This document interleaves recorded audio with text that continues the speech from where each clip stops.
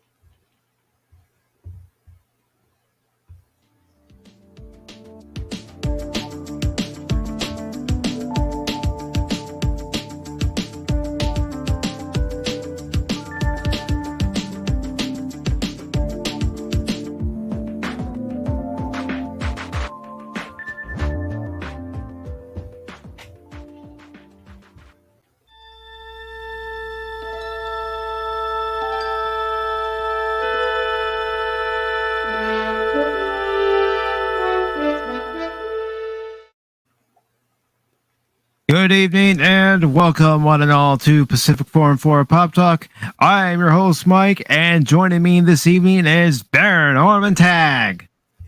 Thank you for having me on and asking me to be on the Star Trek special you're going to have. Thank you. It was most logical, Baron. I know, the worst Shatner impersonation, but what the heck? Well, I gotta say, I can't do any better, Mr. Tag. Fascinating. You seem to be trying to invoke the spirit of a man who's still alive. That's not very logical. Well, number one, it looks like we're in a conundrum here.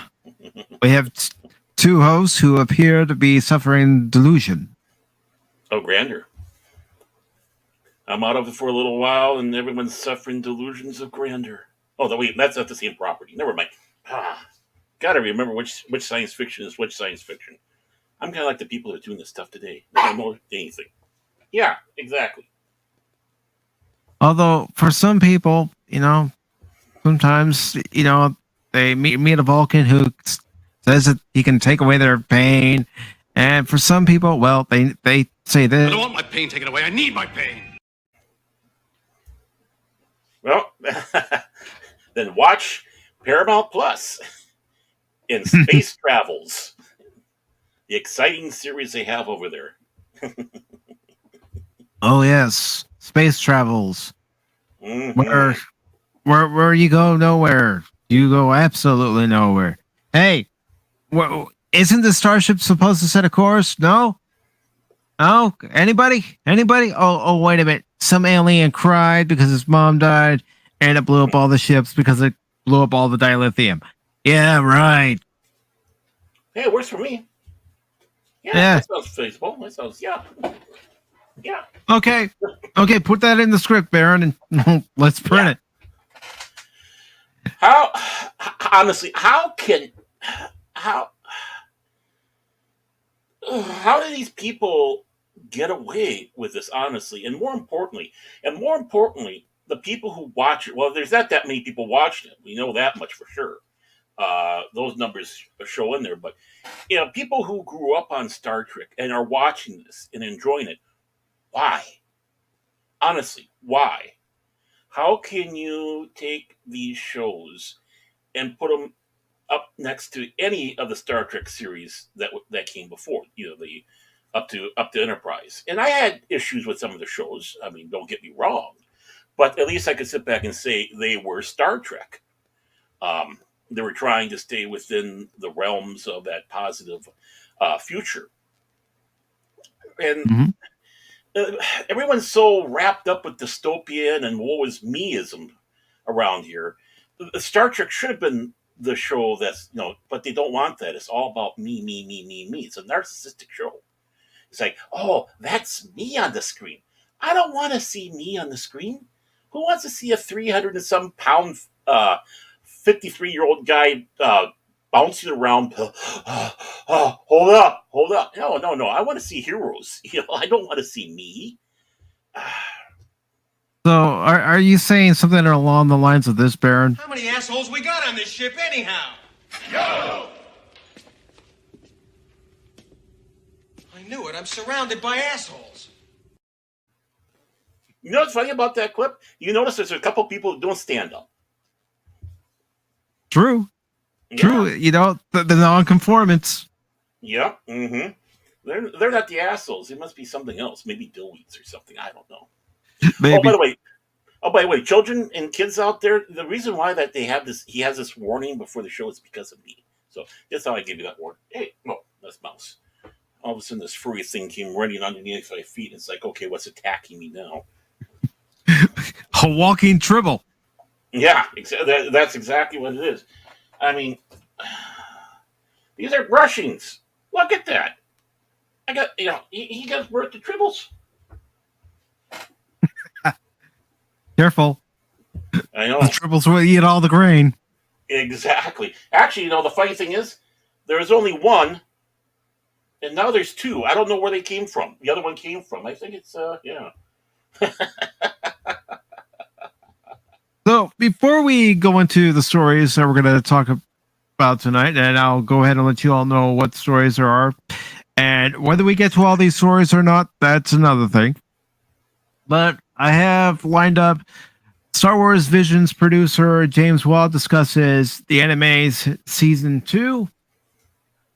I also have a story about the casting of Red Sonja. An article discussing House of Dragon and how it broke some records at HBO. An article in relations to the Genesis Mini 2 and its release date on October 27th. We'll also talk about Dragon Ball Super Superhero doing pretty good at the box office. Yeah. And we will also talk about the Saints Row reboot. Another story I have here is talking about some writers of another online forum attacking Eric July's ISOM issue 1. Prime Video, Prime Video has announced a free theatrical screening for The Rings of Power. And another story I have is David Zaslav targeting DC Comics failures. So that's interesting right there. And that's the article I'm going to lead off with. Okay, let's do it. Let's do this. I heard he canceled Batman Animated that they're going to do. Yeah, I saw that yesterday where they canceled J.J. Abrams' Batman animated series, but they're still going to shop it around. So, well, as long as J.J.'s not doing it, they get someone who's competent. Zaslav seems to be pretty smart. Mm-hmm. And another J.J. Abrams series was canceled over at Apple TV Plus after Jennifer Garner dropped out, but we're not talking about that tonight. Too much JJ is bad. Bad for this time. Yeah. Bad for the digression. But I do want to say hello to DJ Ronnie G. Hey, DJ. Kirk Tag. That's your new name, Baron. Kirk Tag. Hello to the Padawannabe. Oh my. Hello to Alan Copeland. And let's see. Padawannabe says, that's a great idea. Not, yes, probably referring to what I was talking about when it came to Star Trek Discovery and the dilithium blowing up. Mm-hmm. And Alan Copeland saying, hey to DJ Ronnie B. Ronnie G, not Ronnie B. And everybody's saying hi to everybody. Good, they're friendly. About time you guys got friendly out there. You get some friendlies, and then you get some people who are spewing venom. And it's like, all right. Stay back 10 yards. Mm. Let's not invoke the name. He might show up. Well, I'm sure he's here, and Mhm. I know there are going to be people going, "Where's the link, Mike?" So let me go ahead and get the link out there. Now, I am expecting Cash Money to show up at some point, and Whoopa Troopa to show up at some point whenever they can. And that's when the To show goes discuss. to hell. Okay, well, all right. I'm kidding. I'm kidding. I know you are. I know you are. I'm telling them out there. But anyways, we are going to discuss the Saints Row reboot with Cash Money and Whoopa Troopa because they came to me in a DM and said, "Mike, you've seen this?" I said, "Yeah, but I've never played the Saints Row games. But if you guys want to come out and talk about it, you're more than welcome to." Yeah. I mean, I know nothing about the game, but it's always fascinating to learn stuff. Hear the people that do like it. Mhm. That's one thing I love about these streams like this is, that's where you get a chance to shut up, sit back, and listen, and maybe ask a question or two. But at least you can come up. Maybe it's something that, hey, maybe I want to give this a try.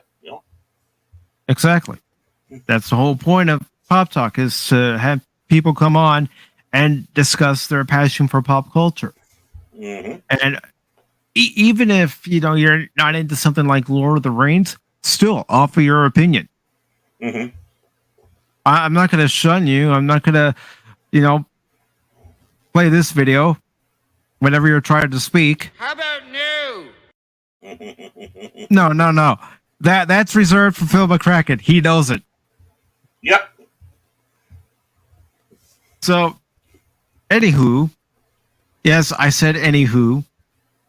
Anywho. Let me go ahead and pin this article into the chat. This way you can follow along. And also, all these articles are in the description below if you don't want to hear me reading the article aloud and you want to read it to yourself. So this article from Cosmic Book News says David Zaslav targets DC Comics, failures exposed. Warner Brothers Discovery Accounting is said to be taking a hard look at DC Comics. And this was posted just yesterday. It's by Matt McLean. And it says, in addition to the film and TV division, now Warner Brothers Discovery and David Zaslav have their sights set on the failing DC Comics division. As I've been reporting on for years, DC Comics has been in dire straits due to its SJW and woke agenda, and where the company doesn't care about the fans, doesn't care about the characters, doesn't care about quality content, doesn't care about making money, much like Marvel Comics, much like a lot of companies that are producing TV and movies and all kinds of entertainment nowadays. The article continues by saying, well, with the new merger, it's all coming to a head for Jim Lee and Marie Javins. As it is reported, the accounting offices of Warner Brothers Discovery have been taking a hard look at the books of DC Comics, where things are so bad that only Batman sells. As last month saw over half of the comics published not making the top 100 list of sales. It's also no coincidence that at Comic-Con and following that, DC Comics has made big announcements, which includes Todd McFarlane and Gabe Capullo on a Spawn Batman crossover. Jeff Johns is involved with the new golden age of DC Comics, and JSA right in time for Dwayne Johnson's Black Adam, who I've been told wants to take over the DC films, and Stargirl. The November 2022 solicits also saw reveals involving Mark Silvestri on Batman and the Joker, a relaunch of Wildcats and Wildstorm, the return of Superman, and more. I've also been told in the works include some sort of Stan Lee take on the DC Comics characters.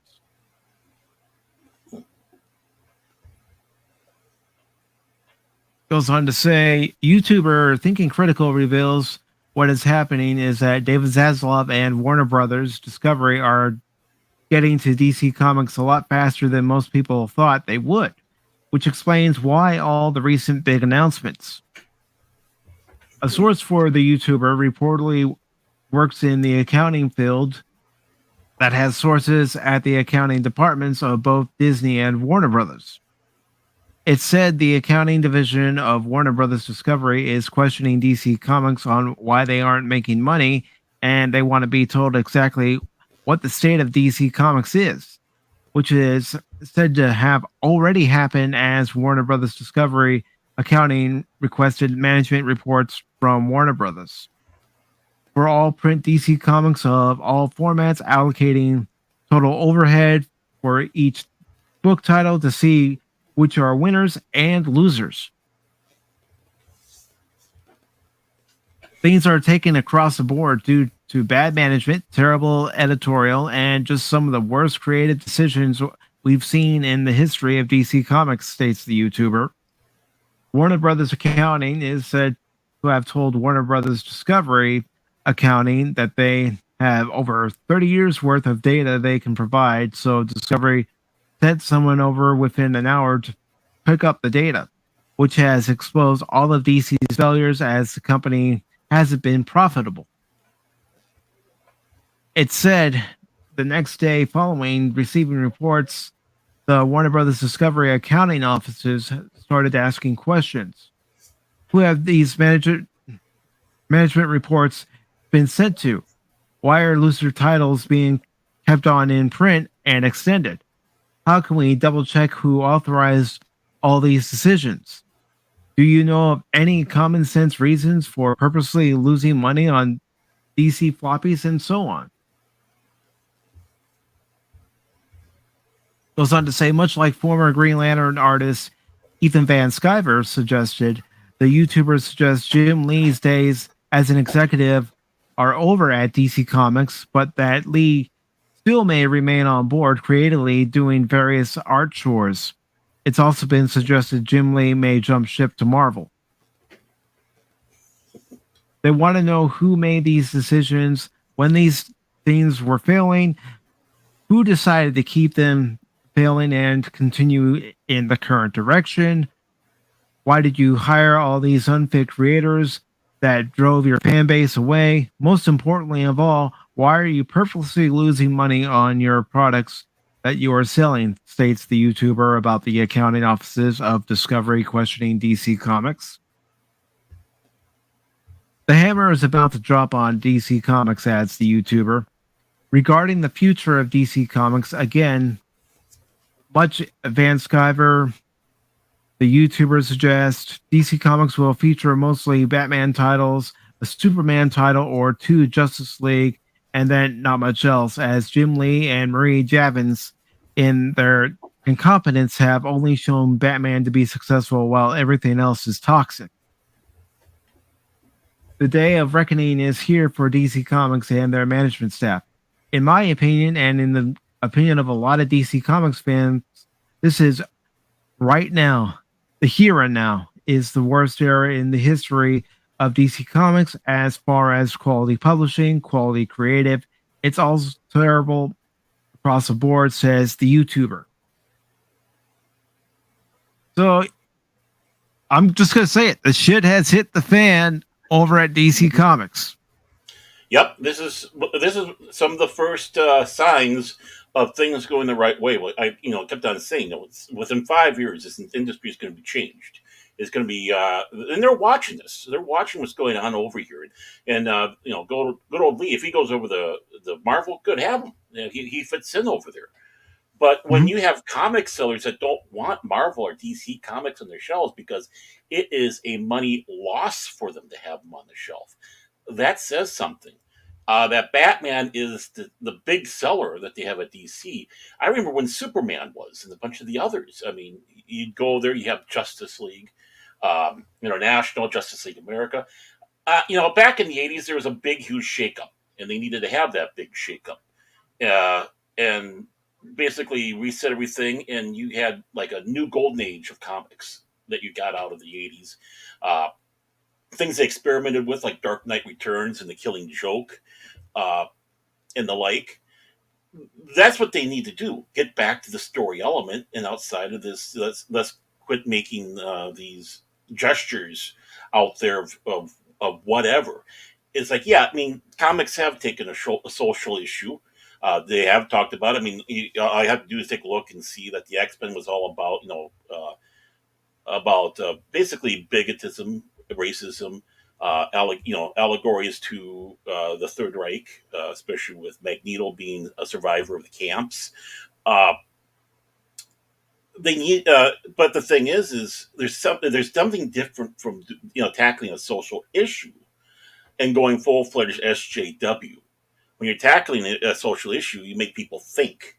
SJW is like, okay, we got a hammer here. We're going to hit it over your head until you agree with us, or else. If you don't agree with us, don't read our stuff. Well, you went out with that attitude. If you don't agree with us, don't read our stuff. It's showing, and Zaslav is doing the right thing. Mhm. They need to have a clean house.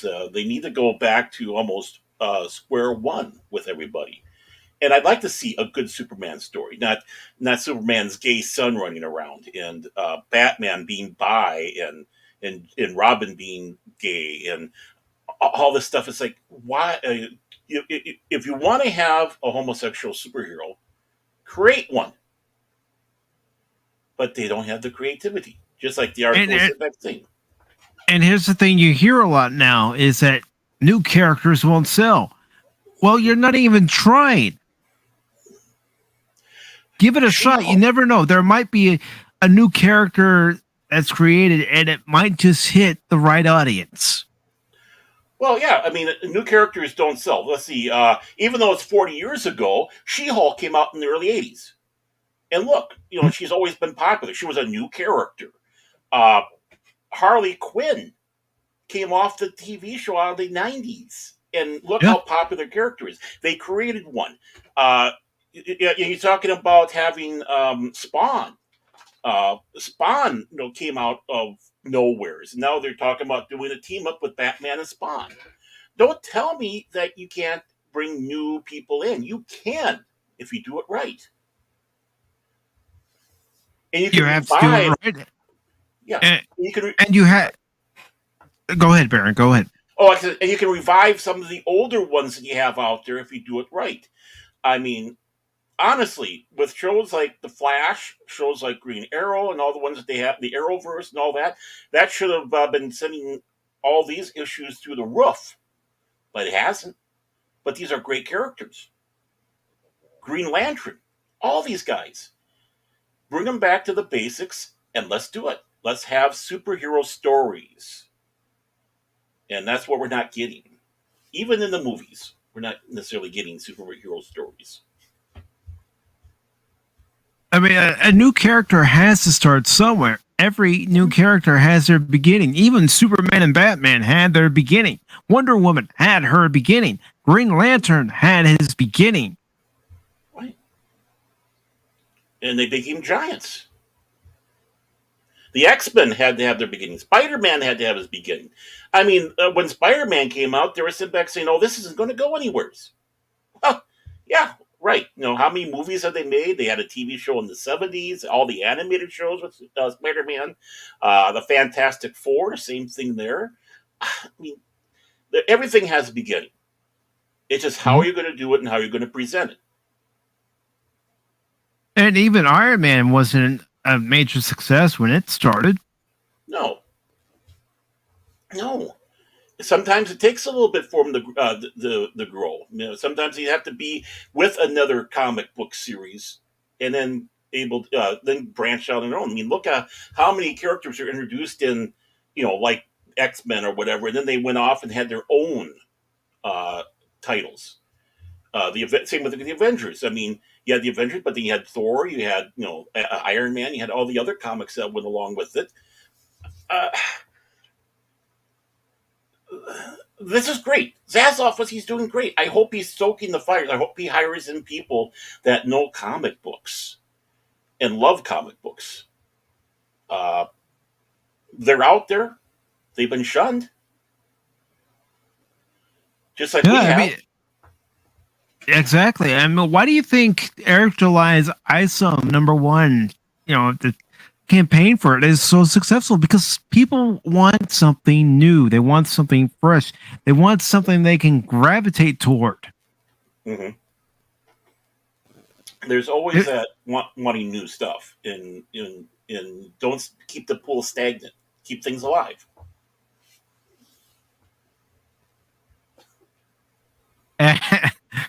okay, I think I know where DJ Ronnie G's going with this one. Okay. Yes, yeah, yes. Then Mexican Iron Man, Cabe, and we all love Mexican Iron Man. Mike, we love you, brother. How I could you would love. not like another guy named Mike? No, well, I'm not. No, I can't say I'm not a Mike. I'm a Kirk tag. Um, That's I right. would You love to. are. I'd love to see a Mexican Iron Man comic. That'd be awesome. I think it'd be cool. And Canadian Spider Man as well. We could have a true international superhero team. And I don't want you to think that I'm ignoring you, Cash. Welcome, Cash Money. And what are your thoughts? I'm I'm just ignoring 'em. listening, man. Oh, screw you then, Baron. I'm just kidding. I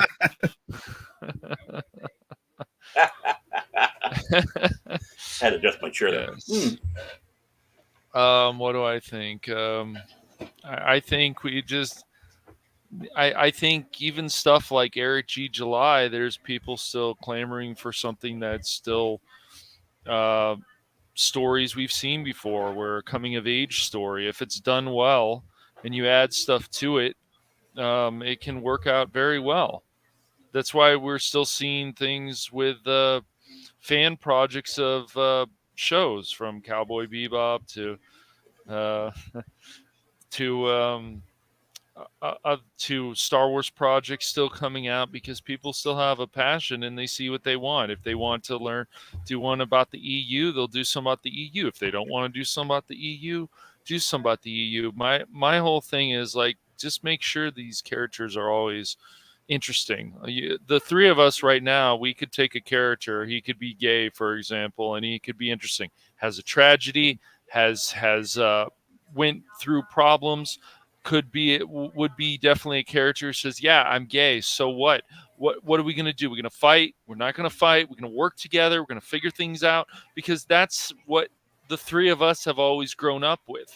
The reason characters like Carmen Sandiego and other characters were interesting is because it's about history. You got to find her, so you have a Where's Waldo kind of situation. Like, there was people were always thinking about something new or trying to come up with something new.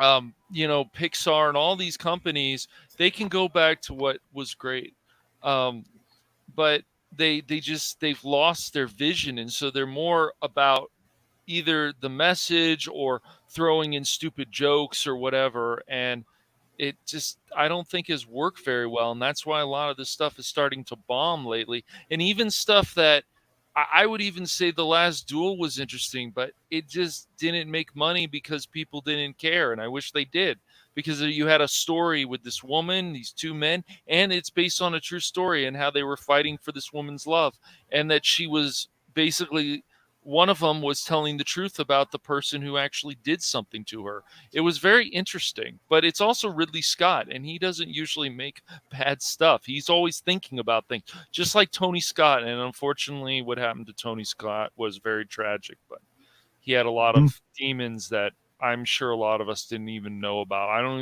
I don't even know if his own brother knew about that. But even that Man on Fire, you had the Man on Fire with the CIA, but the one with Denzel Washington was still very interesting, and I would tell people to watch it. You have a character, he's got demons, but that's what we want. Like, and I would like to see just more happy films too. Happy films aren't bad either, where there's this good story and something good comes out of it, and people are cheering and happy, and like, we have good heroes. I wouldn't even care if we had a half dinosaur, half helicopter, half this, half that. I don't care, as long as the character, like, is interesting and I'm connected with it. or not connect. Actually, I don't have to be connected with it, but it would be just nice to be interesting.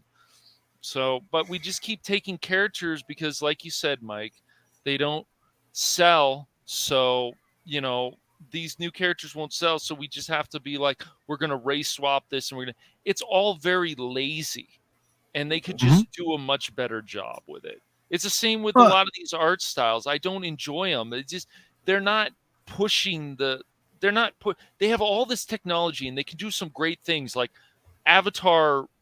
The second Avatar movie, when you see the trailer, visually it looks amazing.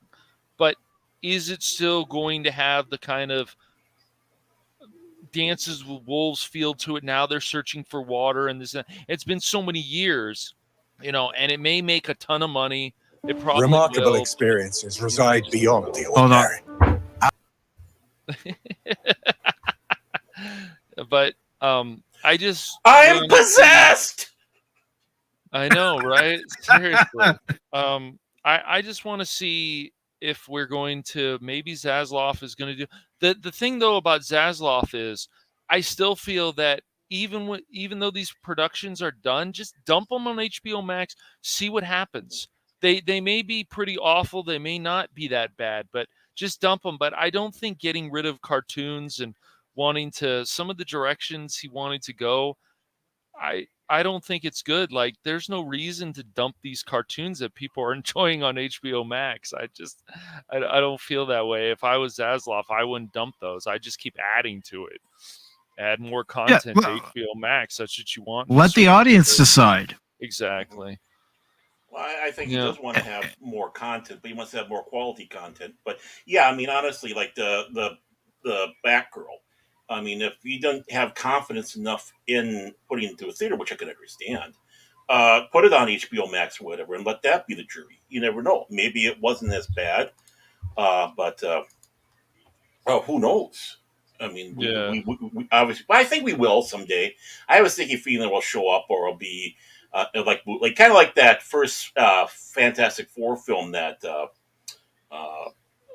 what's his name did. I hate when they have mental blocks, but basically it was just so they could keep the rights. So they made this film. They thought they were actually making the movie, but no, it was just shelved so they could keep the rights for it. And actually, it wasn't that bad of a film. It was, hold on, guys. We got somebody backstage who wants to come on. He thinks I'm ignoring him. I'm not ignoring you, but here we go.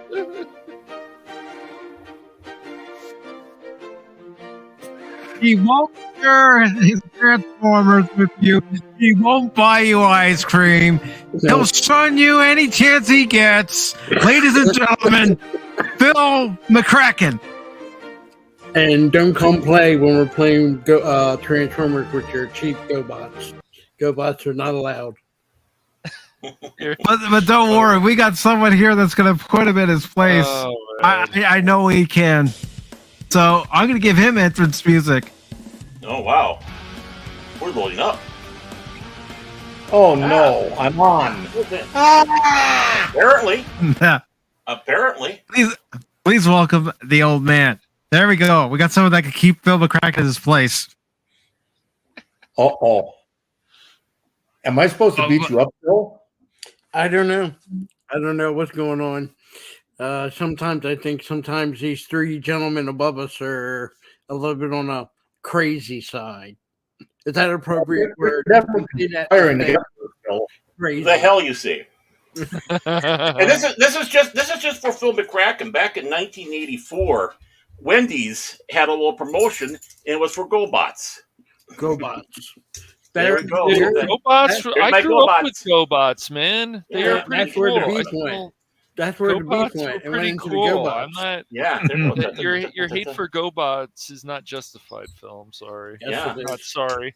That's a poor man's Transformers. Yeah. Oh, geez, Phil. Really? You know, Phil. If you've got an issue, here's a tissue. I used to play with Transformers when I was a young man. I took a perfectly good 51 Ford and transformed it into a pile of junk. I don't know. Transformers, I guess, still fun for kids. I guess so. I don't know. I haven't really. I don't know. I don't know. I haven't asked a kid if he still finds Transformers fun. I know I did when I was a kid. Well, I think the thing is anything that's Transformers, they're kind of pushing it for people like us, and that's been kind of the problem with some of these toys. Is they're not putting toys out for kids; they're putting them out for people who should know better. Well, We still want to be kids at heart. Let's say that kids at heart. Oh yeah, I'm trying to figure out how did this kid get a 53-year-old body. It just happened over time. Yeah, it did. I know after 25, it's downhill. It goes so quick, you don't even remember anything. Advertising. But I just Speak wanna- for yourself, Phil. I just want to Speak for speak yourself. that Cash Money's little statements that he was making shocked me. They were quite good. And I'm waiting for the lynch mob from the leftists in California stand to come looking for him because they don't want you there with them type of thoughts. Just so you know. You know, it's all right. We're gonna go and get it to a GoFundMe. Not worried to get you about out it. of California stand. Oh gosh. oh, and by the way, Phil, I have the perfect clip for you. You know, when you're about to be crowned king.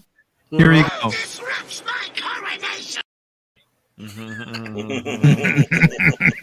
You didn't show the best part when Galvatron blows him into 1,000 pieces. You know that was awesome. Here's a hint. Will anyone else attempt to fill his shoes? See, Starscream was always picking on Megatron, and he wanted to be the big honcho, and well, it didn't really work out too well for him. He had to, so Megatron had to turn into Leonard Nimoy. That's Well, true. you know, if you're going to take on Starscream, you might as well be a pointy-eared Vulcan. Only logical, man. Captain. Only logical. Yeah. I got to see that movie. It's been so long since I've seen that Transformers movie. I like it. Oh. I saw it when I was a kid. Well, I wasn't a kid; I was a teenager. But yeah, I loved it in the theaters. It was awesome. I always liked Galvatron more than I like Megatron. I just thought Galvatron and the How dare you not like Megatron, the only leader of the Decepticons? Look, You fool! Did you guys see that video of when About the Megatron US? goes? Oh, go ahead. Galvatron didn't. You know, look what he did to Starscream. Boom, dead. I like what Astro Train said in the first part of Five Faces to Darkness when they were saying Megatron, Galvatron, and Astro Train just comes out and says they're the same guy. Galvatron was in the original animated film, right? Yes, he was. Voiced by Leonard Nimoy. Okay. Mm-hmm. So that's the second time because, of course, in the third Transformers movie, Leonard Nimoy popped up, and he was good in that too. So Yes, that same animated movie that Leonard Nimoy first voiced Galvatron in. This also happened. One shall stand, one shall fall. Why throw away your life so recklessly? No. I will say this: I could not stand Rodimus Prime. Couldn't stand him. Hugo, what was it? Hugo Weaving was the one who did the He voiced Megatron, Megatron in so in good. the three In the- Michael Bay movies. Yes, he was so good though. I liked Hugo Weaving as Megatron. great. You did have Peter Cullen come back Yes, as he had Optimus to come Prime. back. He had to Yeah. come back. The biggest thing, there were two problems, I think. I think the one where a Transformer turns into a woman, and I'm guessing that for some reason Michael Bay really wanted that. That was just weird. That was the second Transformer. Yeah, well, Well, they had female. that's Michael Bay for you. Yeah, I know, but he actually, the Transformer actually turned into an actual female woman Oh, in the second movie. Yeah, that was Revenge of the Fallen. Yeah. Mm. Well, When she was in in Bumblebee with Sam, and then all of a sudden she goes to attack him, and I'm thinking, oh gosh, this is shit. It was just not good, and then there were certain focuses on women's whatever. With Michael Bay, he had kind of an obsession with that, but it's whatever. It's just I'm not canceling the man. It's like kind of creepy though. and don't forget all the explosions, all the slow motion, and whatever. Maybe it's not creepy. Maybe that's not the right word I'm looking for. But I would still say, I know Tommy's like, oh, those Transformers movies, but I would say definitely, I don't know, they still have fun in them. The first three, I stopped after that, and Bumblebee. Bumblebee, I thought was a good movie. I definitely recommend Bumblebee. You see, when I saw Bumblebee and that opening scene on Cybertron, that's how the first movie should have began. Mm-hmm. Yeah. Because that was as close to the original G1 that you're ever going to get in the movies. And speaking of Transformers, I would like to have another Transformers stream. I had one back in, I think it was either February or March with Pop Culture Mechanic, but I'd like to have another one with other fans of Transformers who are passionate about Transformers like we are. It's Generation 1, I guess, which of course is the first generation. That's probably still my favorite, but I did hear some good things about Beast Wars, and I just never got into that. Even as a young kid, it was just Generation 1 for me. Beast Wars is good. I mean, it gets real good near the end of season 2 when they start making the connections to Generation 1, and you actually see the first CGI rendering of Optimus Prime and the G1 Autobots. Other than Generation 2, we don't speak of Generation 2, at least I don't. Yeah.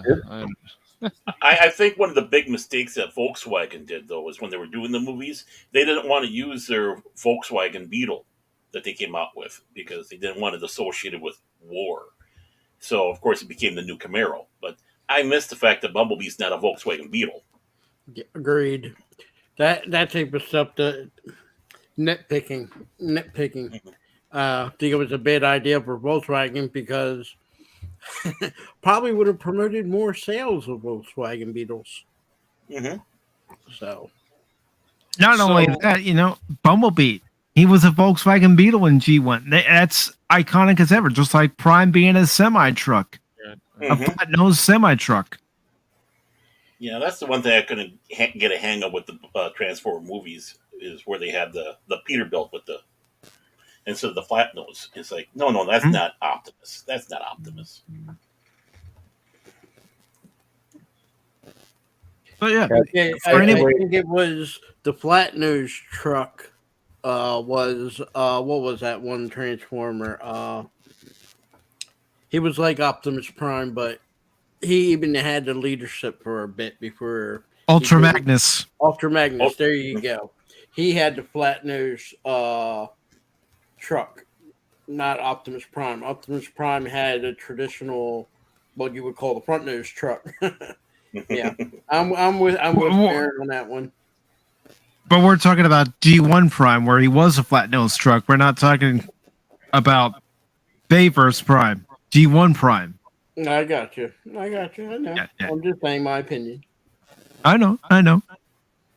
Yeah, I don't know. It's very interesting that a lot of this stuff has come back. I mean, Turtles is still around, and Transformers is obviously still around. I get the popularity, but it'd be interesting to see if they want to also try some new stuff, new cartoons, new. I don't know. Maybe we need like a spy thriller animated show. That I think that would be kind of cool. I don't know. We've had those in the past. You want to bring back Inspector Gadget or something?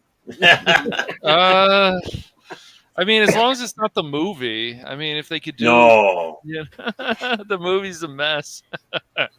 Would you believe? You can't. This is what what was that, 90s? Yeah, that was 90s. Yeah, with Matthew Broderick.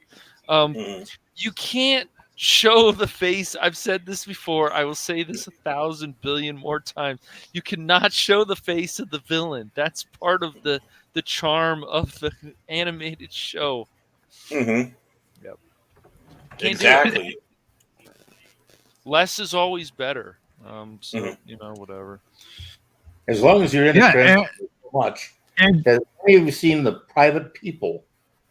Now, I'm not talking about the corporations and that do it for the movies and that, but actual private people that have made something, like a car or whatever, into a transformer. Mm-hmm. There's I don't know how many. There has to have a real impact on people if you get John Q. Public willing to open up his pocketbook and manufacture one of those things. Right. That's the market you're after, is people like that. Don't insult them, don't degrade them, don't anything. Give them what they want. Well, that's what we've been talking about. They haven't been wanting that, and that's That's why what I mean. people are in that shape. They need to put out more polls, and especially since there's all this social media out here. And one of the things that's good for social media, putting out a poll and say, "What do you guys want?" And just like they put out surveys with these companies, but do it more on Twitter. What do you guys want? What would you really like? And what do you want to come back? I wouldn't do Twitter poll if my life depended No. on me. There's so many. I barely do Baron, believe it or not. I barely do the YouTube because here's the thing. How many times you get, let's just say it was really something deep. Say you got like 2,000 people doing a poll on YouTube. You know what starts happening? Somebody goes with a second account. They go with a third account to a. True. Yeah. That's right, the thing you're about right. polls. That Unless I is a was problem, yeah. nowadays, unless I was like at a Comic-Con and I said, here, fill out this form and vote on where you want to vote. I might do it something like that to take a poll, but nowadays I don't trust any online polls. I really don't. Yeah, No, you can't. That's true. And going back to what Cash was saying about Dr. Claw, if you ever wanted to know what Soundwave sounded like without the voice effects, you're going to hear it. Excellent, Ravage. Yep. Frank Welker used his Dr. Claw voice before they added the voice effects. It still sounds really good. Yeah. It does. So, moving on to our next story here, let's talk about Red Sonja. Ugh. Yes, Cash Money. Let's talk about Red Sonja. So I feel that Phil is happy because they casted the person that he would thinks makes sense to the original, right? Do you even want this remake though, Phil? Honestly, I'll be honest. If they can do it right, yes. Mm-hmm. Okay. I second that. The original one I did like. You had to remember what happened. That they lost the rights to people that they did the Conan movies, the first two. When they came around to make a third movie, they lost the rights to Conan. So it was Rush job. So they went in and they got the next best thing, Red Sonja. That's why it's not a Conan movie. It was supposed to be a Conan movie. A lot of things happened. They really originally wanted to bring the lady that was the love interest of Conan with Conan in the third movie, but because they went with Red Sonja, she wanted to be the villain instead of being the heroine. So that's why in that movie she's the villain. She actually didn't want to be if she couldn't play her original part in the Conan here as Conan's love interest, she wasn't going to do it in that movie. So you had a little uproar there. So yeah, if they can do it right, is stay true to the comic books and the books of Red Sonja, I'm all for it. As long as they can do it right. But if they're going to start doing crazy stuff and start adding woke stuff to it, it's better enough just to leave it alone and never make it at all. And real quick, before we go off the story, I want to introduce your buddy, Phil McCracken.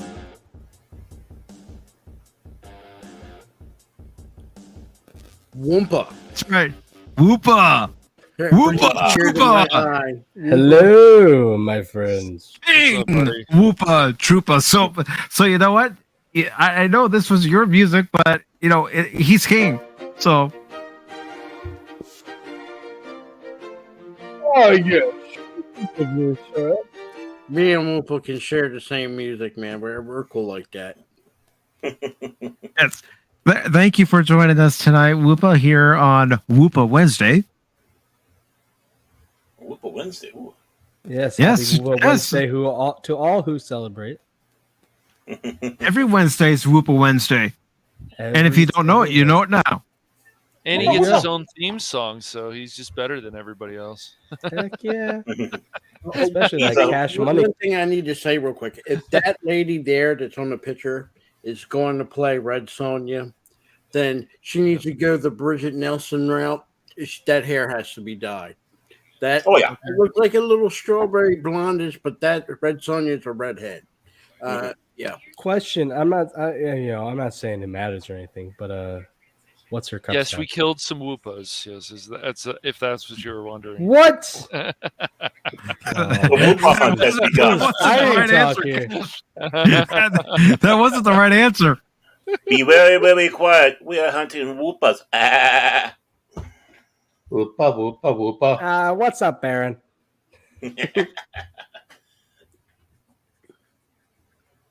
So this article comes to us from Bounding in the Comics. It's by Spencer Macaulay, and it was posted just today. It says Red Sonja ditches race swap, casts Matilda Lutz as title heroine under Solomon Kane director. All right. In a particularly surprising move, given the current direction of Hollywood and comic book adaptations in particular, Millennium Media has backtracked on their plans to race swap Red Sonja for her upcoming solo film. Isn't it a sad state to say, and a surprise, we're actually going to do it the way it's supposed to be? Yeah. Well, it is, because look at what they've been doing to characters. Okay, there's a redhead. Well, we're going to swap him for someone else, whether it be in television, movies, comics. That's what they've been doing.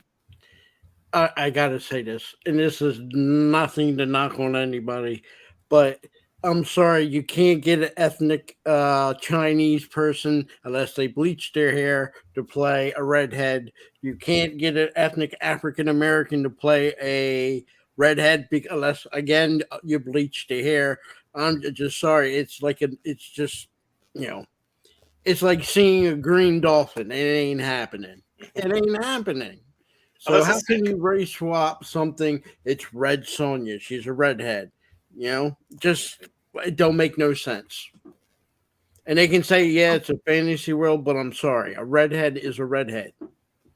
If the character has red hair, then yeah, dye her hair. It's really that simple. But I mean, they said they ditched the plans to race swap. Well, who would they want to race swap her with?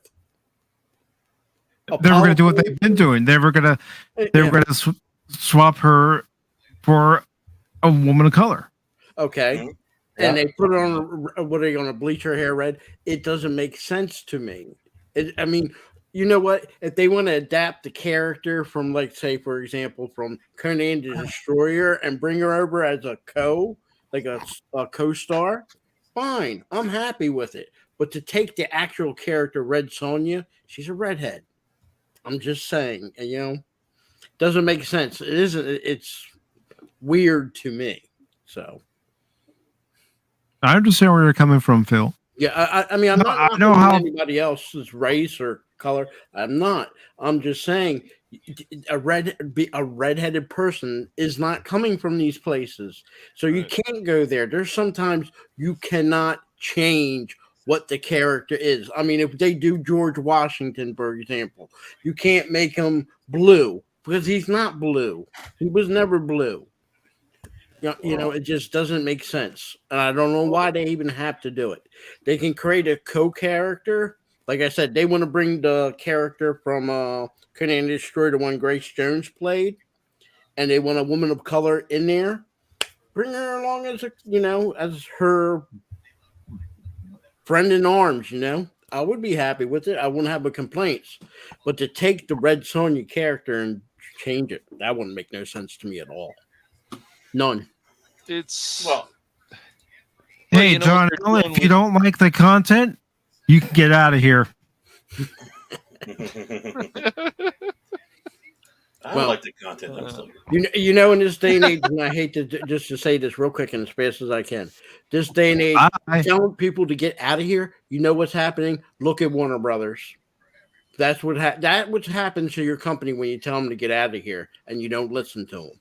You don't have no money. You're broke. Well, Zaslav, man, is just he's playing playing the game, and whoever wants to not play the game with him mostly is going to lose. But I still think he needs to be careful though about how much he just takes off of slashes, and especially when things are finished. Just throw it on some streaming service like HBO Max. But if they don't have faith in it, I guess he's just not going to do it, and he's just going to watch it burn. I think Or it whatever. makes sense. I mean, if these things, if it's that much, it's that bad. Which, judging on what we've seen from DC, I wouldn't be surprised if that's bad. It just makes it makes people less excited to see other DC stuff. Like, yeah, you lose a lot of money, but would you rather lose 70 million right now or lose 100 million when you release your next DC thing and people think, "Oh, the last thing sucked. Why would I Look watch at all this?" the advertising you're going to have to put into that. All the marketing and everything else. It's going to be millions to put it into a movie theater where people don't want it. They ain't going to go and see it. It bombs big time. The 70 million you lost shelving it is going to be nothing compared to what you're going to lose if you put it out there. Yes, advertisements, promotions, and everything. That's like we talked about before about that Batgirl cancelization. It might in the long run save them money because if it bombed and then they had to support it and financed it with advertisement and everything, they're never recouping that. No. I would have been happy and that they canceled it. If you're going to do something, if you're going to take some IP and you're going to run with it, do it right. If you don't like the IP, then leave it alone. Create your own. If they want to create something new, create something new. I'll be all for it. But we all know Hollywood can't create nothing new. They just don't have the people. Well, they don't. A lot of them don't want to try. That's why I would just say if these fan projects, they have more passion. Just hire these people. If they love your company that much, and they're doing these fan films, I would just hire them personally.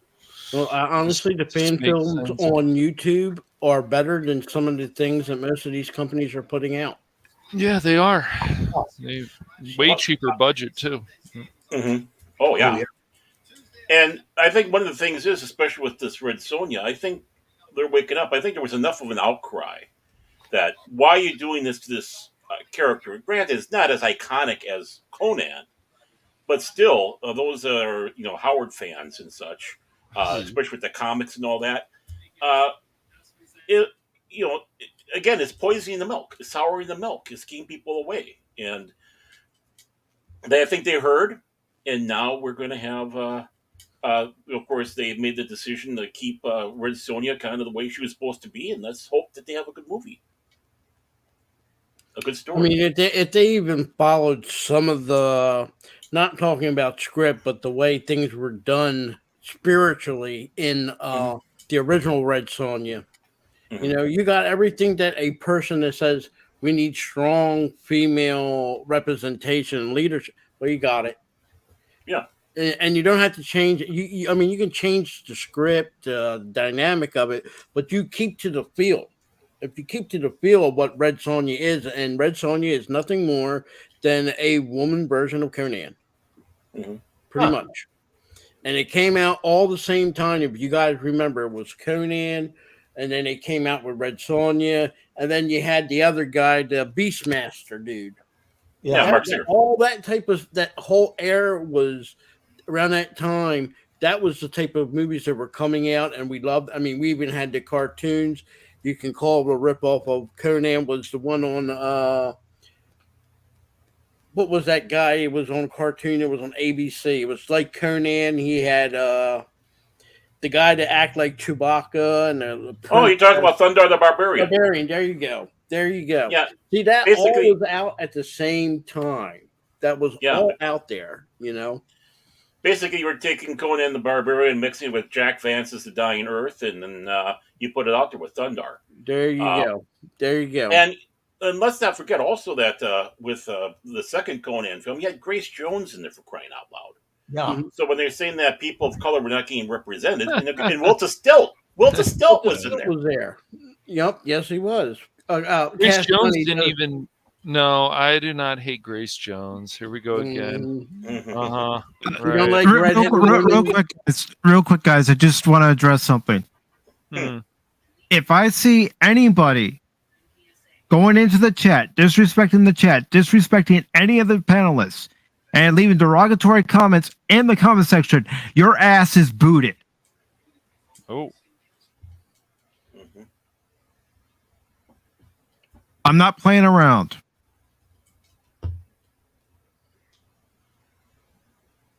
I second For that. any of these new people to come in here and to attack the panelists and attack the chat, no, I will not tolerate that. You know how it goes, Mike. There's always trolls around, or people wanting to act like trolls, or whatever. So. I know, Cash, but I need to let them know exactly where I stand. Norporial's been here. Jake D's been here. DJ Ronnie G's been here. Whoopa Troopa's been here. Cash has been here. Baron has been here. Old Man has been here. I don't mind new He's people, been but you here. don't come in. You don't come in here and disrespect the chat. You don't disrespect the panel.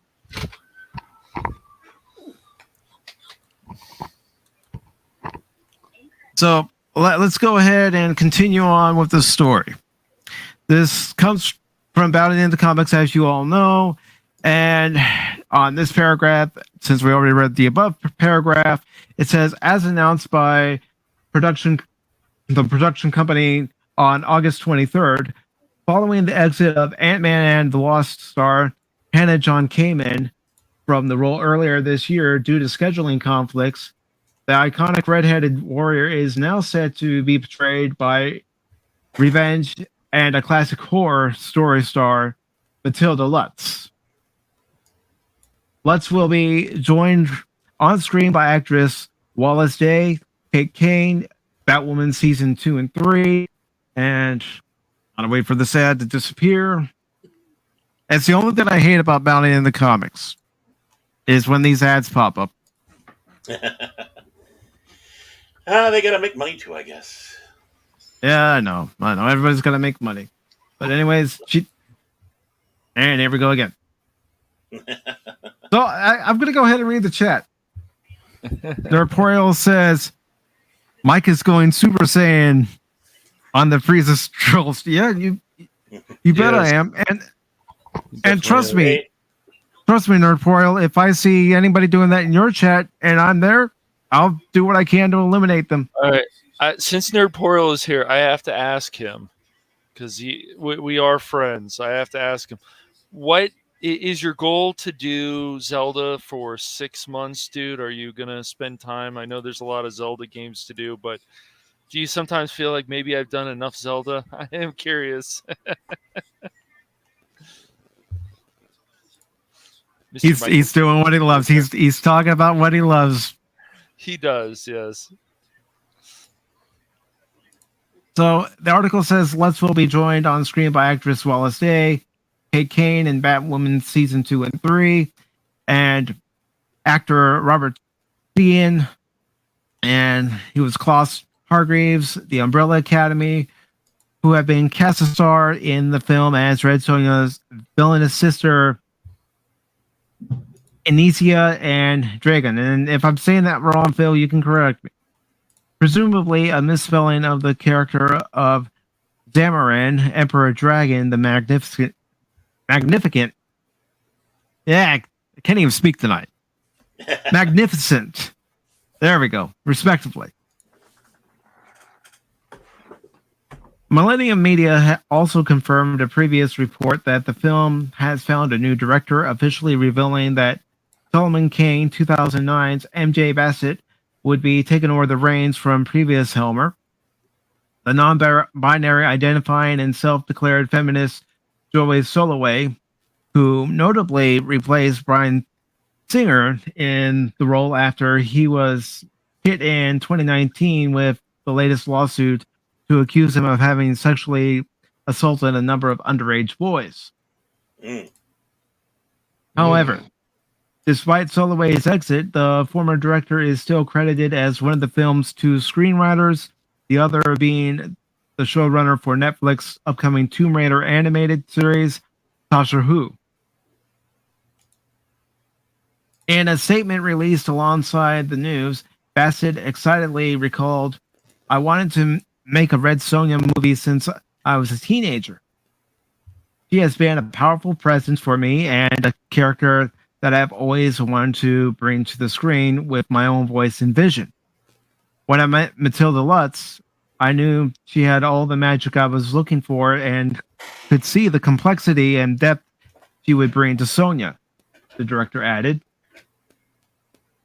Speaking directly to Bassett's talents, 300 producer Mark Canton, who will be serving in the same capacity for Red Sonja, asserted, "I've been working with the Millennium production team on adapting this extraordinary graphic novel since Luke Lieberman brought it to us 7 years ago. MJ is a fantastic filmmaker who truly understands the power of this story that will ignite audiences everywhere. In the realm of fantasy and graphic novels, there is no greater, more empowered female character who has stood the test of time," said Canton of Red Sonja herself. "Courtney Solomon, another producer on the film, and I are privileged to be a part of this fabulous producing team." Likewise, Millennium Media president Jeffrey Greenstein exclaimed, "This has been a long journey from script to screen, and we are excited to go into production after assembling the best creative team, an amazing band up, and coming talent, and a fun, fantastical world fueled by the Red Sonja IP." Further, Greenstein noted that MJ is an amazing filmmaker with fantastic vision, and Matilda was absolutely brilliant in Revenge, that we knew she was right for the role the moment we saw her, making them the perfect duo for Red Sonja. So there we have it. We are going to be getting a live-action Red Sonja film once again after all these years. One thing they should have never did, and you guys would probably agree with me, is when they mentioned the one actress joining the cast. Yes, dog. I know I'm about ready to say a bad thing, and you already know what it is. It's you don't mention that they were acting on Batwoman 2 and 3 seasons. No. If you ever worked on Batwoman, just forget you ever worked it. Just never listed on your resume. Forget about it. If I was a director and I was looking for actors or actresses and I see someone put down I was on Batwoman, I immediately would skip over them. I'm sorry. So I Hard. don't really. Okay, Phil, I'm curious. I don't really know that much about Red Sonja. So you would recommend somebody who's never knows much about Red Sonja should read the comics and watch the movie? Yeah, the movie, like I said, the movie, you have to remember, they had everything timed out. And when they lost the rights, and I do not know how they lost the rights, it was a rush to get an IP similar to Conan. And the only thing they could grab was Red Sonja. To me, it's not a bad movie. Just like the director who's doing this now, Solomon Kane. I don't know if you guys ever seen that movie. That was a good movie. That was a good movie. What was that, old man? I only saw part of it. Yeah, I loved it. I just think it's one of them movies that when it came out, it was sandwiched in there with so many other blockbusters that, let's be honest, when there's two blockbusters, there's not room for a third. Someone's going to get hurt. And that movie the acting was somebody gonna get hurt. real quick, guys. I want to welcome our next panelist real quick. Anonymous. Anonymous. Anonymous.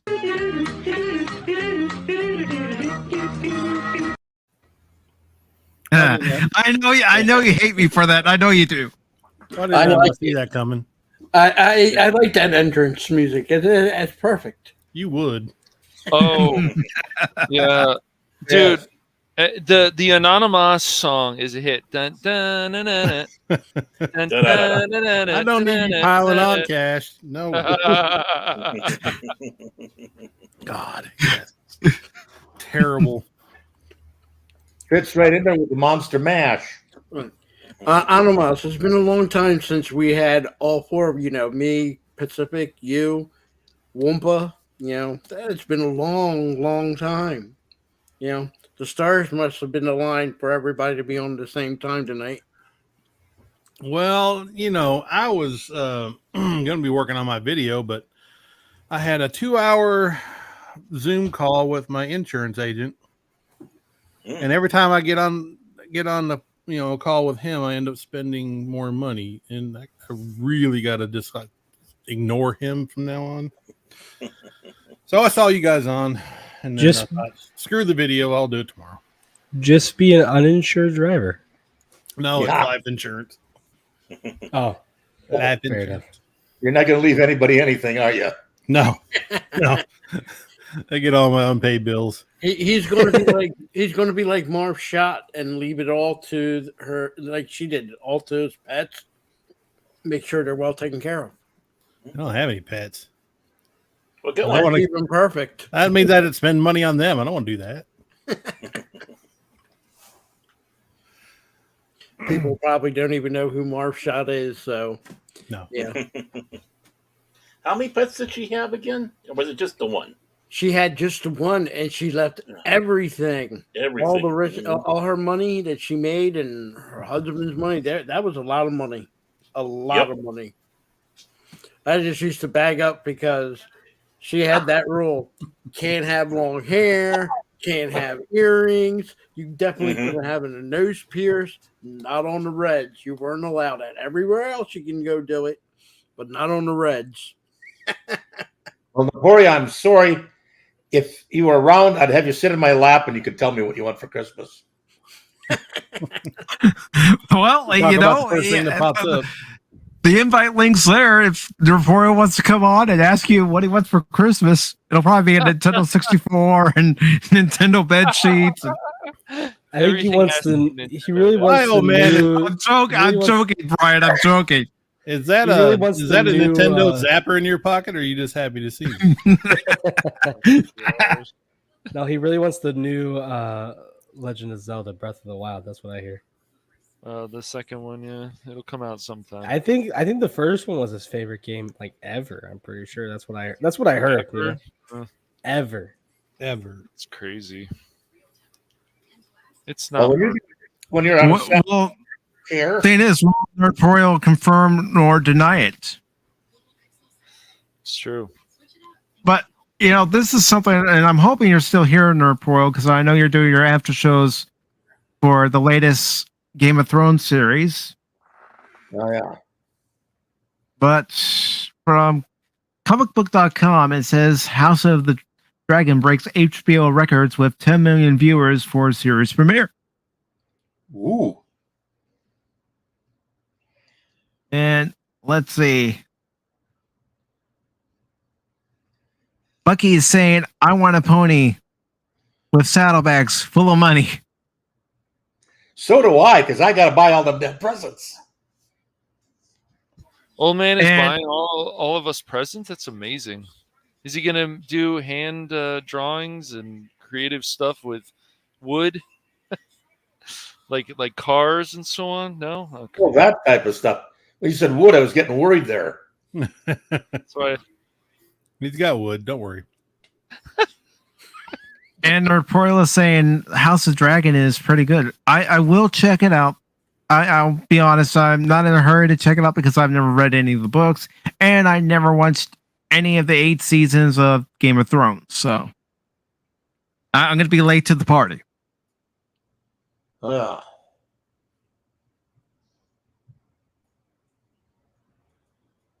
All right. So this article says House of Dragon breaks HBO records with 10 million viewers for series premiere. It goes on to say the reign of House Tarragon, or Nerporal, help me out, brother. well, he's a Game of Thrones fan. Find the words that are coming out of my mouth.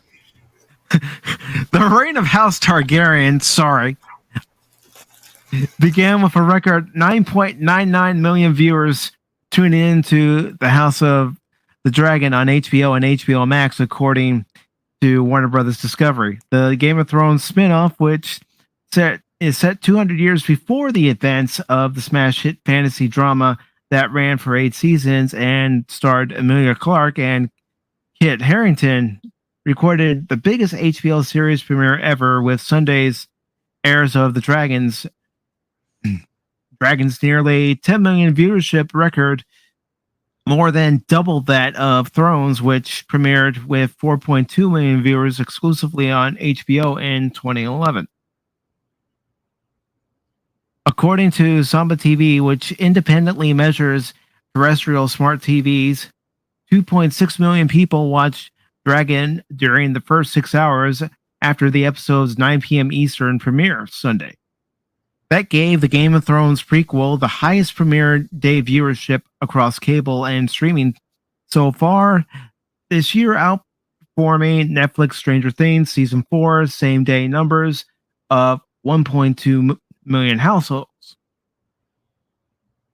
A Song of Ice and Fire and Fire and Blood author George R.R. Martin co-created the series with Ryan Kendall, who serves as showrunner with executive producer Miguel Sofich. I probably said that wrong too, but that happens here on Pop Talk. Get used to it if you're new here of me mispronouncing. I'm sure. Yeah, go ahead, Phil. Go ahead. Insult the Japanese culture and people who are going to make them warlike again. and that's just an ongoing thing here on Pop Talk. Phil and I bantering back and forth. For anyone new here. Who's Phil? All right. I don't know. So it goes on to say it was wonderful to see millions of Games of Thrones fans return with us to Westeros last night. Casey Bloys, chief content creator of HBO and HBO Max, said in a statement, House of the Dragon features an incredibly talented cast and crew who poured their heart and soul into the production and were ecstatic with viewers' positive response. We look forward to sharing with audiences what else George, Ryan, and Miguel have in store for them this season. Said Samba TV co-founder and CEO Ashwin Navan, HBO has once again tapped into the magic of Game of Thrones with its spin-off series. House of the Dragon, diehard Game of Thrones fans have been eagerly anticipating more from the franchise, and they turned out in force for House of the Dragon, with the HBO program generating the biggest single-day premiere cable or streaming viewership premiere in 2022. After more than doubling the initial same-day viewership of Netflix's Stranger Things 4, Navan continued, the Game of Thrones prequel recaptured the fire of HBO's original masterpiece in a big way.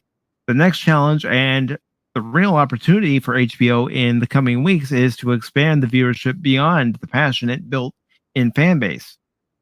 Just as Stranger Things' most recent Season 4, Volume 2 drop surpassed its Volume 1 audience, HBO must look to innovative marketing that drives incremental audience growth to break through today's saturated content marketplace. And then it names the stars of the film, who are Patty Considine, Matt Smith, and if you're a Doctor Who fan, you know who Matt Smith is. Olivia Cook, Emma Darcy, Steve Carlson, Eve Best, Sonia Mizuno, Fabian Frankel, and Reese Alphonse. Not sure which way to pronounce it. New episodes of Game of House of the Dragon premiere Sundays on HBO and HBO Max. So yeah, not bad, not bad at all. Yeah, I guess people were the people that weren't that mad about the season finale or the series finale of Game of Thrones. I think they were more mad that it took them forever to write the damn book to make so we can have this series. Well, what They don't was have it? the book yet. I thought the book is out. No, he hasn't done the book yet. No, That's no. been the big thing. That was just basically the people who did the HBO series interpretation. And George R. Martin said, okay, I'll just sit back and see what you guys do. Wow. Yeah. Wow. Mm-hmm. He promised at like a year right after Games of Thrones came to the end that he would have the book for this all done. All done. So, And I want to thank Jake D for coming by. Thank you, brother. Yeah. Bye-bye, Dig D. Bye-bye. I don't think George R. R. Martin actually writes anything. Like, is he really an author? It's like if you haven't written anything in like what 20 years almost, it feels like almost at this point. Yeah, I mean, it's kind of funny. I was reading some of my old Dragon magazines today, and one of the articles was about Westeros. It was about role playing in the Game of Thrones universe. This was from 2003, and they were talking about the big delay on the fourth book coming out in that article, and how he was kind of getting, come on, get the book out. But yeah, he hasn't gotten that other one out. He's upset that the fans are holding his feet to the fire. He's, it's like people keep on asking, when you get the other book up? It's not like he didn't. You promised us you would do this, and what he's like. Well, didn't he tell people like? I mean, somewhat sarcastically, but certainly, I'm sure he meant at least part of it, saying like, "Hey, if I don't write the book by X time, lock me away and make sure I write it." I'm sure he didn't mean to actually lock him away, but I'm sure he didn't say that as just a joke. I'm sure you wouldn't say that unless you meant it. Like, hey, look, I should have it done by then. If not, hold me accountable. And now he's like, why are you holding me accountable? Right. And that's been his attitude. Why are you holding me accountable? Well, now he's doing, involved with the show. It's like, well, that's great. Finish your books. Finish that book up. You owe it to your fans because that's what you're writing for. Yeah. And especially when Game of Thrones came to an end, no one told him to promise. He promised the fans, "Oh, I'll have it done within a year. Just hold tight." Year came and went, nothing. Then COVID hit, and he said, "Well, I have plenty of time to get it done now." Mm-hmm. Yeah. Sitting in his little ranch in Santa Fe. Mm-hmm. Yeah, he's the opposite of the father and son team that did the Wheels of Time. That series that has like 14 books that never ends, and I think they're still going, even though the father died and the son took over. And J.R. Martin's the opposite of them. They make too many books. He didn't do enough since the series ended. Right.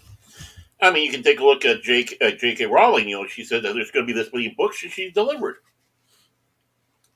I always think when you're in the industry of entertainment, never make a promise because they're definitely going to hold you to that. Mm-hmm. He could have said, I'm writing a book," but he doesn't have to say when he was going to. Oh, it'll be done within a year. Yeah, that was his own fault. Yep. Exactly. But as far as like this series goes, I watched Games of Thrones. 1 through 7, I have no problem. That 8th one, it looked like the writers might have been on some type of hard drugs because it didn't make no sense to me. And I rewatched it, and it still doesn't make any sense to me. So hopefully they learn from that mistake. And when they do this show, I hope that they have all their ducks lined up in a row and it turns out to be good because I'll be honest, when you think of the last 10 years, what do we got? Games of Thrones. That's the closest. If you take the 8th season out, that was a perfect show. Well, that's debatable. Eh, People what said it else started do- going down at 6 and 7 and 8 sucked because but there were no what- books for them to go on, and they wrote 7 and 8. But what else do we have going for us besides the Game of Thrones? Nothing. There you go. Well, it doesn't matter. Even if that's the only thing you got, it and it sucks, then it still sucks. I mean, to me, like I said, I liked 6 and I liked 7. 8 was still so I mean, like say, we didn't have Star Trek for 20 years, and they brought out Picard. Would you still like that just because it's the only thing we got? Picard. Okay, yeah. But here's the thing: you might not have had Star Trek, but you had, after Star Trek, the original series and the cartoon was done, you had other things there that was going strong. You had other forms of entertainment. We don't have that now. If a show is good, like I said, here's the golden rule now. If a show's good, they yank it in 4 years. They did it to Mike and Molly when that was one of the most popular shows on television. Was not decreasing in their ratings, was actually increasing, but the network didn't want to renew them because 4 years is more than enough for them, and they figured they can make more money on reruns. I think they're also having problems with Melissa McCarthy also. Yeah, that's another issue. I was about to say, I'm pretty sure she wanted out to go pursue her movie career. Yeah, where is it today? Well, Where is it today? Hey. TV people, let me tell you this. Sometimes when they make that jump, they flop. And no one makes a bigger flop than, if you guys remember, the guy who played John Boy on the Waltons when he tried to make the jump. Sometimes you better stick to your lane. If he stayed in television, I think he would have ended up with a greater career than he ended up with. John Boy never took off at all. In front, bombed. He bombed because he was a very popular actor, TV actor. He was trying to make a move into television, and let's just put it this way: that Battle Beyond the Stars. Oh my God, no one should ever see that movie. Hey, sounds familiar. Hey, that's a classic Corman. You shut up, Phil. It's a fun film if you don't take it serious. Yeah, you don't take it serious. It's just a campy, fun Corman. It's Corman, so this is what you're gonna get. You go in expecting that. And Melissa McCarthy, she had a run. All right, she had a good run of movies, but the problem with her was she only played one character. Right, Melissa McCarthy. She works fine in stuff like Bridesmaid. Yeah, she's not the main. She's not main star, but she was like the main character in Mike and Molly, and I had to go to a taping of that for extra credit because why not extra credit? Yeah, really. For a class, yeah. And the main two stars in that, and that the man who plays her husband in that, I can't remember his name now. It was the supporting cast that I remember being better in that show, and I'm sure Melissa McCarthy can be nice, but she also went off about the whole Ghostbusters 2016. It's the old song and dance again. Just do better. Just I think that was her people- downfall. Was Ghostbusters. That was kind of it. I don't think it was that per se. I mean, yeah, that hurt for sure, but I think it was just that people got fatigued of her. Yeah. I mean, another Melissa McCarthy. She's just doing the same shtick she always does. She's doing. She did get in like everything Wasn't for she a in while. Heat? It felt like. Wasn't she in Heat? And she was playing the same character too, and some of this other stuff. Yeah. Yeah, every movie she's the same. One note character. It does seem like not that her character is. It's not the best, but I don't think it's bad. It's just like you get too much of it. Ryan Reynolds plays Ryan Reynolds in every movie, and I love Ryan Reynolds. They dole him out in the right way kind of slowly, when they put him in, it's like, oh, they picked him a good spot for him in this role. Melissa McCarthy, they're like, oh, there's a movie open. They hired what's it? The old joke. They hired a Nick Cage manager. Just, oh, there's a movie role open. We want it. Give it to us. Yeah, just I get dibs. Read the script. No, we don't need to do that. Just give me the job. I want the job. Give me the job. Come on. I I'm need the perfect for it. money. I need to pay my taxes. But see, you guys know the secret meaning in there of why Cash Money does not like Linda McCarthy. It's because she's a redhead. Boy. Redhead. Here we go. Oh, come on, Phil.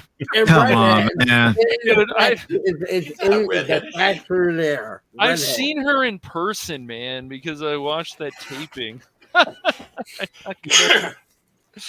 She no, Melissa McCarthy just a number of these actors, they pick bad roles or they get caught up in like, oh, you have to only play this character, and it's not good. I mean, I was talking recently to somebody else. Jeremy Irons has been wasted in movies here. He's a fantastic actor, but some of the roles that they want him to be in, it's like, no, give him more. He can chew the scenery, that's for sure.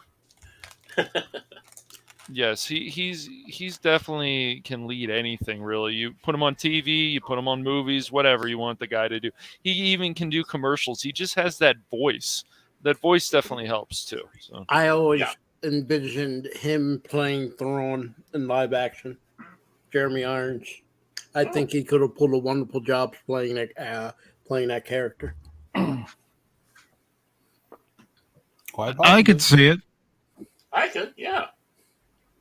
So, this is one of the main stories that I invited Whoopa and Cash to participate in tonight because they've been talking with me about it offline. And I said, well, guys, if you want to come on Pop Talk on Wednesday and discuss it and let your feelings be known, go ahead. Because I have no horse in this race. I've never played any of the St. Rose games, but they have. So, gentlemen, the floor is yours. Here we go. You want to go first, Whoopa? I don't know how much Saints Row you've actually played or not, but I played a ton of Saints Row the Third, and I played Gat Out of Hell. I didn't play I know from 1 and 2 there was a big tone shift to 3 and 4. Saints Row is kind of known as like a GTA ripoff, or a spinoff or something like that. It takes a lot of the ideas and it kind of focus on, because GTA and honestly Rockstar in general is kind of focused on somewhat parody and social commentary. Yes. And I think it usually does a pretty good job. We'll see how GTA 6 is. That's a whole other thing. But yes, we will. I got to take some meds. Oh, okay. Have fun, sir. Oh, thanks. But GTA was more focused on just making things absurd. Like, hey, my favorite part of the game, and what I will point out in almost every single time someone tries to make an argument about this new Saints Row stuff, is you literally had a let me look up the exact name for a second. You had a weapon called the Penetrator. The Penetrator is a 4-foot-long dildo on a stick, and you beat people to death with it. It is not a very serious game. It is it's very funny. Yes. I loved it, but it was specifically like, what if we take this GTA and make it purposefully over the top so that you see things and you're like, what the heck? Saints Row the Third, you're fighting government agents, and then you're fighting aliens, and then oh my gosh, look what happened! And then was it Saints Row 4, where you start out the game as a superhero and you're like flying on a nuclear missile? You're the president. But you're like you start out like flying on a missile, beating up this bad guy, you disarm the weapon, and then you crash land in the White House, and it comes up presidency achieved, and then you're just the president. That's all that is.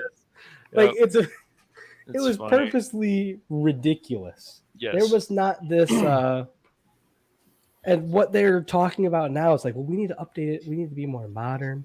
Right. Like, and there's two things about that. The first of all, what I always say is hilarious is if they're saying we need to update it to be more modern, that means that at one point they thought beating people with dildos was modern.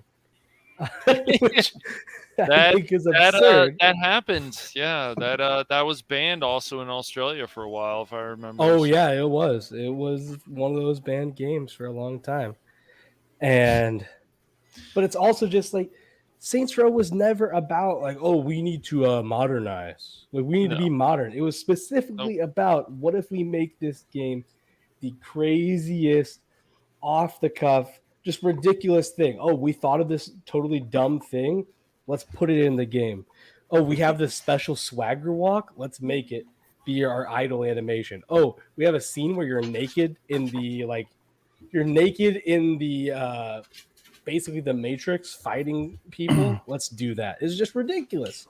And now they're like, well, we need to make it like more modern. No, that's not what the game ever was. No. And they wanted we need to make this remake. And that's just talking about the gameplay.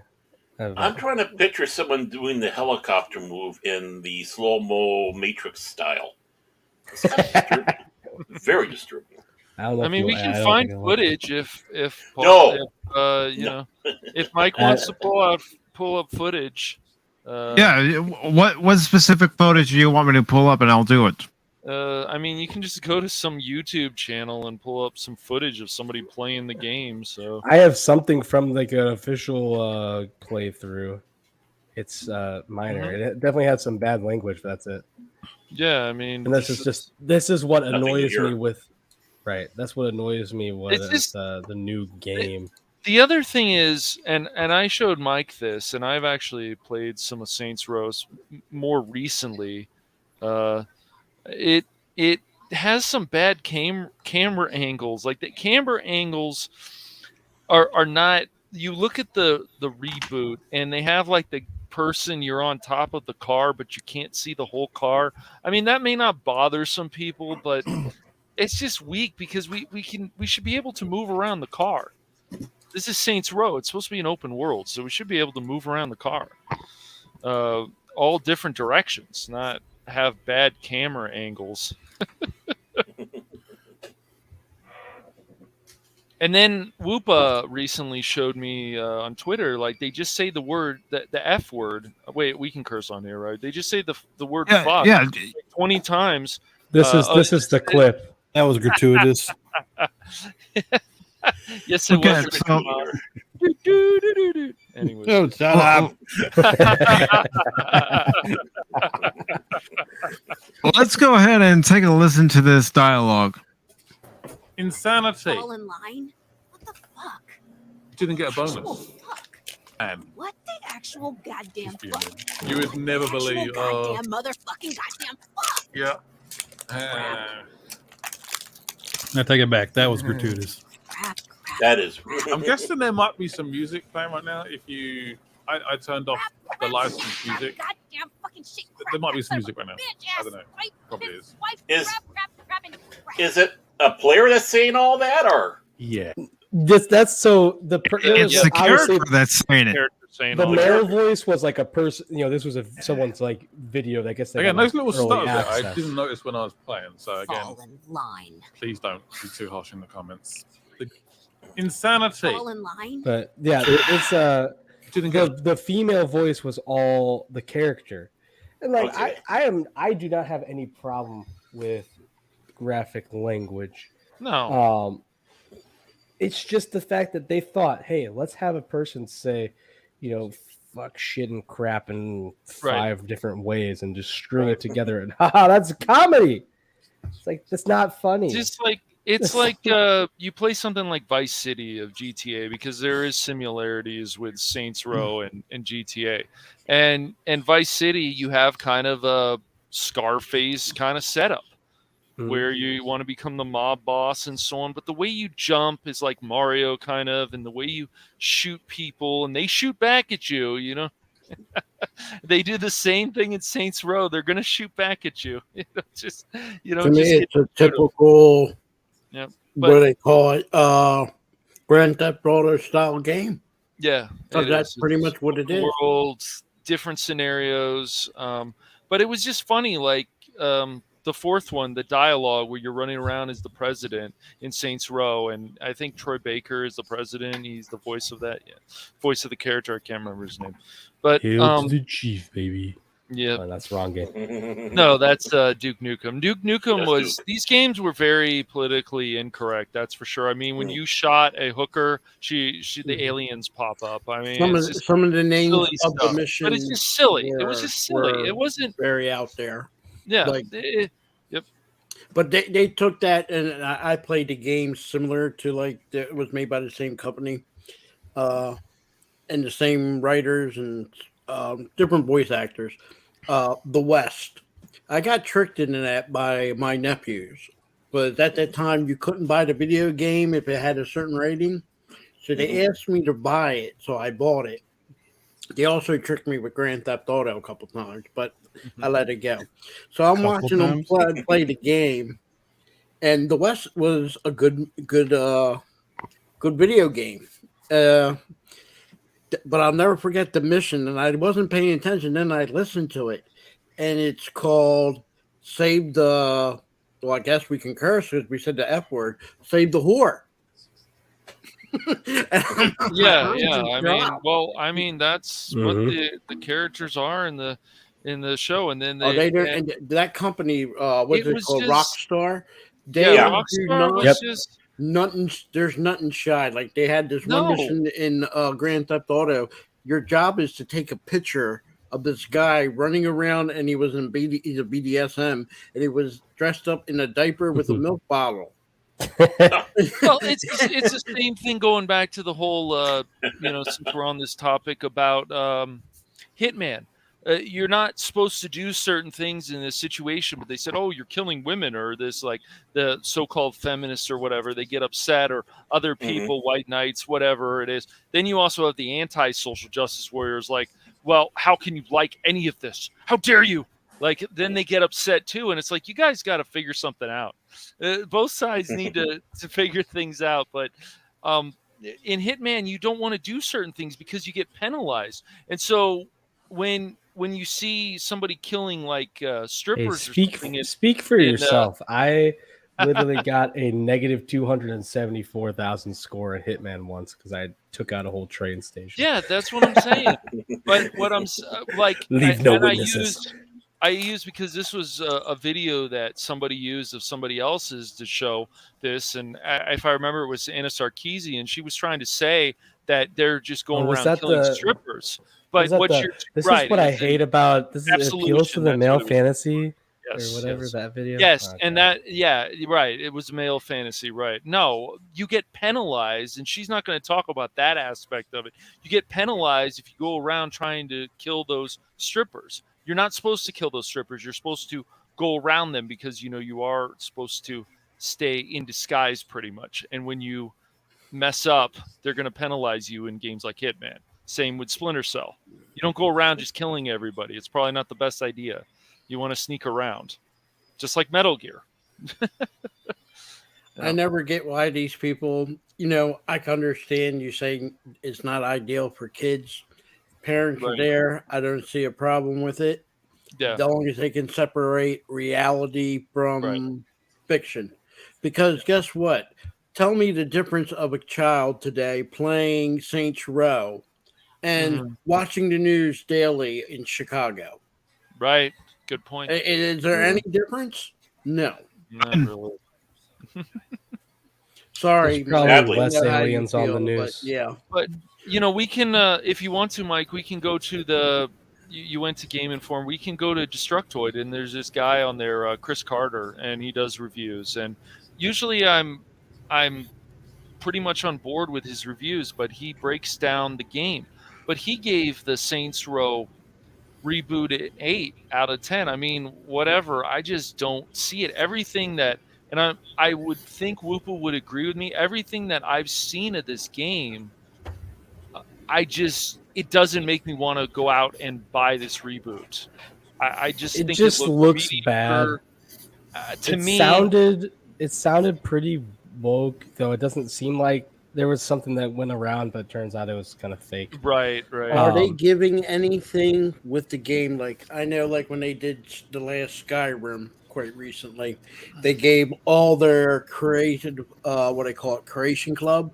They gave it all for free, which I felt ripped off the people over the years that were spending like $10, $15 to get that Creation Club, and they're just going to give you a game with the Creation Club for free. But is Rockstar giving them anything for Saints Row for the remake? Are they saying well, here's the download content for free?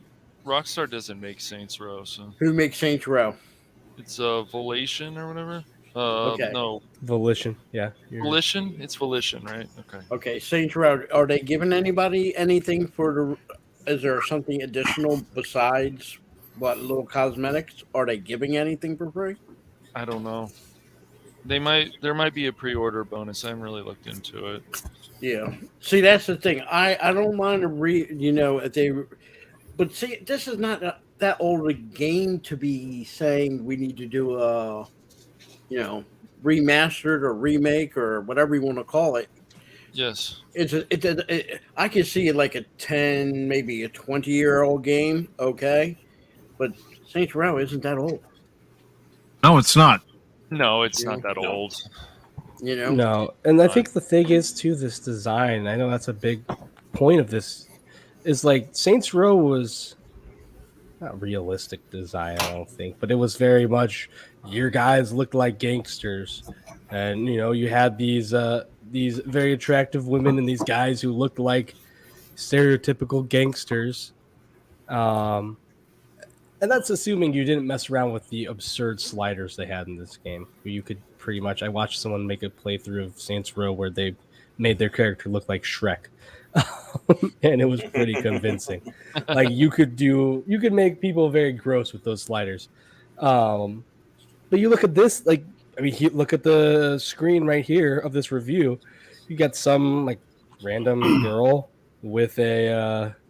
Rocket RPG. You've got a guy you've got basically the cast of Batwoman here. Who's the one? You got Ruby Rose, Ruby Rose looking motherfucker, and That's whoever true. the black guy was on Oh yeah, Lucius. Lucius, yeah, His son. Which like was one of the his son. better things about that show It's was like if it's a new game, it's like, hey, that's the design you choose. This is an established game that has never had anyone look like that. Like, that's not the style of the game at all. It's just like it's not. What is this? What is and this? they can do whatever they want, but when they get criticized, they certainly go on the defensive about it. It's like, no, it's you ask yourself, why are you guys doing this? Like, this game was never supposed to be. I just have to point this out first. This game just has too much neon, in my opinion. It just does. Too much neon. Saints Row reboot, just too much. It's too not. much. I understand. It's not supposed to be that bright, vibrant game. If anything, it was always kind of very. Yeah. I don't want to say gritty because it's not a serious. It's not a game to take seriously. It never has. Well, at least in 3, 4, and 5, it wasn't. Right. But it was still like the city looked like a city. It did not look like this futuristic neon bright lights like it does now. It was usually a very muted colored panel. And I think that was through all games, not just the 3, 4, and 5. Yep. Since when does having a lot of vulgar language in there prove that you're an intelligent, creative individual? It doesn't. Second, you've got a live-action shooter game. So what is the guy doing? He's standing out in the middle of the open while people are blazing away at him. Haven't they ever heard of putting the guy behind cover like you would in real life? And they brag about, oh, this is great. To me, that's a bunch of south end of Northbound Horse. Mm-hmm. I mean, I believe that if I'm in a shooter game, I should be dodging and running and hiding, using protection to hide behind while they're shooting at me, just like they're supposed to be doing on their end. That is a shooter game. Right. Other than that, cartoon, standing there like Roadrunner. Real quick, guys. Baron's got to go. He's going to be doing Baron After Dark over on his channel. Yep, got to walk across the hallway to the other studio. So, All right. All right, man. Talk to you later, Baron. You got it. And of course, we have open mic night tonight, so everybody's welcome to come on. So nice. Enjoy yourself. Again, thank you for coming on, brother. It's been a while. Yeah, it has been. Yeah, we'll have to get together, Baron and Mike and whatever. We'll figure something out. Yeah, we got to get together and bang our heads. Bang our heads, exactly. Yeah. Okay. And folks, do me a huge favor. Go over to Baron's channel and subscribe to his channel. He does great talks. You'll enjoy his content. Yes. Well, okay. Yeah. Yes, I mean, how do you think we've gotten to know each other? By cross-pollinating. Me going over to your channel, you coming over to my channel. Oh, can't talk about that on YouTube. Cross-pollination. Risque. Very risque. You know what I mean. We know. I don't want to see that. I don't want to see that offspring. Right, come on. Suggestion. Well, I'll catch you all later. Thanks for having me on again, Mike, there. And I hope you all have a great evening. See you, man. Have a good one. Take care.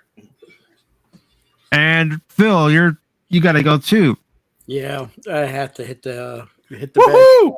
Yeah, Oh, I I'm know sorry, you're was that out loud? That's okay. Wow. I love this Cash McCracken, no redhead. All I have to say is remember this. As long as I got Wumpa on my side, I cannot lose. It's impossible. I got Wumpa. Wumpa. Yeah, we have the Cardinals are playing the Cubs in Wrigley tonight, so I hope we don't lose any outfielders. So I'll really be watching and praying for Rogers that did a to nice happen. job to help out the Cardinals yesterday. We won 10-1. That was nice. I was at the game yesterday. That was a lot of fun, Whoopa. Yeah, that was good. I like the Brewers losing. I almost want the Brewers to win more just because at this point we have a big enough lead. They are a mess, dude. You can't take. They are a mess. But I would rather at this point. That's what I'm saying. But at this point, like I would much rather face the Brewers in the playoffs than the Padres.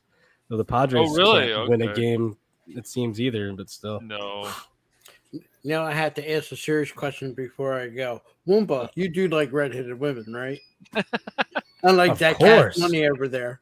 Hey, I like that hooligan over there. Yeah, hooligan. Yes, up to no good. He's up to no good in trouble. He's like Anonymous, but he's like 10 times more hardcore.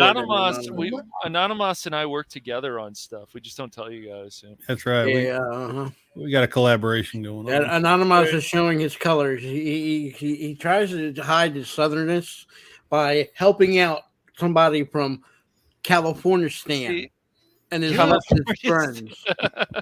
Oh God, Phil. See, when Anonymous comes on, people cheer, but when Phil comes on, they're like, "Yeah, I don't I need guess it's all okay." I told you. All I need, as long as I got Wumpa on my side, everything is good. Whoopa's on my side too, man. Whoopa No, he's is not. on my No, side. he's Yeah, not. he is. Wumpa likes redheaded women. This is and he's weird. Boy, that escalated quickly. I mean, that really got out of hand fast. Whoopa's on nobody's side. You be on Whoopa's side. Whoopa's on. he's Me on and his own Whoopa side. have an alliance. We have an alliance. The great nation of Whoopstotska. Yep. We're gonna protest though when Nerdporial is gonna be talking about Pokemon and Whoopa's not on there. It's a big protest. If he ever talks about Pokemon, I'm on there. I will scour Chicago to find him. Yeah, anyways, I He's not need to allowed. go, guys. Have a good night. Have You a too, good Phil. stream. All right. Everybody be safe, good and one, just Phil. remember, we might sound like we're a little bit nuts, but we get We along. are. We get We along. are. except for Anonymous, who's now showing his true colors of being a part of the California nation of California Stan. Anonymous. I am so far away from You know. It's All right, Phil. Guys. Bye, Phil. You will be silent. I love it. I could tell you a story that my dad told me about redheaded women when he was single, but I won't because it gets us into a lot of trouble. Oh. Oh, yeah. Oh, you can tell us after the show. The mighty overlords at YouTube might be upset. Oh, you bet they will. listening. Mama Susan might come down on the channel. I'm going to have Yeah, to. I intended to say it that way. I I know you've got to go too, old man. I got to go kick Baron's rear end. Oh, okay. Ooh. All right. You have fun with that. Yeah, fine. I'm Yeah. going to Thank you for coming on, old man. Really appreciate it. Nice Oh, talking to you, man. tell you how much I appreciate you guys letting me in. I just Anytime, brother. wonderful, and I love every one of you. Thank you. Thank you, man. Ciao, man. Bye-bye. See ya. Bye-bye. And then there were 4.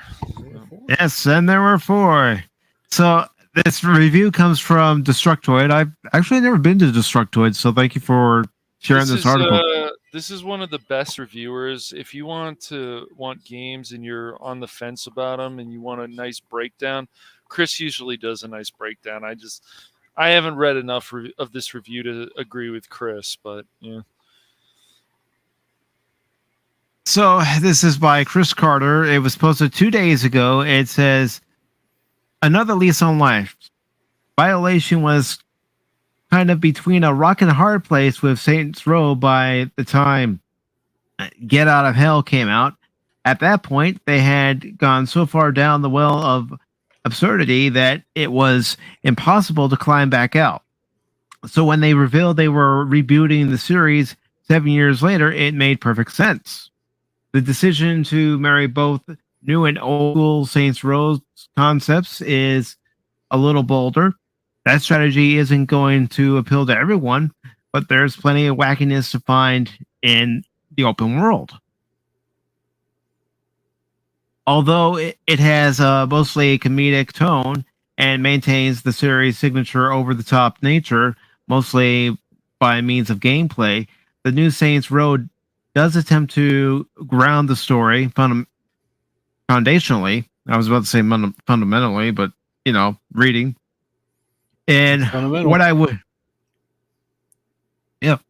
And what I would call a mix of Saints Row 2 and 3. There's a push and pull with dramatic cutscenes that integrate the audience to the team of heroes through hardship, and scenes where you drive a property manager around in a car in a silly fashion and hit sick jumps until he coughs up a deed. It runs the risk of alienating portions of both audiences, but for me, it mostly worked because of the way said silliness is worked into the core of the game. The meat of Saints Row involves the rags to riches story of the boss, that's you, and how the titular gang was started. Working as a henchman for a private military contractor, you quickly attempt to rise in the ranks and meet an abrupt end at the company. From there, a mini mystery is concocted for the boss, but the focus mostly zips into you and your gang's personal struggle and humble agents. Compared to your fully customizable boss with multiple voice options, the core crew is static each run and can often sink into the background. And it goes on to say there are clear roles for each of them, and they'll mostly work within the confines of the archetype. Like a situational comedy, you're going to like some characters more than others, but background noise is how I'd closely some of them at the worst. The classic Saints Row absurdity is present nearly everywhere, including bits of the campaign, though I wish those portions were presented in a less on the rails fashion. Fighting droves of enemies by yourself does still feel fun, as do the returning ragdoll bonus games that involve insurance fraud. It's still possible to shoot a rocket launcher at a car and watch it fly 100 feet into the air, or use a piece of construction equipment to destroy buildings. And most, excuse me, and most of this can be accomplished simply by roaming around and enjoying the open world. As a shooter, Saints Row plays it safe, and it pays off. On Xbox Series X, aiming felt smooth, and the tried and true weapon wheel mechanic hasn't failed me yet. You won't really think about the cracks during the open world combat, which is a plus. But some of the mission layouts, coupled with the lack of weapon variety, can lead to some low impact shootouts.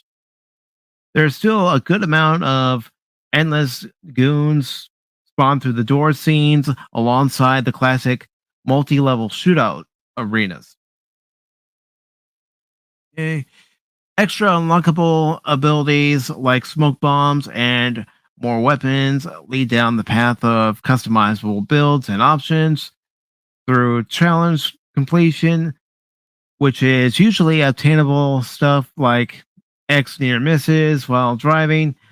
You'll earn more perks or buy more perks shots with cash. Money can be earned over time through missions or the in game Cash App, which provides. Hold on. Okay. All right. Now let's get back to where I was. Which provides a flow of income based on progression.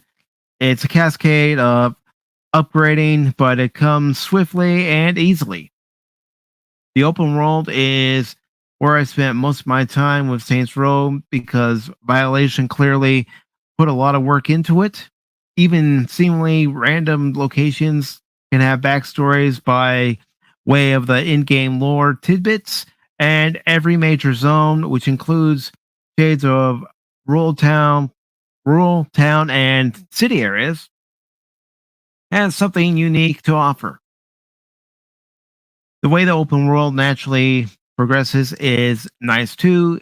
Instead of being bombarded with icons, you'll discover some of through doing activities on the map. It eases you into collecting pins on the map without forcing you into it. I wasn't able to test out co-op, but the idea of it involving drop in and drop out play makes returning to these open world sprees more enticing. The free roaming portion of Saints Row is where it'll speak to a lot of its audience. At one point, when going from mission to mission, I noticed a vehicle signature ability unlock pop up on screen. From there, I started finishing out challenges, earning abilities, powers of sorts that each vehicle has, and customizing my current garage of available rides.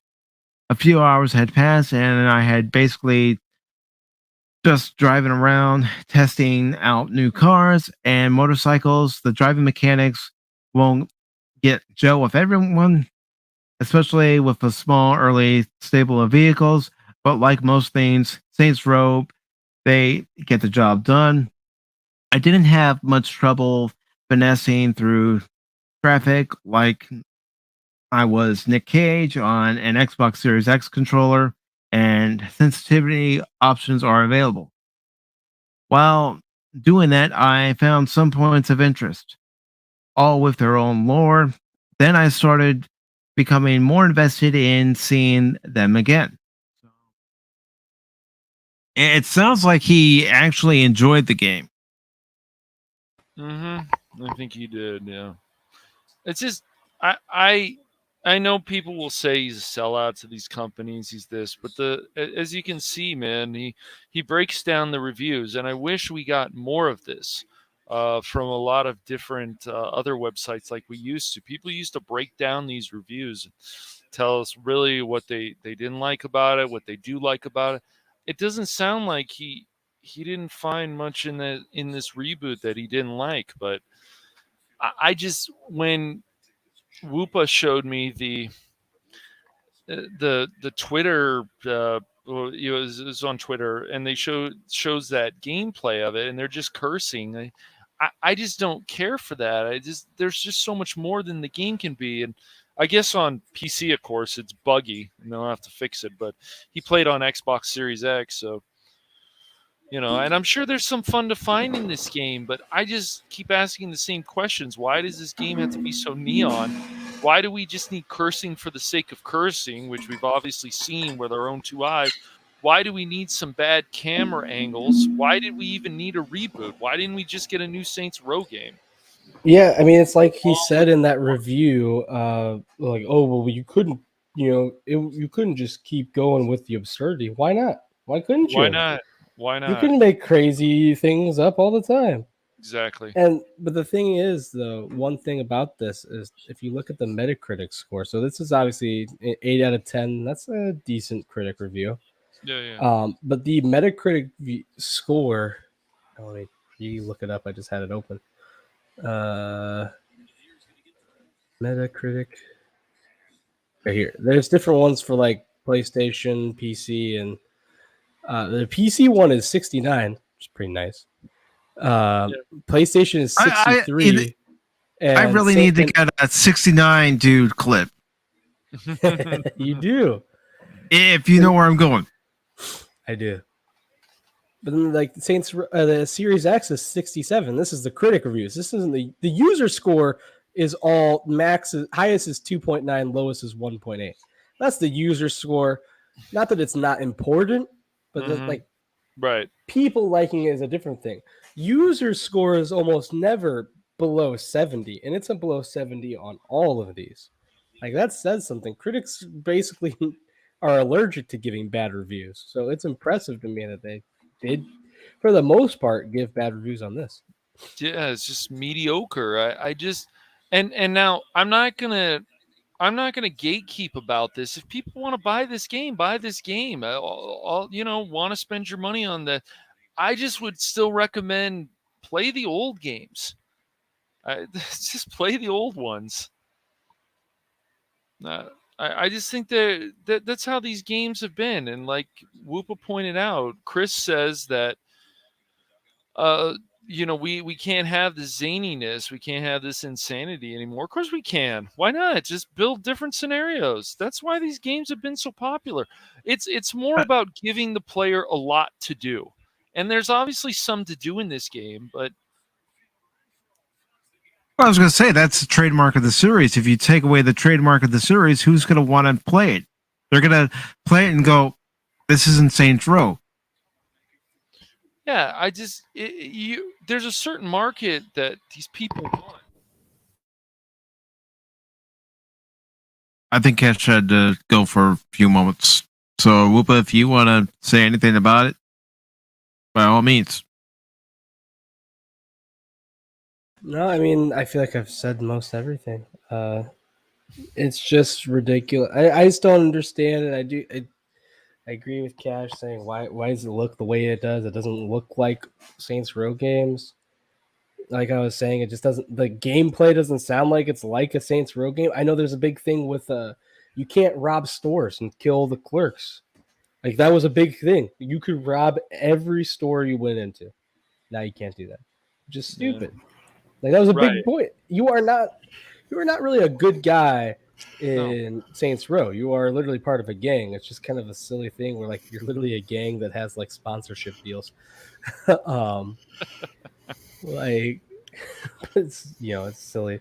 But yeah, you had all this stuff that it just changed what Saints Row is, and it's just frustrating. And the thing I think I can say is for the most part, critics have said, yeah, this is dumb. Why? Like, this isn't very good. A collective, like, it's an average, obviously, but an average of in the mid 60s, about when you average it all out, that's pretty bad for a critic score. Mm-hmm. Yeah. The game, I think, just came out yesterday, so the user score, like, I'd give it a while before you see that. But the critics all get it early, and they're the people who usually are kind of shills for the game and almost never rate something below 70. So if they're rating this below 70, that's a pretty big statement. I think somebody needed help, but I guess they don't need help anymore. So I hope I don't know if somebody was yelling. I hope it didn't scare you guys. I know Anonymous gets scared very easily, so be careful. I do. I'm very jumpy.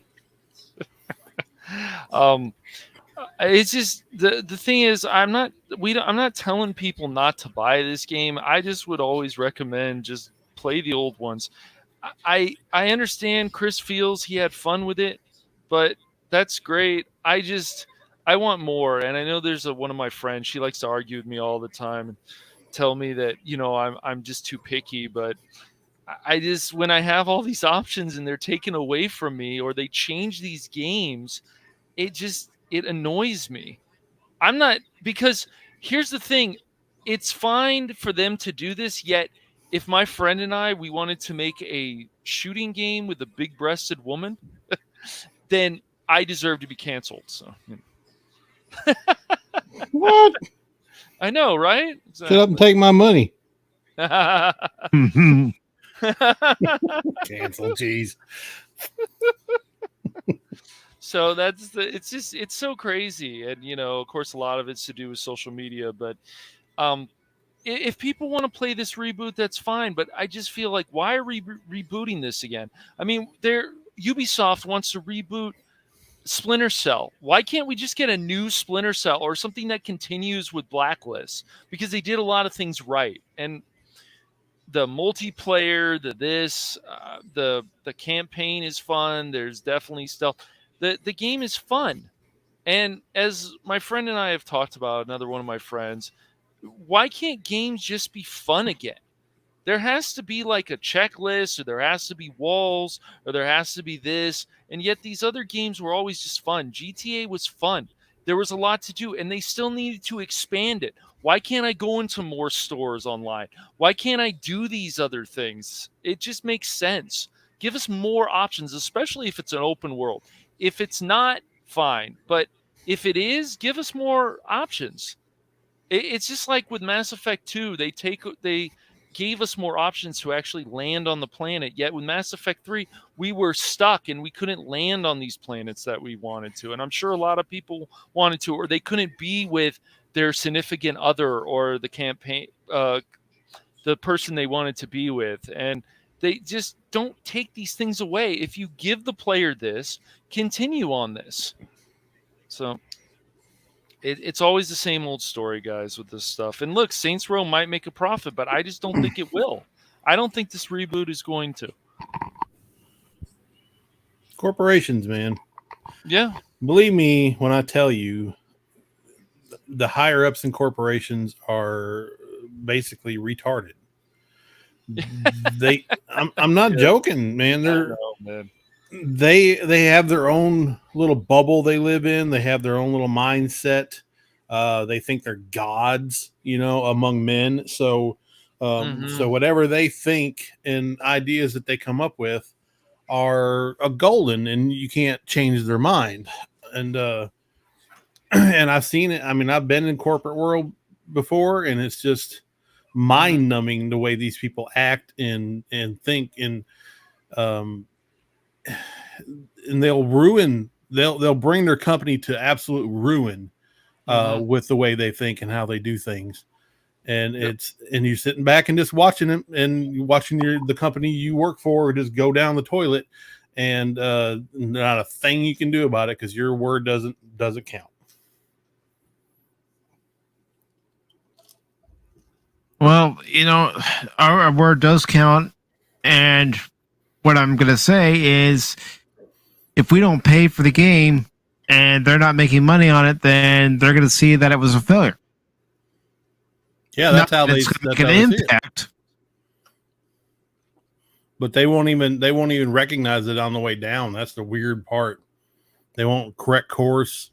They won't change their ways, change the way they're thinking. They will ride that train all the way down the tracks until it's gone. I mean, That's why on Tuesday I'm looking forward to the Cowabunga collection coming out, playing classic turtle games. Yes, me too.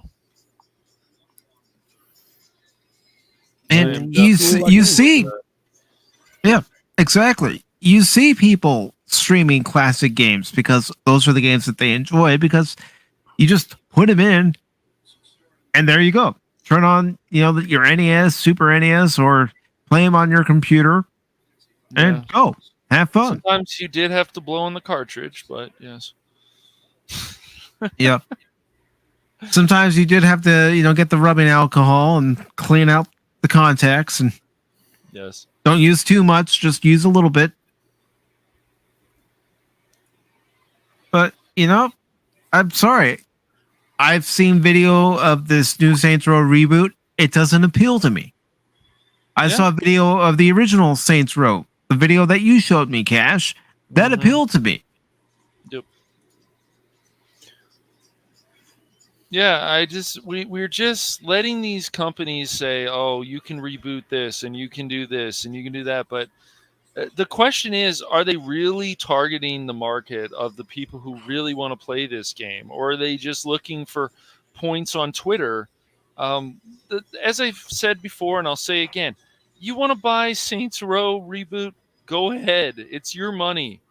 But if it's not the game that you were hoping it's going to be, well, a lot of people are trying to help you to say that maybe you want to just buy the originals or 4, 3, whatever, even 2. But people can spend their money on any sorry, on anything they want. But like, it took me years before I finally wanted to play Pokemon. I thought Pokemon was one of the stupidest things for I don't know how long. And then I actually played a game. And I was like, well, I was wrong about this. But this is a series that's already been made. And so they're remaking this. And they're saying, oh, you want to play this? And it has cussing just for the sake of cussing. It has a lot of neon in it. If people want that, great. If people feel that, oh, this game's going to be awesome, I said, I guess. But what they had shown doesn't make me excited. And I don't think I'm ever going to buy this game. So, The only way I mean, this game is if it was heavily discounted. Yeah, I might if it was heavily discounted. And if this game does go on sale quick, after a few weeks, a month, or 2 months, or 3 months, then it's like, well, what were you guys thinking? So we'll see what happens. Discounted turd, still a turd. That's true. And I feel like with this game, I might even go a step further than Cash and just if people say, "Oh, I like it," that's fine. I'm not gonna like crap on something you like. Right. If you say, "Oh, should I get this game?" I'm gonna say, "No, you shouldn't get it. I think it's bad." Yeah. I've heard. Have you played it? No, but I heard. I heard enough about it. You can see it with your own eyes. Right. It's like there's a meme that's been going around a lot about Rings of Power. That's it's a guy with his pants down crouching over a plate, and someone says, "What, why are you taking a crap on my plate?" And the person says, "How do you know it's going to be a pile of crap? It hasn't come out yet." Well, we can look at the clues and figure it out from there. We can use the context to figure out. We don't need to wait. Our grand powers of deduction. Yeah, I've seen clips of She-Hulk. I'm not watching it. No, I watched it. That's my video, by the way. I'll be putting out my She-Hulk video hopefully before the weekend. As I've said before, what these companies are doing that I feel with these Marvel movies, with this, they just are not going out of their way to show you something that, oh, I really want to see this. But brands, because of Marvel and Lucasfilm, like, obviously there's going to be still a market there. It doesn't matter who owns it because of the name. But I just wish they would do a lot better job of getting people excited about this. Trailers. If you're just going to show a trailer, show gameplay. If the gameplay doesn't look that good, maybe you need to work harder on it. The developers, maybe You need to show something better. And so with Saints Row, it's like, this is a reboot. Okay, everything that has been shown to me has just been mediocre, from the driving around the car with the person on the top of the car blowing up stuff. It looks just mediocre. It doesn't look that fun. Is there fun to have in this game? I'm sure there is some fun to have in this game, but is it enough to justify a price of $60? I don't think so. I don't think it is. But that doesn't mean that people can't go out and buy it. So we'll see what happens. But if it bombs, then it just maybe they go back to the drawing board and do whatever. But I think they're so far gone nowadays that there's just no point anymore. And just, buy it, play it, don't watch it, watch it. But when you're trying to get somebody excited about something, show something cool. I mean, before anybody watched Transformers and Turtles and other stuff, just there was always already there, like, oh, this looks really cool, like I want to watch this. So, people can buy this game, people cannot buy this game. I personally don't think it really matters. But if we want to go in a better direction with these franchises, we should just vote with our wallets. Yeah. That's what we need to do. Yep. So yeah, that's what most people. I mean, you're going to get normies. Obviously, they're going to buy the game because of name recognition, and they're not going to look into whether it's good or not. But I don't think it's going to be enough to say it's a hit. Everybody loves it. No, the people who love the games, most of them are going to be in the know. So.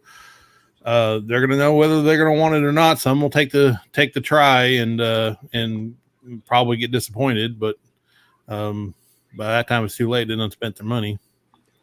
That's the thing with normies, though, because they're obviously a pretty important part of this whole equation. A lot of them don't just buy it for name recognition; they buy it because of popularity. If everyone's either saying, "Yeah, that game stinks," or they're just saying, well, they're just not saying anything at all about it, they're probably not going to buy it. Those normies, they're going to say, "Yeah, well, I don't, must not be good." They're not going to look into what we're talking about. They're just going to say, "Oh, I haven't heard much about it. It must not be that good." True, but word of mouth and buzz does help with those, those kinds of people. So. I mean, look at the success of Top Gun Maverick. It's topped Infinity War in the box office charts. Mm-hmm. And it's done that because of the word of mouth. Yep. Yeah. YouTube, Twitter, all the social medias are people who are fans can't stop talking about it. So they constantly recommend and give you their takes on it. And when you do that, when there's so much freaking praise for it, people can't help but stand up and take notice. Mm-hmm. So that's sometimes even when it's negative, it's kind of like, oh, I'm curious about this. It's like, do you really want to go down that hole? Yeah, let's do it. Okay. Oh crap. Yeah. Yeah. Is there anything else you guys like to say about this subject before we move on? I would just say that I'd like to order another beer, please. I would just say that try it if you want to. If you don't want to try it, I just don't think it. As I've said before, it just doesn't matter. I just would say play the originals if you like the originals and you really want to play this reboot. I mean, play it, but just know that it may not feel the same. Actually, I don't think it will probably feel the same as the old games because they have changed stuff. And if you're looking for a game that has a lot of neon in it, this is definitely that game. Get your floaties. If you like Las Vegas, go play the game.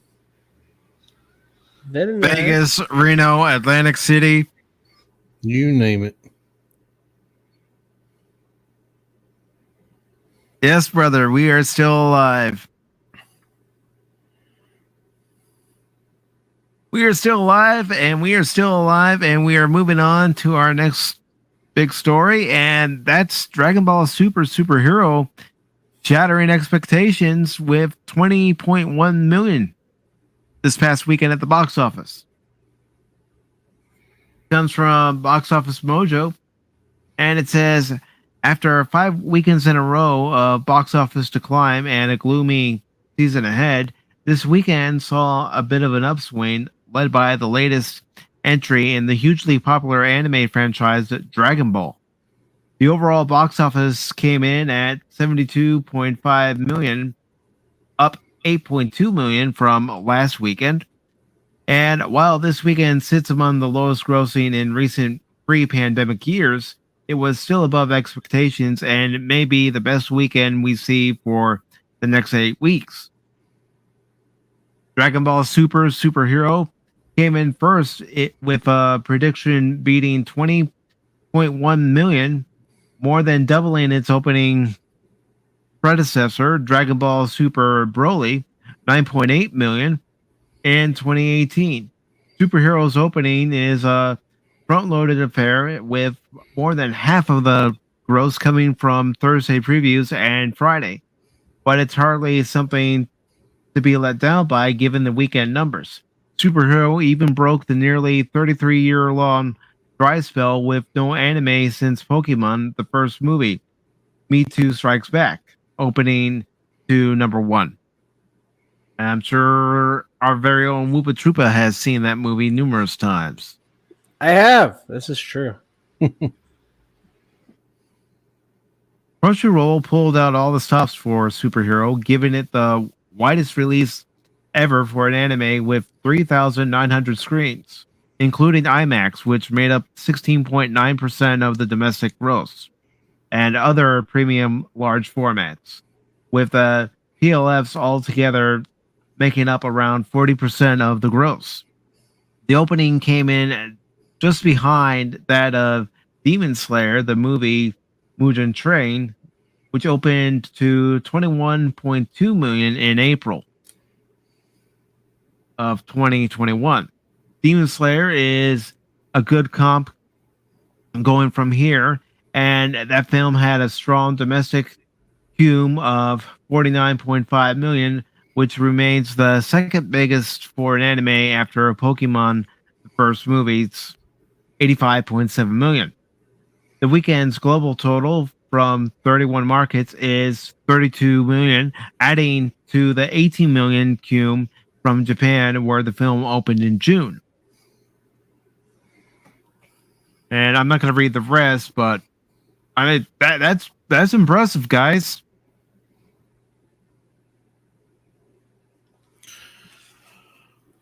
I mean, sure. Looking at the weekend total here, 21.1 million, and then Beast had 11.6 million. Bullet Train made 8 million, and still out there flying in the sky is Top Gun Maverick at 5.9 million, which actually came out on digital yesterday. And it comes out on physical release for Blu-ray and DVD and 4K November 1st. Yes, I'm looking forward to getting the physical copy. But yeah, and that's awesome, guys. It was good to see it succeeding, for sure. Yeah. And the second best. What did they say? The second best animated. Since I don't know if you can call it domestic, since I'm pretty sure it was made in Japan. But It's what, Frozen, right? Anime? Are we just talking? Well, anime just like or, I think anime specifically. Yeah, just anime, yeah, yeah. Because I think they said it's the best. It's the second best all time. Well, what was the first? Pokemon, the first movie. Oh, of course. That was first of all, that was an awesome movie, just in general. The Detective Pikachu one, the live No, action one. You're talking about? No, the very Mewtwo first Strikes Back. The first one. It's called Pokemon, the first movie. Oh, okay. And that was both just first of all a really good movie, and second of all, capitalized a lot on Pokemon, which is currently the highest grossing franchise ever. By the way, no big deal, but you know. No brag, just fact.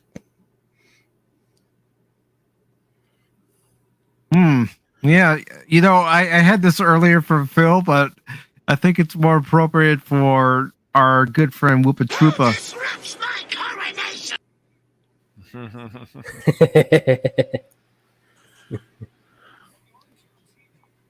Yeah, but I mean, it's awesome. With these films succeeding here in the States, it's going to mean that more get released stateside. Yes. How much did it cost to make? You could let's type in see if probably it'll- Dragon Ball Super see budget. Maybe that'll help you.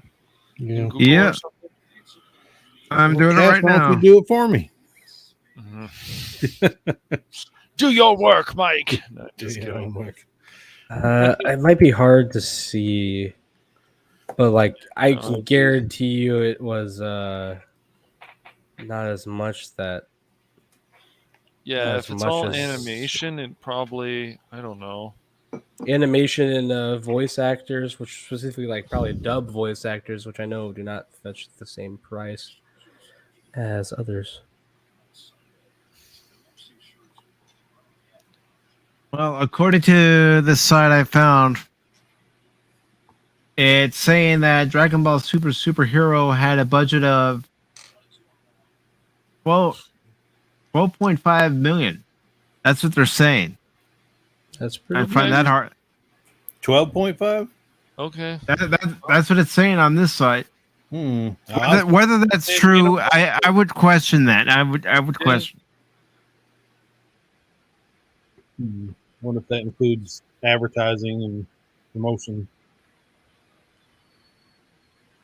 Probably not. I'll show you what I'm looking at, so you all can see it for yourselves. Possible. Could also be what Bucky Icorn said, that it's 8.5 million. That's what Google had said. It's possible. I don't know. I mean, that does seem low, but I would guarantee you, it's fairly cheap as far as all things. You know, it's not going to be it's not going to be 100 million. I don't think it'd be 50 million. No. Animation and VC people. Yeah. Now.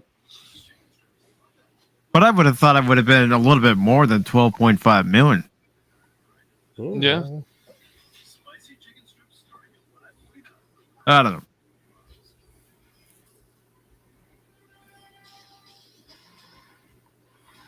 Yeah, and Bucky was saying that 8.5 is what Google is saying. It's all right, brother. Well, still, and that's the opening weekend, you say? Yeah. Yeah, so that's very, very, very, very good actually, because it's still got some time to go, and I think it said it beat that Idris Elba movie, which I mean, Beast. I'm not particularly interested in most modern movies, but that movie didn't That look one bad. actually, yeah, it looked pretty interesting. I still think it's funny. Did you hear the news about that? No, I haven't. So you know, Idris Elba is father and has like a daughter with him, and for the role of his daughter, his actual daughter, played, and they rejected her because they said you guys don't have enough chemistry together. It's like, what do you mean? It's literally my daughter. Like, nah, no. It's like, honey, we need to go on some, father daughter time somewhere. Hang out a little. Oh gosh, that's a slap to the face. Yeah, definitely. That's messed up. Yeah, I heard that. I'm like, what? Dang, bro. That's all right. Freaking Dragon Ball, man. been If going make all what? the money it want. Yeah, make all the money you can, man. It's Yeah, I've never really gotten into Dragon Ball, so but I'm happy for the fans that are enjoying it. So Yeah, and there's not a ton of movies out right now, too. I mean, people were dying to go see. So, the fans of Dragon Ball and like kids and my parents have to go take their kids to it. They're not having to compete with other movies that they would want to go watch. That much because there's no blockbusters out right now. Right now is the time of a lull in the theater, especially for blockbusters and stuff. So I think they brought it out at the perfect time and capitalized on it. So. Absolutely. Yep. And let's hope there's more to come.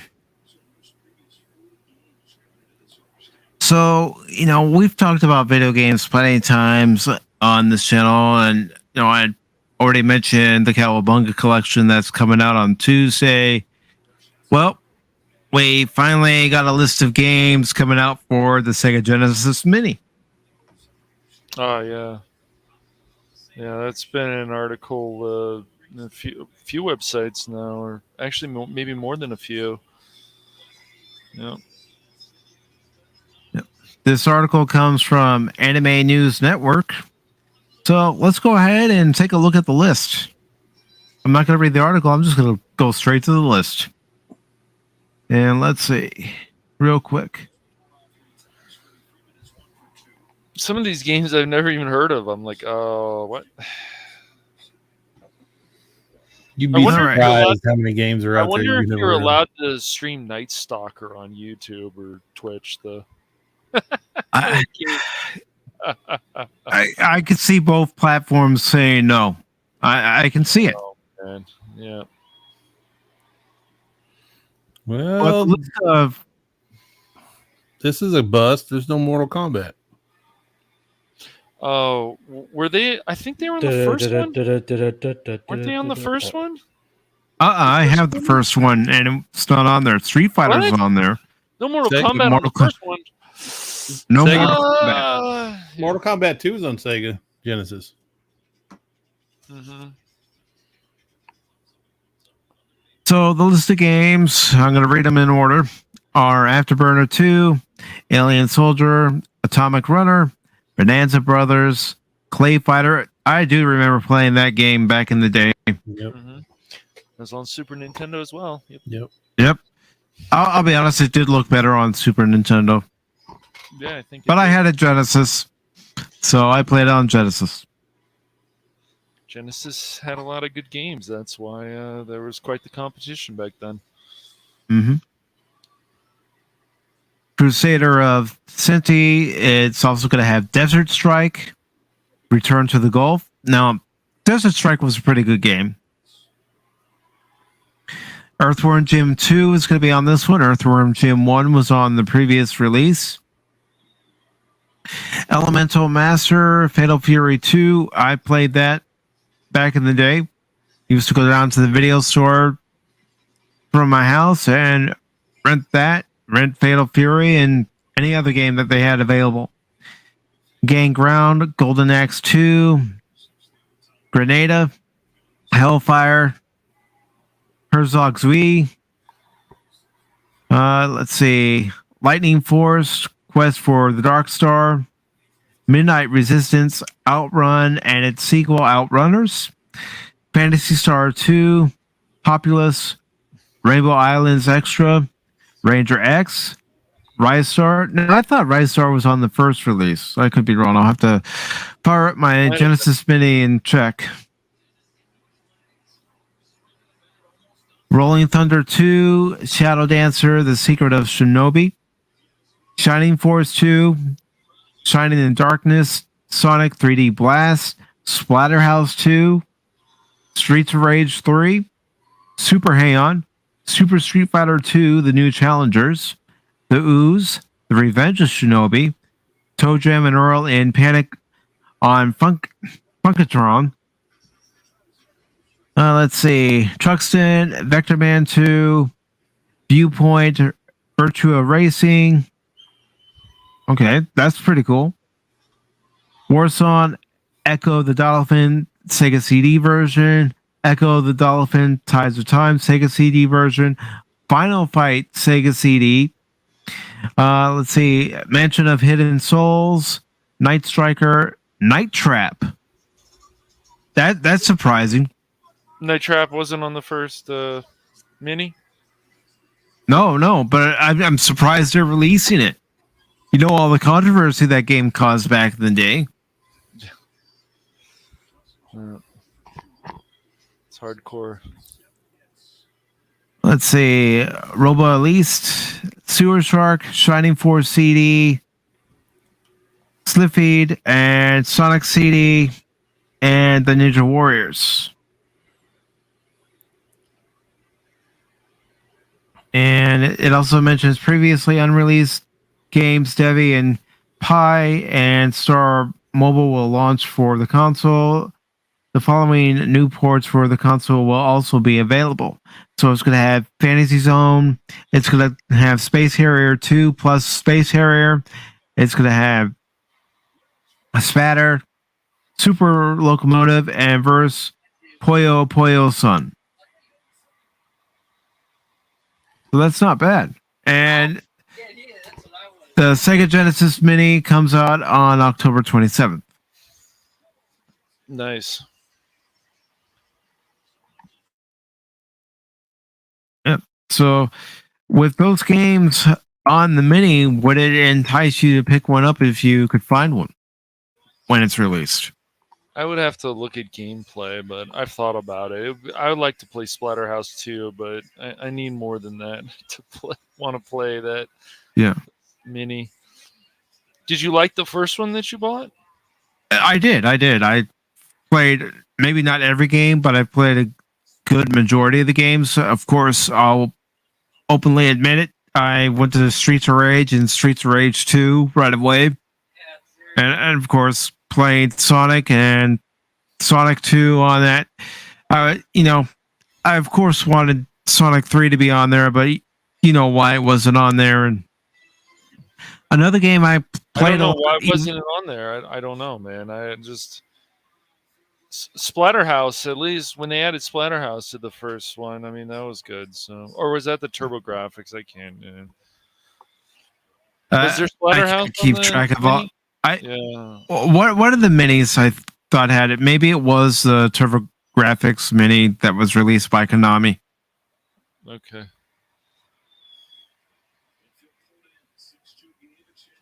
But yeah, I mean, for me, I don't know if I would pick up the Genesis Mini 2 on release day. I might wait a while, wait for it to go on sale, but eventually I'll pick one up after release. So you think it might be worth it, huh? I think it will be. I mean, you're getting some of the Sonic CD games on there too. True. You're not just getting this mini that's just going to have Genesis games that came out during this particular iteration of the Genesis lifespan. You're going to be getting the Sega CD games that a lot of people probably didn't play, because I didn't know too many people that had a Sega CD. Mm-hmm.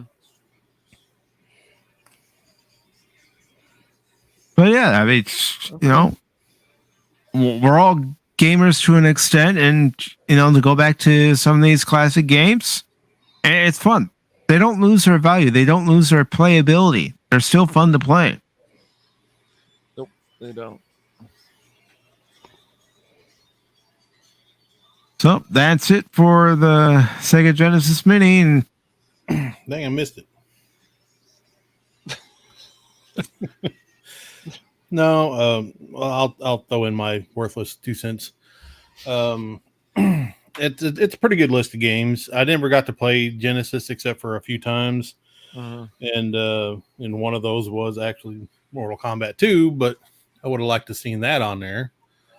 And I know of some of these games I've seen them played, and like Shinobi, it's like our Ninja Gaiden on Nintendo. Some of these I played at the arcade, Virtual Racing. So yeah, a lot of these, there's some games that I know for sure that I would like to play, and some of them, I recognize the names and I know they were popular. So Yeah, for all in all, it's a pretty good list of games. Mm-hmm. But didn't have Mortal Kombat 2, so I'm not buying it. We'll find you Mortal Kombat 2, man. Don't worry. Well, that's all right. I got it 30 different ways I can play that game. I was going to say, GOG is having a sale right now. You can get the Mortal Kombat trilogy on there, I think, for $8 right now. There you go. I got the old MAME emulator. I can play the actual arcade one. Nice. Let's see. Bucky says, see, I went nice and easy with the first kid bit. We decided to go with a polished name for the second kid. The natural progression would be to name the third child after a streamer. Oh, gosh. All dibs. You got to name him Anonymous. It already came from. I was asking if she named her next child Whoopa. And she said for $20, sure. And I said that's a deal. Right there. Okay, so but Bucky, I do apologize. I said brother earlier. I automatically assumed I made an ass out of myself, so I apologize. It's all good. I'm sure she doesn't mind. Yeah, she'll be all right. She'll just beat you with something on you. Beat you with a broom. That's it. Yeah. The patriarchy. Ow! Quit beating me with the broom! Ow! That's what you get for misgendering. That's right. Exactly.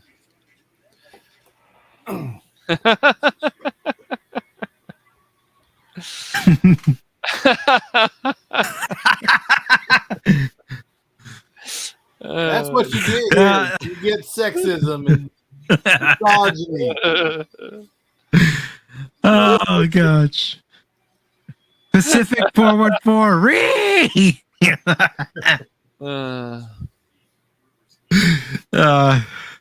All right.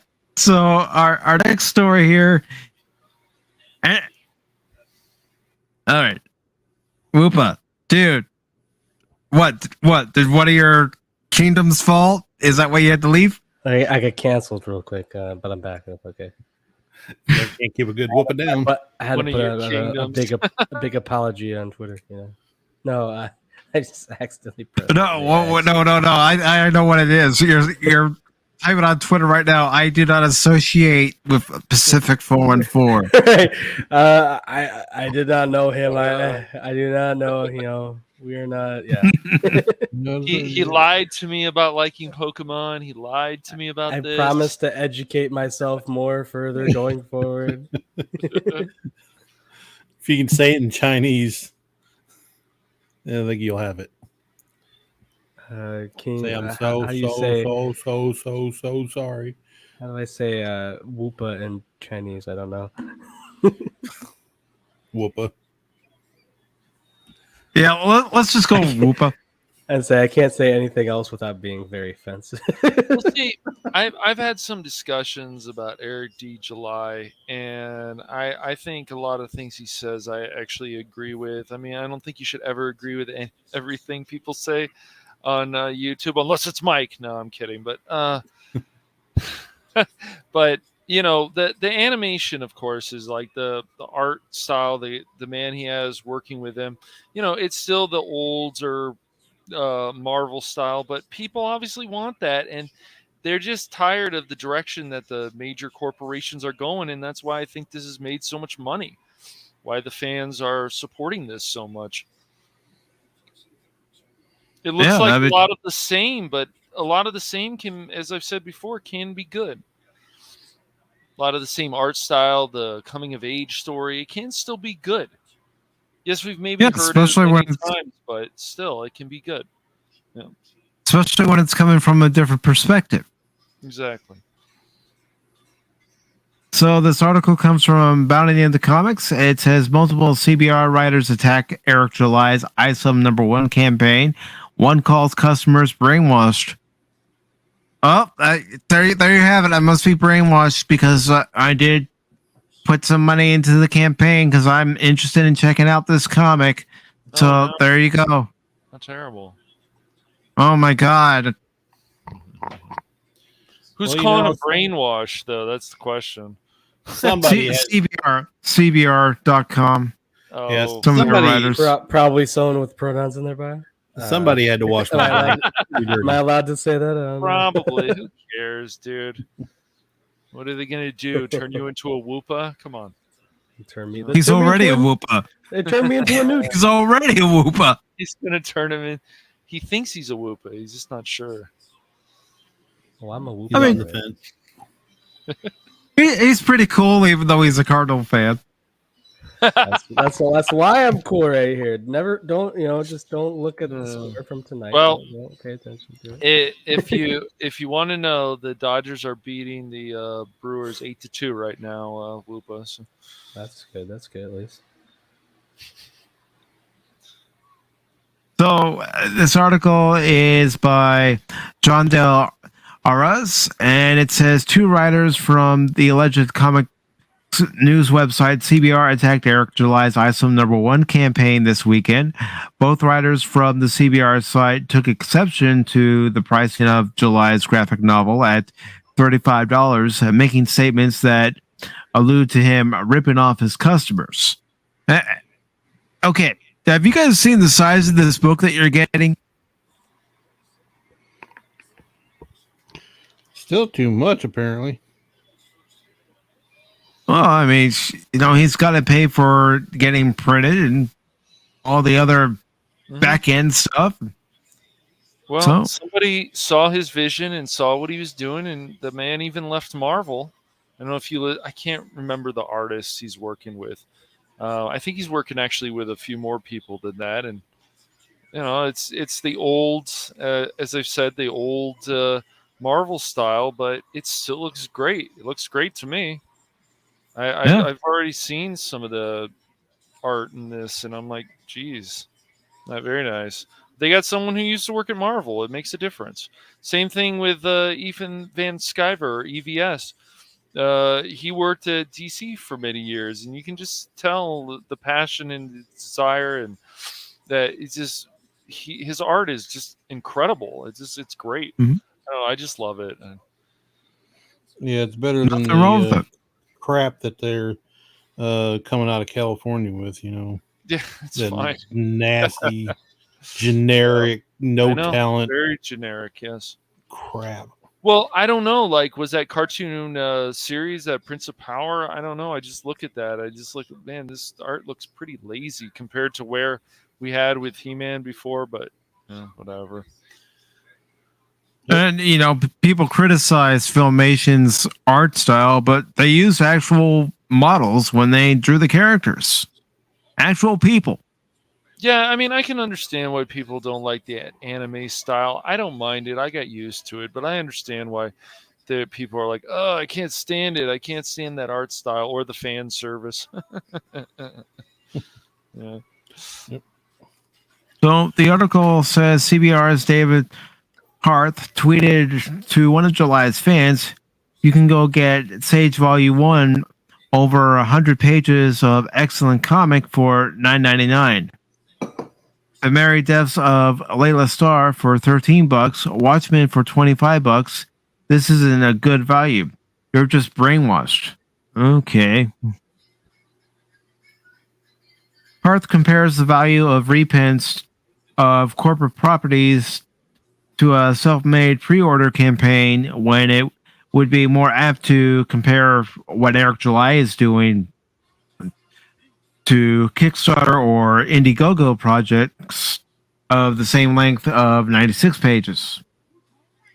One recent popular crowdfund, Skies of Fire on Kickstarter, offered their basic books of similar length for $30, a similar price point to ISOM #1 book. Mark Wade's Irredeemable campaign had a reprint campaign with its first issue, a standard 24-page comic at $20. In comparison to those, July's ISOM seems to be on par with what independent comics charge. Okay, so he's charging the standard. What's wrong with that? So what is the standard? 20 for the first 5 issues or whatever it is? I don't know. Is that what he's doing, Mike? I'm going back up there. It basically said similar length for $30. So that's pretty much the standard for a Kickstarter campaign. How many issues do you get though? Does it say on there? That's just be for one book. That's just for one book. Okay. Yeah, because they're close to graphic novel size. They're not like standard floppies, you know. Okay. And graphic novels are pretty expensive. Yeah, they're not the cheapest. Another CBR writer, Anthony Gramuglia, joined in the attack of July, tweeting, "Just because I deliberately made it unaffordable to purchase doesn't mean that it's too expensive. One of the best superhero comics ever written, All-Star Superman, costs roughly $30 on Amazon when not on sale. It's 300 pages." All right, it says David Harth continued an argument with Eric July once the ISOM creator saw the tweets attacking his book. Harth accused July of picking on a nobody for replying to the attacks on his unreleased comic book. Oh, yeah, always claiming victim. He also illuminated that there appears to be a policy at CBR not to cover right-leaning books. We don't cover Comicsgate either, mostly because both you and them are anti all of the things we write about, he tweets. The site used to be called Comic Book Resources before it rebranded to CBR, and one might expect that they would be writing about comic books and comic news, of which ISOM #1 should qualify as the book has sold more than 50,000 copies from 40,000 customers as of this writing. Very few comics from Marvel or DC reach such a threshold in sales, which makes this one of the top-selling books of the year. On a live stream addressing the topic, July points that CBR admitting that they are a political operation and not there to cover comics. His hypothesis is based on one of Harth's tweets, which states that would be like asking why Bernie Sanders doesn't have a column in a right-wing publication. The implication that CBR is a left-wing political blog, not a comic book news website. If true, this marks a rare moment where the mainstream entertainment media admits its political biases. It appears as if there is a coordinated narrative being crafted by the mainstream media against Eric July's comics. July's theory, according to a recent live stream, is that the companies for these alleged news platforms get access to Marvel and DC books and act as mouthpieces of those corporations in exchange. Yeah, they sell out. On his live stream on Sunday, August 21st, July said of the matter, "This is the top story in the comic books, because obviously of how many shit we've sold. But look at how it's happened. It's the most organic story that could possibly exist." He continues, "Not asking anybody to cover this shit, not paying anybody an advertisement. All I did was put the shit out there, and I'll self-promote it." Now, I'm not going to read the rest of it because there's not much left to read, but you know what? They're jealous of his success. Plain and simple, they're jealous of his success. He took the initiative to create the comic. He put his own money toward the creation of the comic and the print of the comic, and they're jealous that Absolutely. it's already Yeah, I believe made a lot of money. Mm-hmm. The reality is that we need to, maybe even on our own channels, just push people to want to create more. Because if you're not happy with these companies, get together with some people and start creating something, see what happens. Mm-hmm. Create your own. Well, not a lot, but there's several people on here that are trying to do that. Like Ginger Ninja's he's doing a comic book in his own style. So and I don't know too many other ones, to be honest with you. But yeah, there needs to be more encouragement for creators to do. And I know it's not easy at all. I mean, if somebody has an idea to go do something like this and they're just looking for some backing, or they're looking for somebody to push them along, just get out there and do that, man. Just if they got the means, they got the talent. Talent's always the best, but the means is always usually something you don't have. But figure out a way.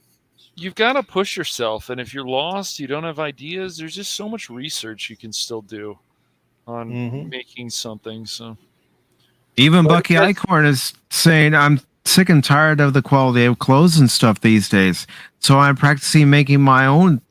Same with food and stuff. Yeah. That's awesome. Why do you think parents are pulling their kids out of schools too?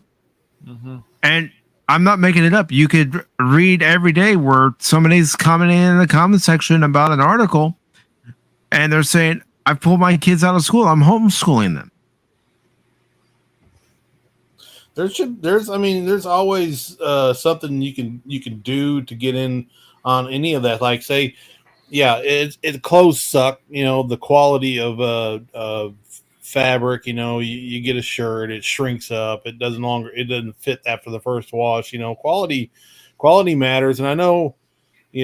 Sometimes it's expensive to make quality clothes, and that's why they come. Most of them come from freaking China. They don't worry about it fitting right, or pre-shrunk, or any of that stuff. But an enterprising person could start their own little clothing company, sell t-shirts, make quality shirts, have them made, and or just make them themselves. If they could figure out a way to make quality t-shirts where everybody would buy them to put their logo on, or put their brand on, that where they could sell them at these websites. What is the one we like all the YouTubers like go and sell their stuff at, their merch? Can't even remember now, but in that, and doing homeschool stuff. What are they getting these pods together? Where like instead of them going to a school, or instead of one mom staying home and homeschooling their kids, you like take turns or whatever, and one mom will take in 3 or 4 or 5 kids and homeschool them like that, and that needs to grow, really, because our freaking schools are just a disaster and a nightmare. They're a mess. There needs more people pushing people, math, science, reading, whatever, arithmetic, but also just there should be a class or just teachers still around. I mean, I had some teachers, even some art teachers and other people who push you to want to start creating. And it's very hard, but you don't even need these teachers. There's programs out there you can buy. You can even find them cheap and start making something. Yes, it's very hard, but if it was easy, the old saying, if it's easy, everybody would be doing it. So it's a lot easier to go around canceling somebody for their ideas than actually saying, you know what, maybe I want to make this kind of character that I've never seen myself in, or whatever. We see that in the industry anyways, but just other people, maybe I want to make this and see what happens, instead of taking characters that are already made and being lazy and just a bunch of nonsense and pandering and whatever. That a lot of these people who are attacking people for their vision, make something. See what happens. Well, even if you fail, I can something else will say come out of it. I can say with my parents, you know, because I'm the oldest one, and they put me through public school, and look at me now. Yeah. I'm a Pokemon. You Sure, know, you turn into a Pokemon. I was in school and I said I think I identify as a Pokemon, and my teacher took me and got the procedure done. You know. Tell your parents, right? But no, you know, they took me through, and luckily, I like to think I'm smarter than. I don't think I'm smarter than like everyone else, but I meet a lot of people that I think. It's not that I think I'm smarter than people. It's I think a lot of people are dumber than I thought. I guess I'll say that. Well, and you know, luckily I had some good resources, but my parents, Yes. you know, they saw what I went through, and they're like, what I went through, what the kind of certain indoctrination, and that was much when it was much better than it is now. And they're like, yeah, we're putting everyone else through public school, not public school, private school, through the church school. Yeah, dude. And if somebody is wanting to have kids, and I know obviously that can be hard and so on, but I'm sure money Well, it's got to be and hard to different have things, kids. right? But Yeah, but bump, right. But you know, just do what your parents taught you if you're going to have kids. To teach your kids how to stand up for yourself. Teach your kids that they don't just believe whatever they're told, that they need to think for themselves. So, you know, it's I know. yeah, you know, know. that's the issue is the parents didn't learn that. You know, as far as my generation goes, we were another set of latchkey kids because my parents were the me generation. It was all about me. We don't care about you. So we were out doing our own thing, inventing our own, you know, things to do, our own games, our own entertainment. You know, just go raid mom's purse every once in a while to go watch a movie or something. But you know, but yeah, so we were more inventive, but for somehow somewhere down the line, maybe it's a regional thing, I don't know, maybe but like half of my generation didn't learn any lessons from that. Mm-hmm. So, you know, we were all out on our own. So what did they do? They wanted to helicopter their kids. Mm-hmm. They didn't want to just chunk them out on the street and say, come back before it's dark and hope you don't die. You know, well, that was us. But so we protected our kids, and some took it to the nth degree and just became helicopter parents and didn't let them learn anything on their own, didn't let them go out and live and learn life lessons and what to do, what not to do, right and wrong. And they got coddled. And I didn't do that to my kid because I knew freaking better. But a lot of us did. So it all depends on the parent you have and what they learned, how they raised their kid. And we're in a big, you know, disaster right now, partly because of that. Yeah, I know. The whole thing about the parents telling their kids they're wonderful, they'll never be any problems, and then when there's problems at school, they don't know how to handle it. Right. Yeah, they don't know how to handle it. And so they need to, if you're a parent, I feel like if I ever become a parent, I'm going to teach my kids they need to stand up for themselves. Figure it out. Effing figure it out, kid. You gotta figure it out. But you also, you know, don't just believe everything that you hear. You know, think for yourself. It's so funny to me that we're in a country when we're supposed to be, and it's some reason that it's evil to want to think for yourself. I still find that funny. I really do. I really find that funny. But yeah. I mean, you can still go to message boards. You can still watch videos on YouTube on how to fix things. I had to do that with my lawnmower when it was giving me trouble, and I couldn't figure out what the problem was. So I did my research and watched videos, read message boards until I found someone who was having the exact same problem I was having. And once I read the message board and then found a video, I was able to get it fixed. Yep.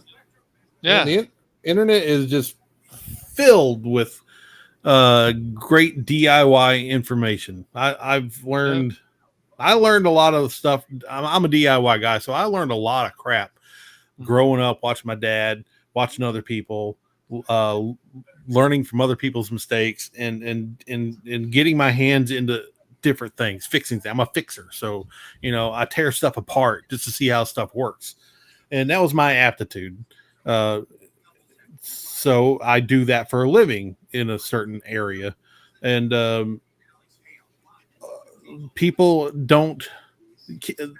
kids nowadays, they don't know how to find their aptitude.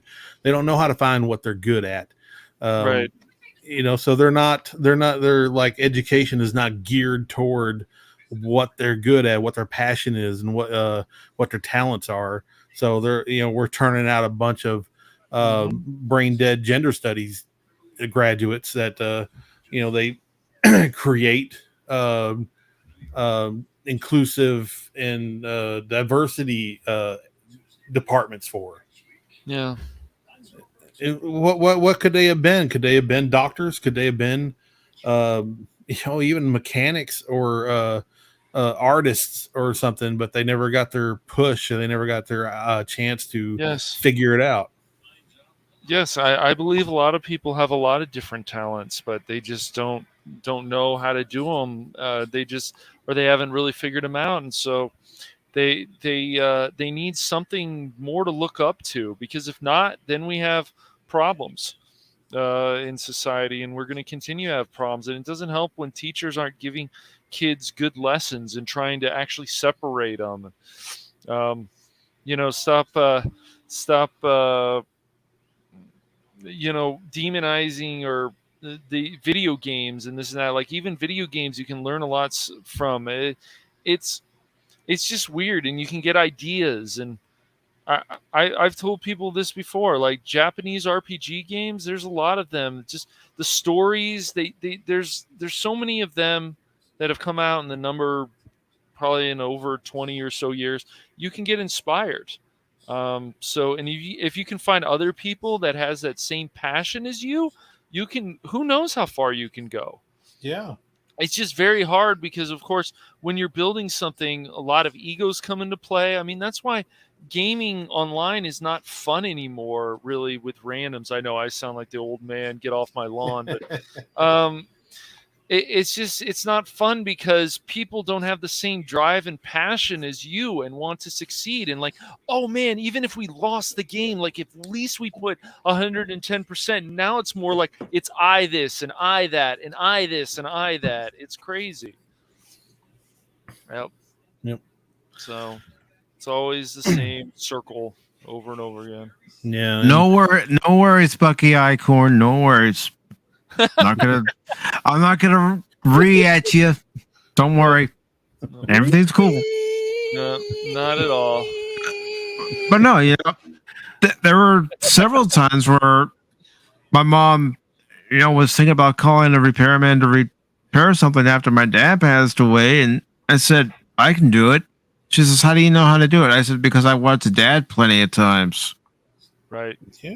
Well, recently our toilet broke down, and we were like, we don't need to fix it. What? You clogged it up. I did not clog it up. I know I didn't. Don't be putting. You dropped the Pokeball. Yeah, you did. Look, I know you're thinking I used to be blue, now I'm brown. That doesn't mean anything. It doesn't have nothing to do with the toilet, okay? You didn't go there, but sure, now we might. Okay, you said it, not us. You said it, not us. No, the toilet got broken. Me and my grandpa, we could have called someone. We're like, no, let's fix this. And we spent a solid week on it. Just did multiple repairs, took multiple trips to the store until finally we're like, you know what, screw it, we're getting a new toilet. We just put in the new toilet ourselves. Still, we bought a new toilet, we put it in ourselves. We're like, no, we're not dealing with that. Yeah, I mean, you got to learn. I mean, every project you start, you're coming at if you're not an expert, you're coming at it as a novice, as a noob, as they would say. So you have to learn things because every project's going to throw snowballs at you. Even if you've done something like that before. It's pretty warm out. I don't think there's any snowballs. Well, that's true. Mud balls, whatever, poop balls, especially dealing with toilets.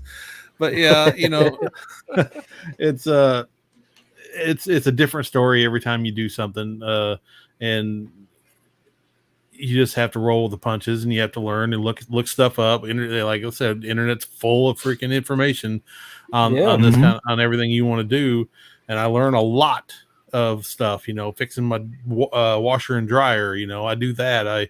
I woodworking. How to even freaking barbecue and stuff. How do you learn? If you don't have a guy that knows how to barbecue, how are you going to learn? You go to the freaking internet, and then you trial and error, and you keep trying until you get it right. Yeah, that's how, like, especially with YouTube existing now. Like, there's so many things. I do it less with handiwork things, but like anytime I want to say, hey, I need to figure out how to do this edit in a video. There you go. Yeah. And boom, if you look it up, it might take a little while. Or it's like, how do I do funny transition thing? You're like, well, that didn't work. Let me reword it different. Funny transition thing in Adobe Premiere. No, that didn't work. Transition funny wipe thing button. You know where I'm going. I'm just you gotta know how to. You gotta do a little searching, a little poking around. But yeah, there's so many videos that you can figure out. I've taken no classes in any sort of video editing. I have taken classes in photo editing, so I have a little bit of skill there. Yeah. But like video editing, I have no idea. Everything I've gotten in any of my videos, it's all because of YouTube and looking up stuff. Mm-hmm. Yep. Learned a lot of what I know about computer stuff. Learned how to write in Flash by looking it up online. I built a website completely in Flash a long time ago. Of course, I don't remember how to do it now, but I only did one website. But I spent the time, I did the research, and I knew how to write in Flash. It wasn't like pro level stuff, but it was still pretty good. And video editing, I've been into video and audio editing for a long time, and this is even before you had internet to kind of teach you. So a lot of that was trial and error, and figuring it out for yourself. So that's why I tell you to teach your kids, don't just hold their hands through stuff. Sometimes just throw them to the wolves and let them fall down, and they'll learn. Mm-hmm. When it came to creating this very channel right here, I thought about it for a year, and I kept looking up different videos and different articles. How do you do this? How do you do that? I want to stream games. How do I do that? What do I need to do it? Yep.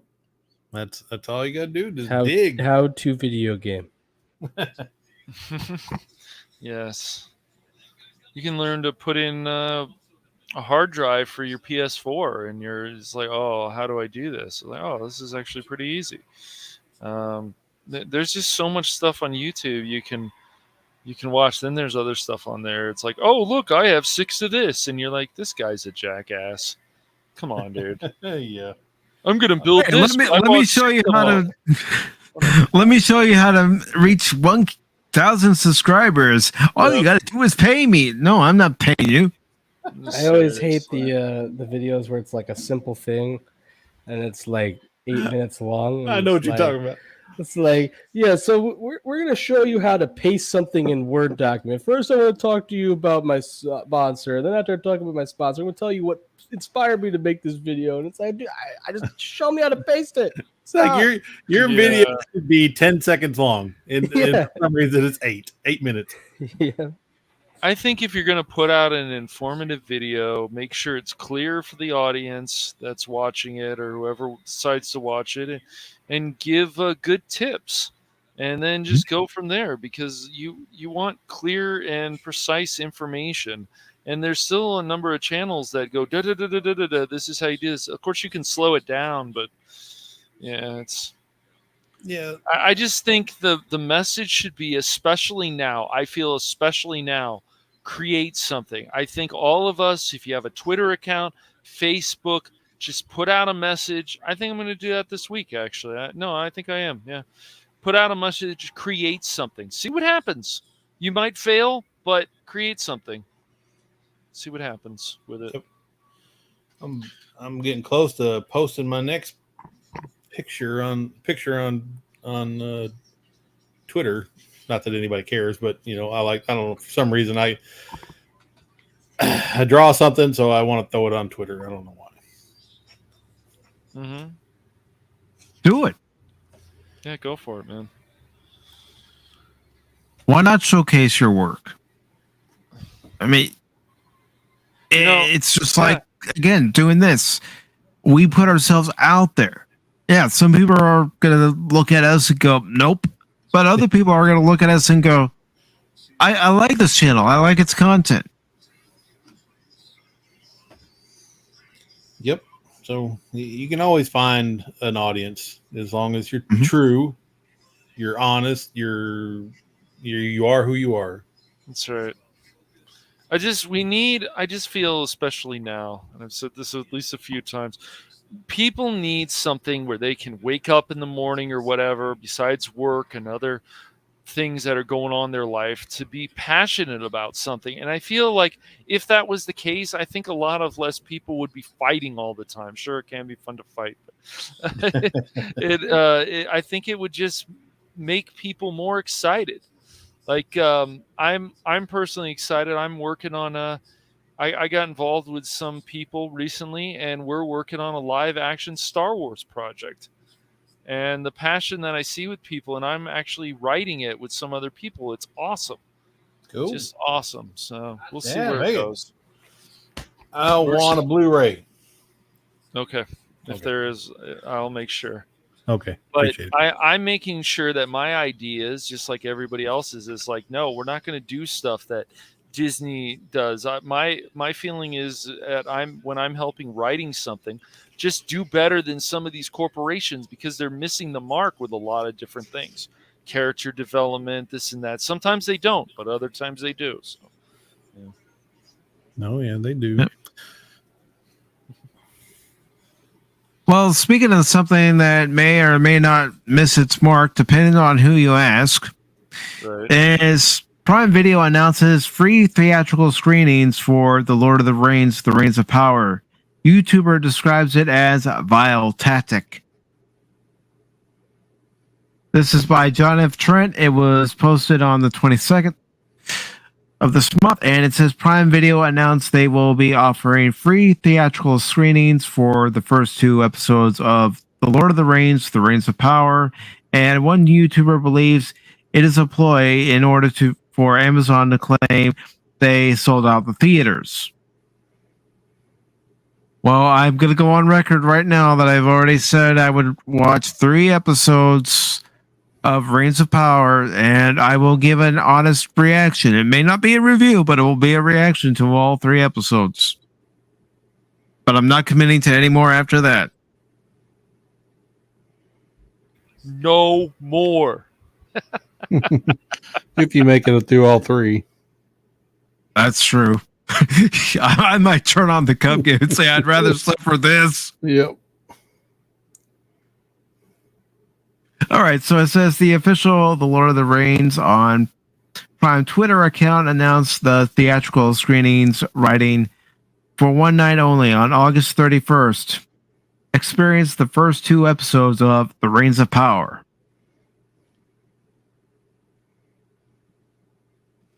They also directed people interested in the free screening to visit propfanscreening.com in order to locate a participating theater near them. YouTuber European Lore believes tickets will be sold out very quickly, and Prime Video will use that to promote how much interest the show has. He explains they are not doing it because they want to be nice to people. No, nobody ever does anything just to simply be nice. Yes, there are people out there who will do nice things, but there are also people and companies out there that'll do things for their own, pushback, their own, yay, me, yay, yay, yay. Let me pat myself on the back. I know we all know this, but anyways, it goes on to say, he explains they're not doing it because they want to be nice to people. They are doing it so that they can claim theaters, which showed the premiere of The Rings of Power, God full. It also goes on to say the tickets were sold out within minutes, and let me assure you, they will be. It says they will be gone in a couple of minutes. Do you know why? Because it's free, and people love free stuff. Yeah, who doesn't? Free samples when you go into Costco? Yeah, why not? Or Sam's Club? Why not? Let me try it. Sure thing. It doesn't matter what it is, he continued. If it was a screening of the latest Minions movie, if it was a screening of She-Hulk, if it was a screening of every other garbage piece of entertainment that is being released by any crap movie company or filming company there is, it would be sold out in a couple of minutes because it's free. It's a very vile tactic, he then asserted. Yep. Later in the video, he predicts, mark my words and remember what European lore said. When the time comes and when August 31st approaches, we will read a news piece about it in one of the shield media outlets. That all the screenings all around the world in the 200 theaters, all US, Canada, UK, Ireland, Argentina, and Colombia have been sold out, and that it was an extreme success. Because, of course, a lot of these tickets are reserved for the shields and critics, and, of course, that the ratings and the scorings and the reviews will differ between the critics and the fans. Critics will love it, he said.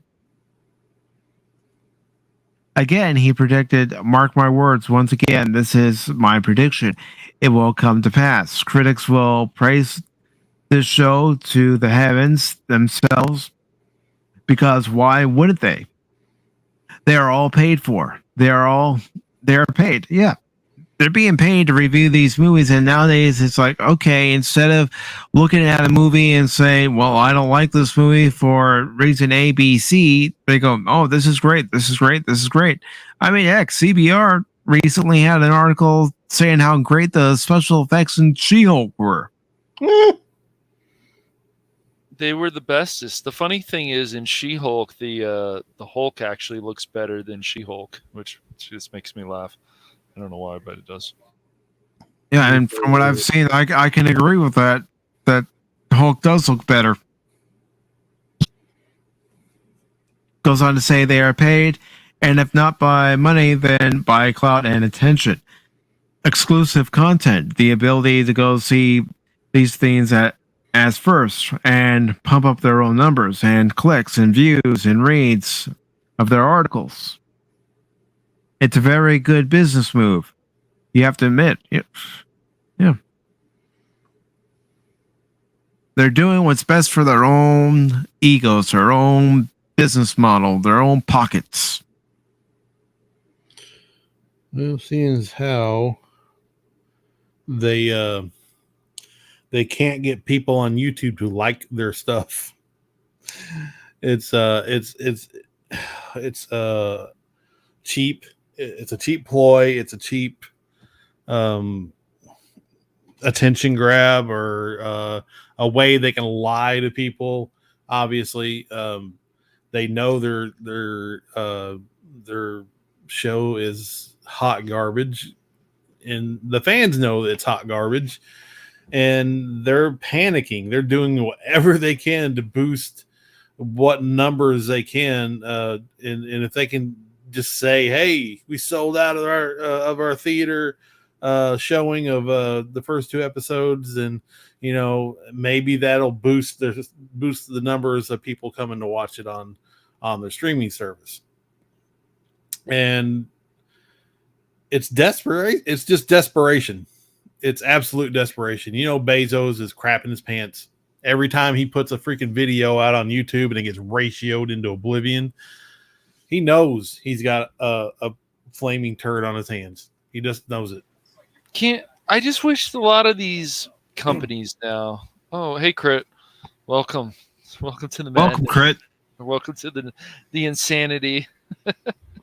I think this is stretching it, this article. Okay. I think it's just a limited event, and it isn't in AMC or Regal theaters. It's in Cinemark, which is in butt hell nowhere. So how do you argue that that's like, look at that? And it's free, by the way. I don't understand. Do you guys think?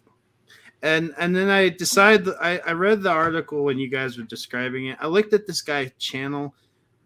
I'm going to be honest. This guy wants this show to fail. So I don't know why he wants this show to fail hard. So I don't know why this article I don't know. It's very biased. I get that. It's very biased, and I kind of feel like there's facts. How is this a vile tactic? How? Because it's free. One, it's free, but it's in a limited. Okay, it's in a limited event. It's like one night only. It's not like Fathom events, like you see anime and you gotta go pay for it. Like it is literally. Game of Thrones did this many times before, back in the day. So what's the difference? They put their show out on the movie theater and they gave tickets away. That they did that. Yeah, that sounds fine. That's called marketing, isn't it? No, I mean that's what Game of Thrones did. They actually did that. They did that, and Inhumans. Inhumans was in IMAX for a week. That show is horrible. That's great. IMAX. Oh my yes, God. It was in IMAX. It was a TV show. One of the worst things. I wouldn't say it's a vile tactics to say per se, but I would say I don't think they're doing it just the ulterior motives they're using this for. I think are certainly a factor here. They want to say, hey, look, come watch the show. It'll be free. You can. So if watch House it. of Dragon did the same thing, Whoopa, you think that would be a vile tactic? I don't. Well, I don't think it's a vile tactic, but I do think if House of the Dragon did that, it would be so they can say, look at how packed this studio. Letting people watch for free. It's a nice thing, but they're not doing it because you're nice. They're doing it because they want to publicize it. It's still a very, like you said, it's they're it's afraid. A very small. That's been done. It's been done before. So, yeah, but are they afraid? Like you said, it's not going to sell out. It's like you said it's a very small. It's a very not small an AMC. chain. Right, so they can say, "Look, it's sold out." They're not really putting it out there everywhere. They're putting it in a small place. It'll be a small subset. How would it be? It's just I don't know. Like, well, I've seen I don't agree with this YouTubers. Like, for me, this is just normal marketing. So why is it like it's been done before by many others? So why is this any different?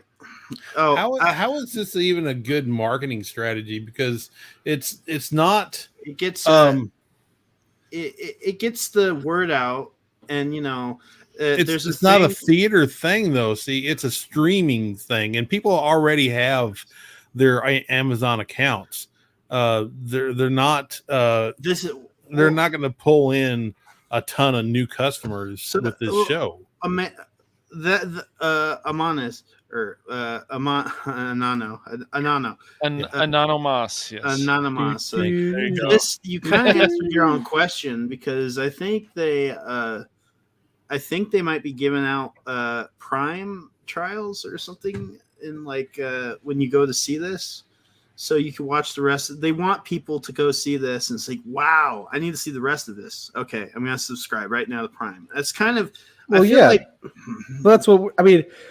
Like I said, I wouldn't say it's vile. Like it is just it's not normal. vile. Tactic. It's a normal. But tactic. like you said, it's a ploy. They're not doing. It is a tactic. They're using it because they want to get people to see it. And the thing is, like you said, it's a small area. There's not going to be that many people who are even eligible for this. So they don't. It's not really to let people. I would say, especially if you're saying it's a small thing, it's not to let people see it. It's more or less so that they can take pictures of it and show, like, look, this thing is packed, and everyone online can look at it and say, "This, oh wow." I went to this YouTuber's. This guy wants the show to fail, and so obviously he's going to call this a vile tactic because it's simply a marketing. He can't get the fact it's rent free. I feel like this Middle Earth show rent free in some people's heads, even though they've not seen it yet. I will say this: I'm kind of done. She-Hulk. So I'll say this: I'm kind of done coming to judgment with these shows and saying, "Oh, this is gonna suck. Oh, they're gonna disrespect Tolkien." We've seen a couple trailers. Some of them are not good. I'll admit that. But I'm like, what was a movie that a trailer was really bad, but the movie ended up being really good, or the show? I'm trying. But the thing is that I don't think we should come to rush to judgment because I've heard things from people, like real people, not super fans, like those Shilly Council, that ridiculous video they had with the. I've heard that this show actually has a budget, it has a scope, and it has a scale, and they're kind of, and people have been surprised at how much it shows in these first 2 episodes, is what I've heard, and they think it won't last. So that interests me enough to go, okay. But when I see articles like this, I feel like it's adding on to that, that pirate ship of, well, this show's going to be shit. It's going to be garbage. I can't stand it. I won't even watch a frame. I can't do it. Man. I can't watch this with black dwarf princesses and everything. I can't. But I just feel like this. Hold on, Crit. I've got the perfect clip for that. That's it, man. Game over, man. It's game over. It's like as Bucky says, it's a smart business move. It's been done before. It's nothing new. I've Game of Thrones did it repeatedly. I'm at the point where, I feel like even articles such as these are against this show, and it's kind of ridiculous. Like, chill. Just chill. I mean, when we have this, though, I mean, what is not the point of these trailers and all this news but to form your opinion on it? You can say, like, we can wait until it comes out, but if you look at things and say, well, I don't like that, and you hear things say, well, I don't like that, like, then why would you? I guess you can, like, watch it and see if you like it, but if you've heard everything up to this and thought that doesn't sound fun, they are telling you exactly what is in the show. I mean, I don't understand how you can look at anything that they put out so far and tell me that it's got a chance. There's a chance it's not going to be as bad as they're presenting. I've seen a clip, an actual clip, not a trailer, a clip from the show with what's Gadriel. Sorry, I can't. Galadriel. and the Delightful. dialogue, it seemed fine, and the music seemed fine. Again, like, but what if, you know, the House of the Dragon did not? Oh yeah, I'll tell you what. The House of the Dragon didn't look interesting to me whatsoever. It looked like another Game of Thrones. I finally sat down and watched it, and I liked it a lot. And I told Cash, like, after season 8 of Game of Thrones, I kind of don't give a shit. But after watching that House of Dragon, I'm like, you know what? I'm gonna sit back and watch this. So it's a perception that people are getting from these shows. Now, I will say, She-Hulk. Me and Cash were kind of She-Hulk. We did watch She-Hulk, and I'm not going to defend She-Hulk before you guys. That show is ridiculous. But I did tell Cash, like, when they're training with Hulk, I'm like, oh wow, this doesn't look like a TV show. It put some budget in it. And then they went to the courtroom, and I changed my opinion. Oh no, it looks like a horrible CGI Marvel TV show. Never mind. Status quo. And it's not even just that. Yeah, the editing was garbage. The writing was garbage. It was an intersectional feminist, dreamscape. You cat call She-Hulk all the time? Yeah, freaking shut up, you stinking witch. Right. Man. They telegraph what their shows are going to be. I mean, very rarely these days are we wrong about a movie or a TV show by what they're showing us before they come out. Now I'll think what the movie you were talking about that everybody thought was going to be terrible and it wasn't. I think maybe you're thinking of Prey. But that was still pretty bad. It wasn't as bad as they were. It was just boring to me. It was boring, and it still had the stupid message in it. And that's all. When you learn how to see that's you can pick it out, and you can find the needle in the haystack every time they do it. I mean, you're adept at it now, and you can't unsee it. You can't. Whenever they hit you in the face with it, before you can probably close your eyes and pretend it wasn't there, or you're not trained enough to see it. But now you see it. You can't not see it, and it ruins everything you watch. And and sometimes if it's just subtle or just a little bit, you can wince a little bit and just move on. But that's rarely the case. And yeah, I always think of Free Guy, which was probably my favorite movie I watched in 2021. It was a really good movie, but it just it had like one or two parts, which very small parts. It's very minor. I despite knowing this, like, I'd still say it was an amazing movie. I would recommend everyone watch it, but it's just because of all of the crap we've gotten that was so overt that these things, which probably happened in past movies, that I just kind of shrugged off because it was a very minor thing and you didn't dwell on it. Now I hear it in a movie and I'm like, oh my gosh, and it sticks with me because there it is.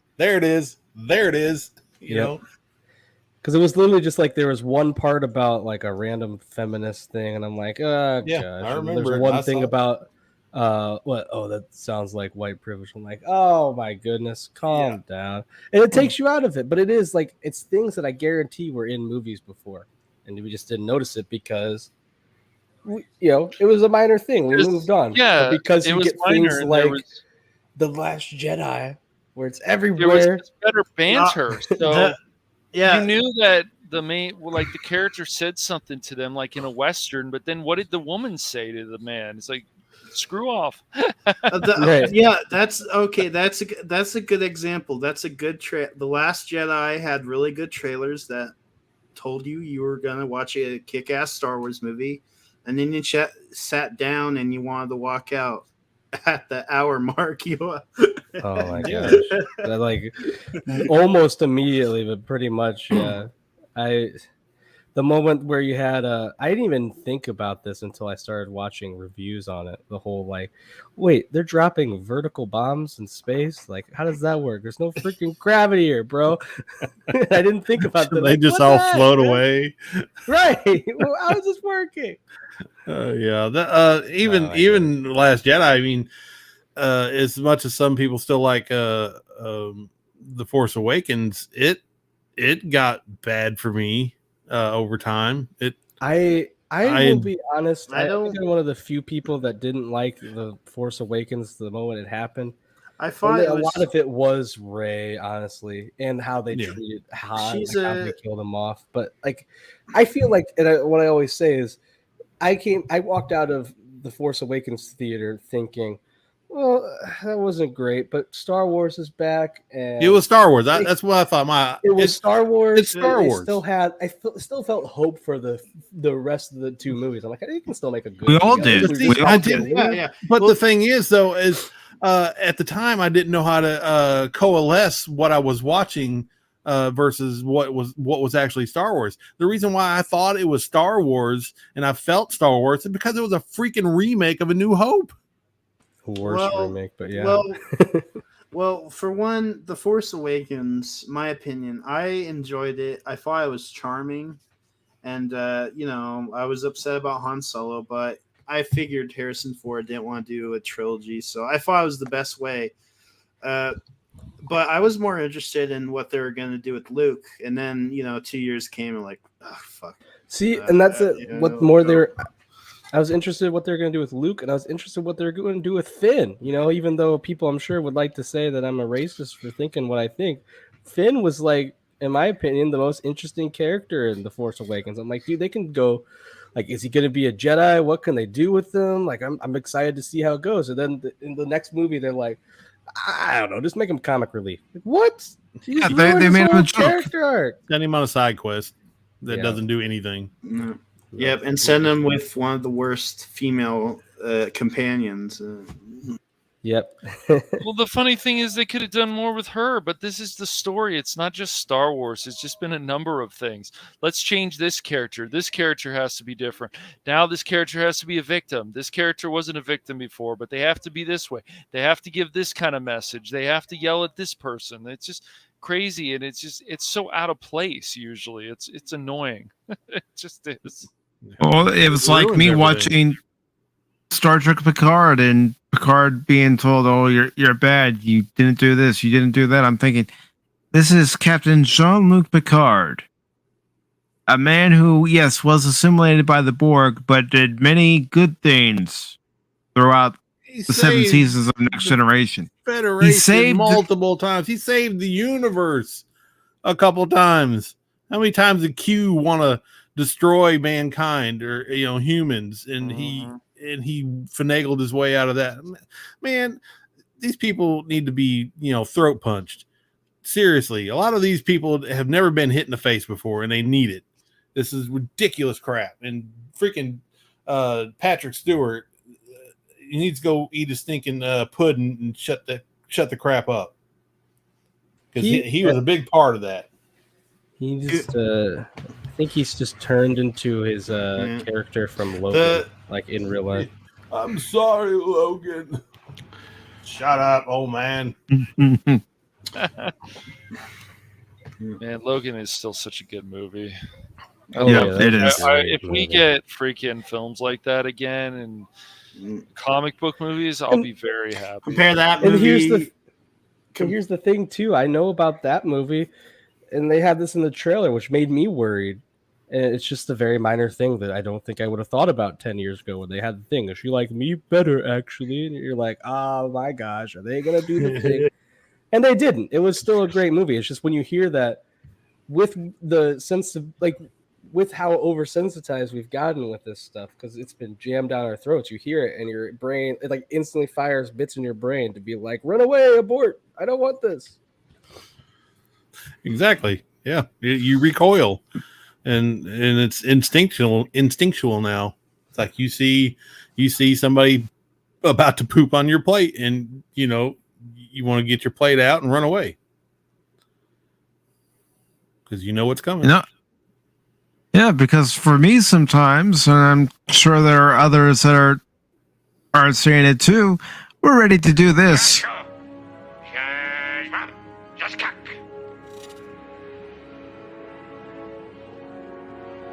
He said, "Today is a good day to die." Yep.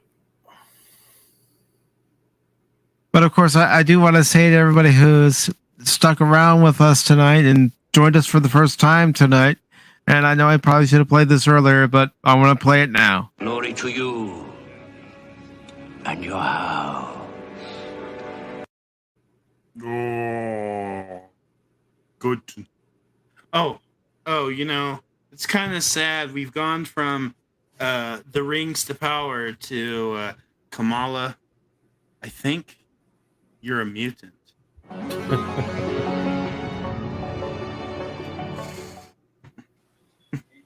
Yeah. That's so weird. So Oh, that's gosh. how mutants start with Kamala Khan. It's over. What is that? It's over. This is great. I love it. Yeah.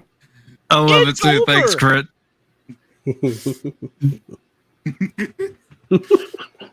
Saints Row, oh boy. I can't wait for Cash to play it. Oh no! Don't do No. it, Cash. Not gonna play Don't it. do it. Interested. He also said he can't wait to watch the rest of Netflix yes. Bebop. So he Yeah, wishes for a sure. second season. Yeah. Crit was like, "Hey, you want to watch these clips?" The other day, I says, "Oh gosh," I'm like, "Oh no, here we go," and I started laughing too. It's really bad. Yeah, It's so Yeah. And then we watched the new Blade with Lance Reddick and Giant Croc. oh my But god. isn't that's already out? What? Or is No, this the, something I'm uh, thinking of? It's basically Resident Evil. Resident Evil, but the guy looks Oh, like Blade and it's Lance Riddick. It looks Yeah. ridiculous. And they talk Oh, about okay. just in Zootopia that clip. porn. In that clip. oh, I saw that. I was like, what? The topic what of the Zootopia heck? porn comes up, and it's like, what? Yeah. I mean, I guess we'd have to watch an episode because one of the people. In You the have to watch an community episode. We got to watch I an have episode, to- and then we'll know what's going on. I guess I don't know. I have to say, I know this is maybe unpopular sometimes, but Zootopia was a mistake upon the world. Oh, Should've you never don't happened. like Zootopia? Oh, No, I really? don't like What it. was it? What was it? Was it the rabbit? Is it the fox? It's Did just you not I- like the plot? I didn't think it was. I don't bad. like. First of all, I just hate the overall message. Second of all, About- it is just. okay. It's like, oh, just you gotta try new things. But it's not, I get it. It's not necessarily a bad thing in and of itself, but it's literally, it's like, if you guys watch the CinemaSins thing, it says, the whole main song is try everything, like everything, like black tar heroin. You want me to try that? Is that what I'm supposed to do? Oh. Like they I didn't didn't specify. They didn't make any exceptions there. I didn't You look have that all deep into the, the movie. I watched it one day on, I think it was Freeform or whatever, and I was like, yeah, I enjoy this. I wouldn't go out and be like, oh, I got to see the Blu-ray or anything, but That's true. That's right. I We're liked. fully equal bad. But It's it's not just like- like it's not like it was the- such a thinly. yeah. It was also just such a thinly veiled okay. like civil rights kind of thing. It I was. mean, I it guess was it's such a good. clearly. And I thought didn't the feel like fox and the rabbit had good chemistry, though. You're okay. It wasn't like overall bad. It certainly wasn't my least favorite Pixar movie or anything. Or what was it? Pixar? It was Pixar, right? No, it's just Disney. Pixar Oh, it's just didn't have Disney. anything But to do with it. like, it wasn't like my least favorite. But I do feel like, first of all, it's way overrated in my opinion. But it's also just like, it wasn't that. I would not say it's good. I guess I probably would say it's mediocre. It just didn't. Okay. It's not. Better It's than- not. It's not like Brave, because Brave is like Well, the worst I'm- movie ever made. not like ever. I don't hate Brave either, man. You hate Brave? I hate Brave. So, Merida I need to- is. I like words Meredith, I can't say on dude. Twitter. She's. I don't like her. The whole message is like, you didn't do anything Yes. wrong. Just don't admit your mistakes. Just- Eventually, she- everyone will capitulate to you because you. What? I don't know. Yeah, let's stop before I don't. Yeah, let's. It's all right, man.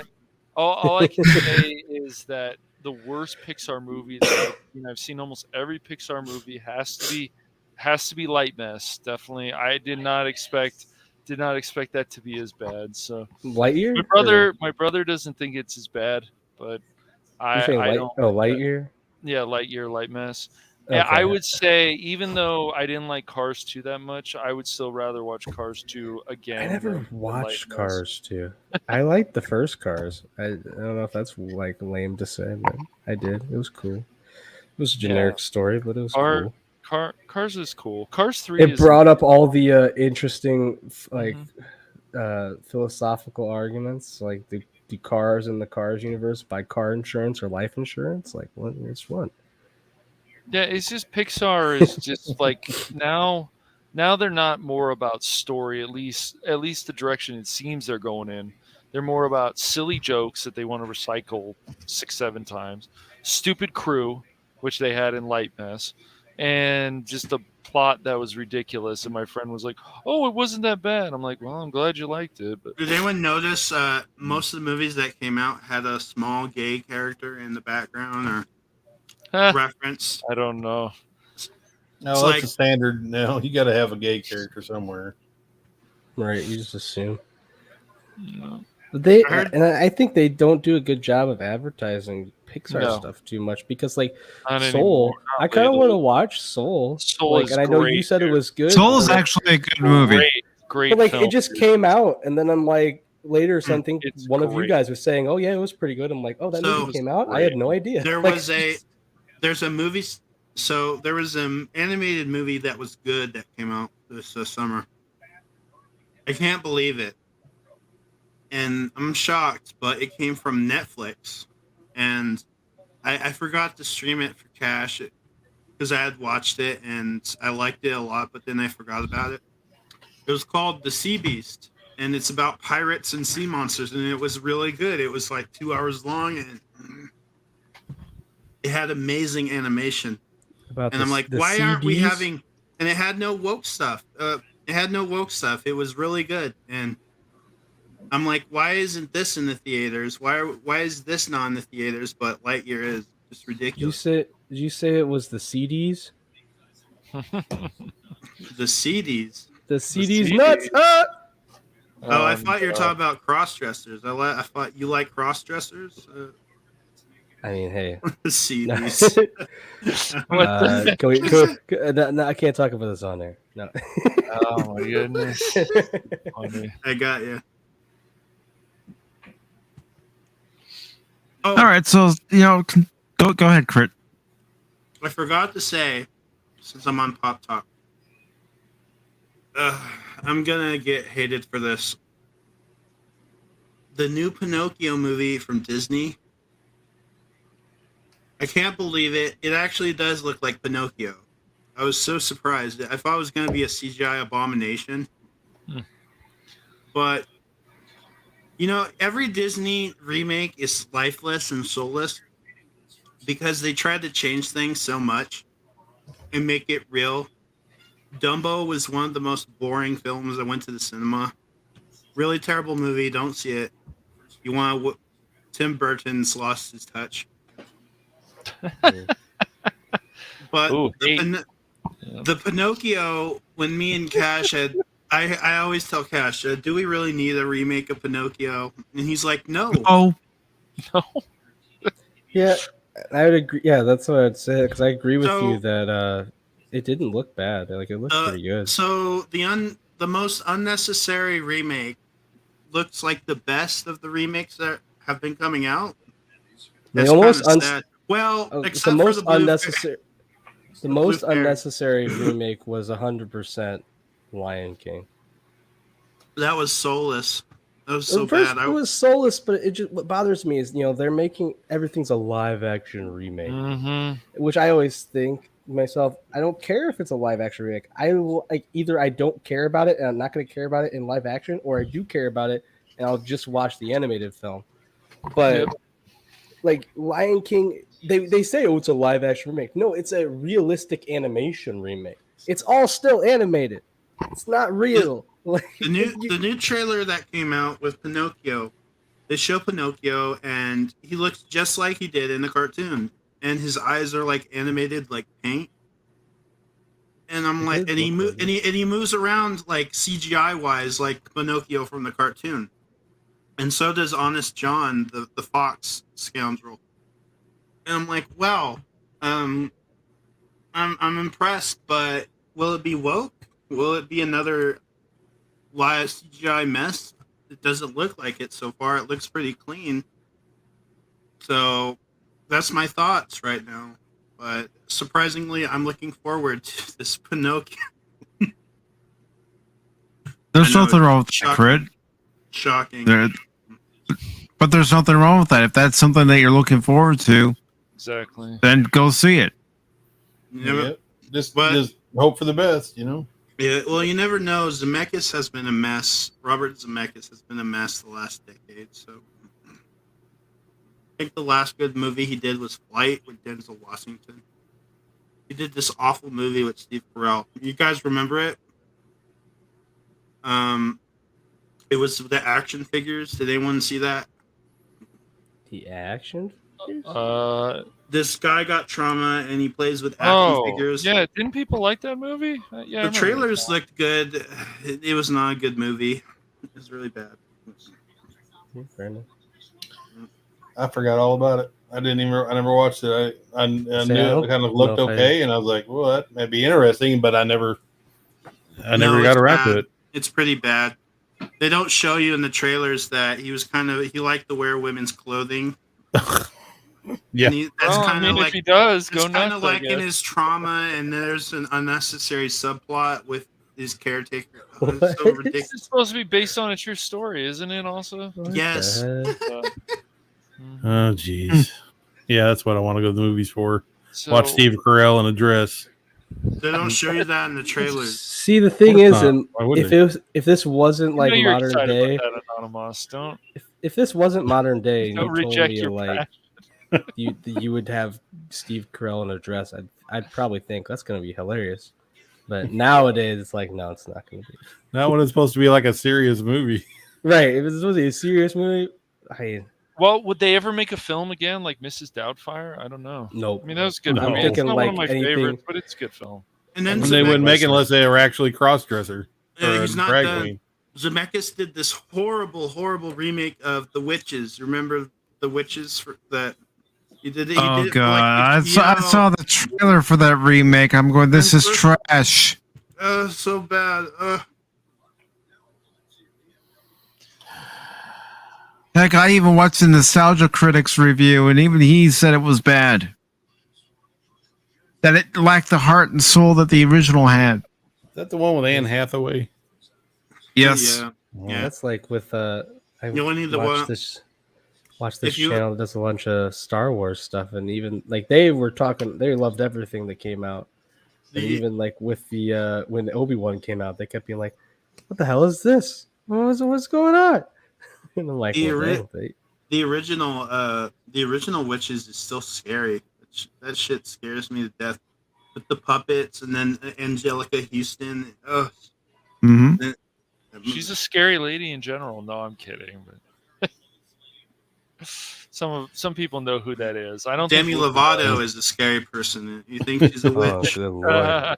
Yes, 100%. Demi Lovato is. But also, some people may not realize this, but Mr. Bean was in that movie too. Witches? Yeah. He wasn't playing Mr. Bean, but he was in the movie. Well, cool, man. But has he played any other character in a movie other than Bean besides witches? I guess I don't remember seeing him in anything else. I'm gonna go ahead and look him up. Johnny English. Sorry, I remember. Never mind. Johnny English, and then of course the Mr. Bean, and then he was also in that Rat Race movie, which wasn't bad. He was in Scooby Doo. Was he in that's Scooby Doo? right. Oh, boy. He was the Scooby-Doo. owner of the island. Scooby Doo and yeah. I got through one of those movies. I never watched another live action Scooby Doo movie again. Dude, my kid had. I watched that movie many times. My kid loved that movie growing up. I don't care what you say, Cash. That movie is comedy gold. Yes, But I if you're know. stoned- dude. That- if you're stoned- I know movie, it is for you. That movie, actually, my parents hated that movie specifically because I would always watch Scooby Doo at my grandma's house, but I'd be worried about it. I was a big wuss when I was little. And everything scared me. Yeah, little. Sure. Little scary Whoopa. Did the Whoopa scare you when you finally found the Whoopa? You're like, no. But like they kept showing it. They were trying to get me to like watch stuff because it's like, look, the monsters, they're not real. They're just like normal people. It's fine. They can always catch them. And then that movie comes up and Scrappy actually turns into a freaking monster. And they're like, what the heck? Crit, I'm sure likes it because there's a lot of fart jokes in it, and then he's going to start that laugh again. I just thought it was just very. I was like, Scooby farted, and then Shaggy farted. Ha ha ha ha! It's so funny. It was supposed to be an R-rated James Gunn movie, and it kind of still is. To just cut a lot of scenes out for kids. I don't know. I just didn't. And then I was like, wait. There's not supposed to be real ghosts in a Scooby-Doo scenario. And then other people are like, no, there was actually a Scooby-Doo movie before that. You've never seen Zombie Island? Yeah, so I have never watched Zombie Island. We have to watch Zombie Island. It's the best Scooby-Doo movie. Pleb, you hear that, pleb? Ooh, was that the Hex Girls? No, that was the second one. It was the one where they go. The cat people and the zombies. I don't know if I've watched that. I just remember the Hex Girl one. That was freaking awesome. Mark Hamill's this fisherman. It was pretty funny movie as a kid. I don't know. The Hex Girls Scooby Doo special basically gave me a child me a permanent crush on like goth girls. So I'm like, oh my gosh. I'm looking at Rowan Atkinson's IMDb page, and he has been in quite a few TV and movie productions where he hasn't been Mr. Bean. But then, you also see plenty where he has been Mr. Bean.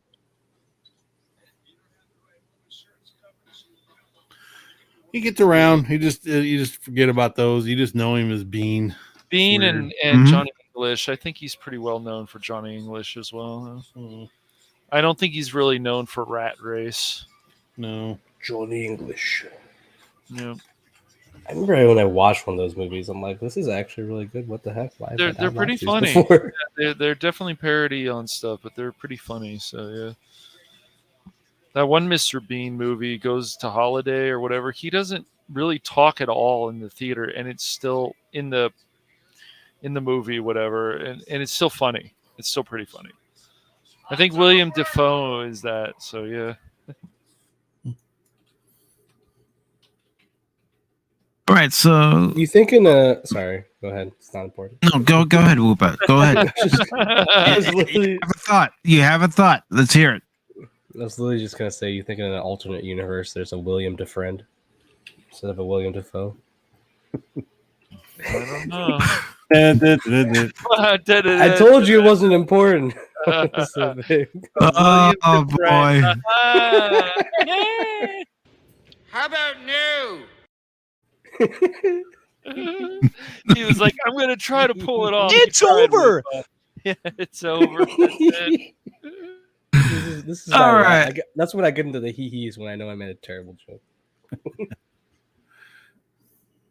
Well, I've got something for the very end for you, Whoop Up.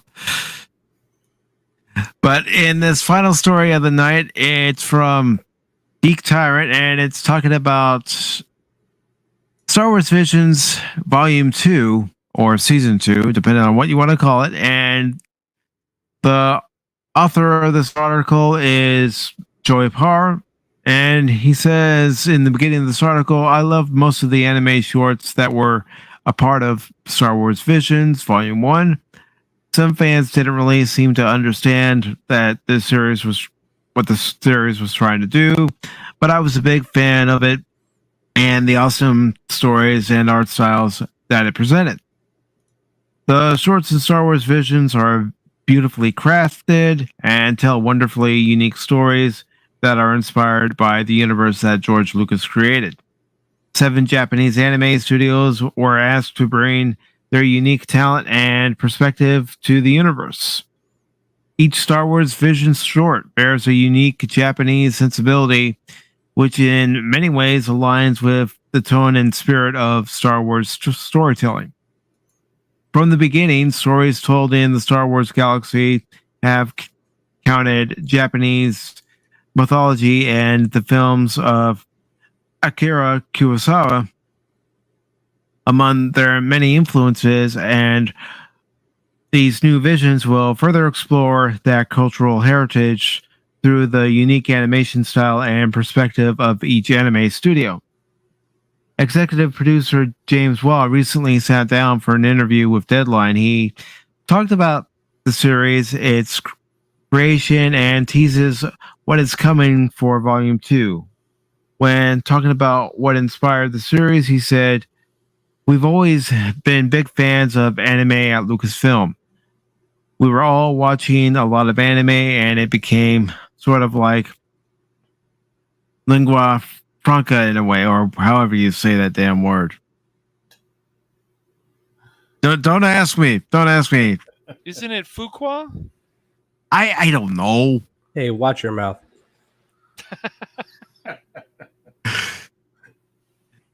Anyways, in a way, like shorthand between people in animation in the animation department with the way we referenced it, since we love the medium, we always talked about how we could do that and how we could honor the creative development process, which are very different in Japan.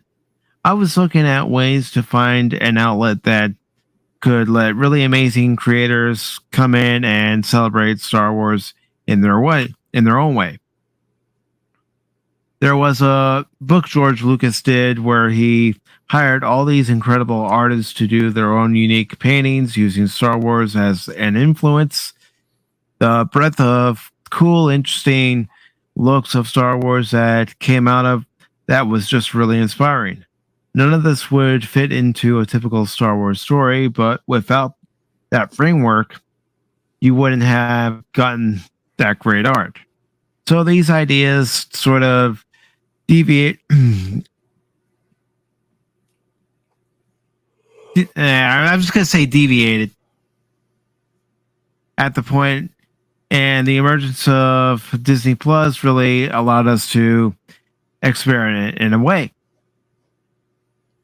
I think a lot of the power of Star Wars storytelling is that integrated timeline, but we asked if there was a way to try out different expressions of Star Wars. So that's where it came from ultimately. Waugh went on to tease what's next for Star Wars Vision, saying, "We announced that we're going to do Star Wars Visions Volume 2. That's how I'm going to say it. The first anthology is anime because we all love the style of it. But personally, my intention for Visions was always to let it be a more broad palette because there's so much great animation work going on in the world. There's so many interesting voices in all sorts of other mediums that are really focused on animation right now. And we really wanted it to be, in a way, a sub-brand that allowed for different creators to come celebrate Star Wars from their own unique cultural perspective. And so Visions Volume 2 is sort of a global tour of some of the most interesting animation studios on a global level. We have studios from South Africa, Chile, England, Ireland, France, India, and the guiding light there was that we want to tell one of their storytelling, to be a reflection of what Star Wars meant in their culture, but also a reflection of the myths and stories that could only come out of their culture context. next year is currently where we are targeting, and I think it's an absolutely beautiful anthology.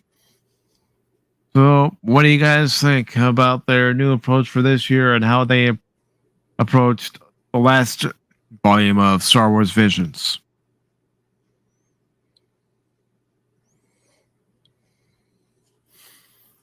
Don't everybody talk at once. No. Well, I don't have a lot to say. I don't guess. I mean, I didn't get to watch the first one. It looked, some of it looked okay. Some of it looked like garbage. I don't know how well it did, but I didn't care if they did, what they did, and if a lot of people like the anime style, and that's fine, that's great. As long as it wasn't like canon, if it was just one-off stories that didn't matter, and if they did them, some of them really good, some of them not so much. It's all fine, and if they had enough viewers to watch it to justify a second season, then more power to them.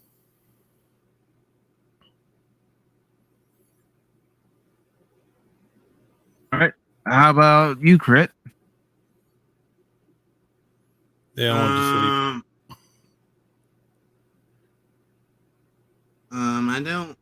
I don't really care for Visions. Visions was fun. There's some good ones, but overall, I wasn't a big fan.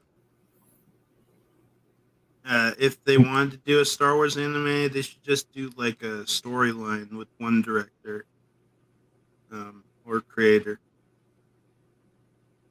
Okay. What do you think?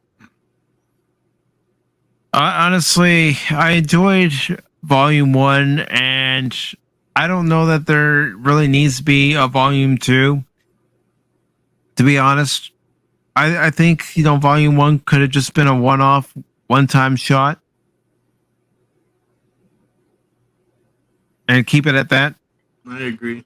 Yeah, if it wasn't for all the other crap that they did to Star Wars, this wouldn't be a bad idea just to let other genre, or not genres, but other stylists, do some, weird Star Wars stuff and just be an like it's a one-off a weird thing, and it might, if they did it good, then they did, great, but it's just that Star Wars is what it is now, and it's this isn't going to help them, or who cares anymore?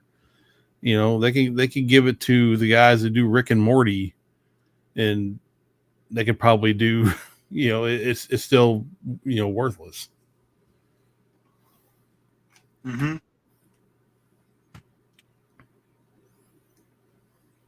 Star Wars isn't even the brand it used to be. No. I know I'm stating the obvious, but it really isn't. I mean, my siblings don't really care much about Star Wars. And it's not because my parents didn't like Star Wars. They love Star Wars. And they did watch The Mandalorian. They really liked The Mandalorian. They have some stuff from that, but like most of my siblings have not cared to watch any of the movies. Some of them have watched a few. They just don't care as much, which is crazy to think. When I was going to school, it was the biggest thing. Everyone wanted to talk about, like, oh, look at the prequels came out. They're so cool. Everyone wanted to talk about Boba Fett specifically. Dude, Boba Fett's so freaking cool. Look at that. He was like the little kid. And now, like, then he grows up and like, oh man, it's so cool. And did you hear? Maybe he didn't die, and they'll be so, I want to see that. And then, nowadays it's like, I wish I didn't see that. Yeah. Look what you got. Yeah, we got Dances with Sand People. Yeah. But it's hey, like... Okay. That's it. You guys brought it on yourselves. Like a panther. Yes? No. I hate that. And that's all. I feel bad for. I almost made a video about it, but I'm slow. And I figured by the time I finally got around to it, I'm like, it's too late. But I feel bad for Tamara Morrison because it feels like he understood his character really well. And he kept being like, "Hey, how about we don't do this?" And they're like, "Nope, we're doing it." Yeah, I saw him in some of those interviews. I was like, man, what? And he can't say anything bad, but he's like hinting around at it. It's probably eating him alive. Oh, poor guy. He hinted pretty strongly at it. Nope, Yeah. you're Like, gonna the smile. Nope, you're gonna get out there. You're gonna smile to the Wookiee, and you're gonna wave to your townspeople without your helmet. Get out there and start filming action. Just sad, just so sad. Just we handed Star Wars over to the absolute worst of the worst. We handed them over to the filed it. The short bus community. Yeah. Man, this bus is shorter than I thought it was going to be. I mean, watching Boba Fett, it did make you ask, is this Boba Fett or is it someone else? I'm the dude. I'm Batman. I'm your Huckleberry. I am Boba Fett. I don't play that one that often. I really want to see like just some random gunfight now in Star Wars where someone says, "I'm your Huckleberry." Well, you want to see the start of one? I've got two. I mean, which one do you want? Do you want I'm your Huckleberry, or do you want to call down the thunder? I want the Huckleberry. All right, you want the Huckleberry? I'll give you the Huckleberry. All right, upon request, I shall give you all the Huckleberry. All right, it's not there. All right, smart ass. It's over. Wretched slugs. Don't any of you have the guts to play for blood? I'm your Huckleberry. That's just my game. And just because, earlier tonight when we had the trolls come in, You tell them I'm coming, and hell's coming with me, you hear? Hell's coming with me! when I called down the thunder. Yep. Called down the thunder. It's over. See, they could have done that with Timothy Oliphant. While he had the Boba Fett armor and he was in his little backwater town, could have had a showdown. He could have said that. I think he would. I think he could have made it work. That dude is swagger personified. He's got swagger, and there's so many new things you could experience because he would essentially come back as both like an unknown and a legend at the same time. Like they can't really say an unknown, but like what how long had he been gone? He wouldn't be. People wouldn't think about him in the equation. At the same time, you hear Boba Fett, you're like, Boba Fett. I know that name. That's him. What? I thought he died. There's so much cool stuff that he could have done. He could have had, they could have made. I feel like they could have made him like a boss, like the Mos Eisley boss, pretty well too. Like I think that's a reasonable thing to go. Where he's like, look, my dad hunted people and he died, and I hunted people and I almost died. He'd want me to live a better life. Let me, let's stop taking the contracts for people. Let's be the person who gives the contracts. We're not messing around anymore. But he'd still be like the bad guy. He would not be like suddenly good all of a sudden. Yeah. Especially like I think, and I'm just randomly again. Boba Fett was one of the coolest characters. I thought about this stuff all the time. He was cool for a reason. Yeah, he had like the new, the new Jedi. You'd have Luke come in for the New Republic or whatever, Second Republic, New Republic. I forget what they're calling themselves. And you could, he's trying to make deals with them. I don't want to make deals with the people who killed me. Last time I saw a Jedi that killed my father. You think I want to do business with you? Something like that. There could be a lot of things that you could do that could play like really interesting. And you'd be like, oh man, that'd be so cool. And they did none of those things. No, and Boba Fett was the To man. be the man, you gotta beat the man, and I'm saying, woo, right here, I'm the man. The cream of the crop. Oh, you want a little bit of the cream of the crop? Here you go. Yeah, Macho Man Randy Savage, Intercontinental Heavyweight Champion. I am the Lord and Master of the Ring.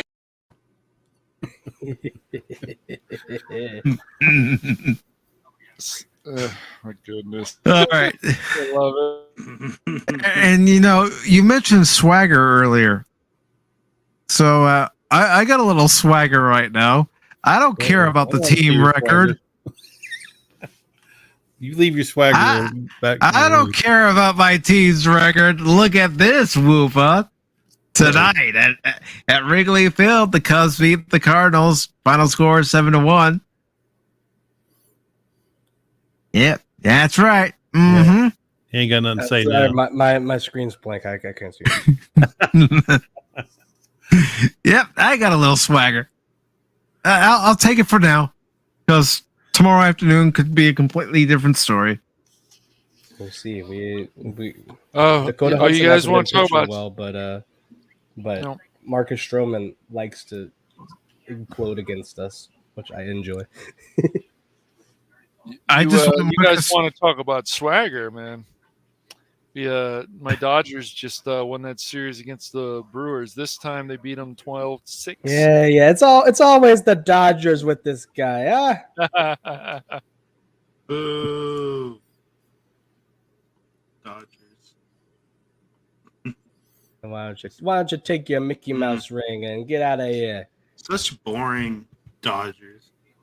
Cash money. Hush, Crit. I'm gonna have Godzilla smashed for good. Yeah, at least Godzilla didn't have LeBron and his LA Lakers. So. Hey, I can't believe they signed him again. I got nothing to say. Horrible. I haven't even watched basketball in at least 5 years though. So NBA. Weren't you at a basketball game, or was that a baseball game? No, I was at a baseball game. Get it right, Crit. Baseball. Basketball's not going on right now. Pay attention. Oh, we lost Mike. We lost Mike. Cash, you're in charge. Right. Okay, so is horrible. No, I'm just kidding. It's all right. Cash Money loves Cowboy Bebop, the Netflix edition. Oh man. I hear he hates redheads too. I was going to say, he does not like redheads, though. He doesn't like redheads. He looked at Ariel and he was like, that's it. Too much. Too much. Too red. Cash loved Kevin Smith's He-Man and G.I. Joe Snake Eyes, the live action. Cash's favorite Pixar movie is Lightyear. Yep. Oh, man. If that was true, out the window I go. He saw Minions and Lightyear before he even thought about going to Top Gun Maverick. It's all right. As long as I see Maverick, I'm going to see it next week. So it's all good. I thought you said next year. Huh? I was joking. It's next week. It's over. What happened to Mike? We lost him. See, Crit scared him away, man. He saw that Godzilla picture, and that was it with the hamburger. Hamburger. Oh, good. The hamburger. Without Mike, can't even end the stream. I know. We're all stuck. We're stuck now. What are we gonna do? We're stuck here. We're gonna have to vamp forever. Phil's in the chat still. He's watching. He's listening still. So. He's around. He's around. Can't escape. Feels like mold. Excuse me. Another article. What the heck came out today? Oh, I don't know. There was something actually about House of Dragons, about how there's some grooming or nonsense stuff going on. I don't know, some nonsense. Yeah, it is Hollywood. What would you expect? That was a plot line. Did that really happen in House of Dragons? The Hand Oh, of the boy. King. I could tell you. Okay, Oh, so boy. the Oh, well. the king. Be something careful. I don't know if I won't I spoil No, it. no, but we'll be. I'll I just haven't say. watched it I'll yet. just say. Oh yeah, something happens to the king, and to cheer him up, the king's hand decides to tell boy. his daughter, "Hey, why don't you cheer up your king? And by the way, get your mother's outfit and see him tonight." Yeah, I know. Oh, They boy. don't show. They don't imply anything like they happen. They just have a I don't- talk. But I don't. I don't want know. to get Mike canceled, so I'll be careful with my words because the evil overlords at YouTube will find us. Da, da, da. Play the Susan- X-Men theme, dude. They're the Susan Sentinels. will There we go. Susan is always watching. They are. That's so cringe. Miss Marvel. Embarrassment of a show. More like Miss Marvel. Am I right? Haha, yeah, somewhat, yeah.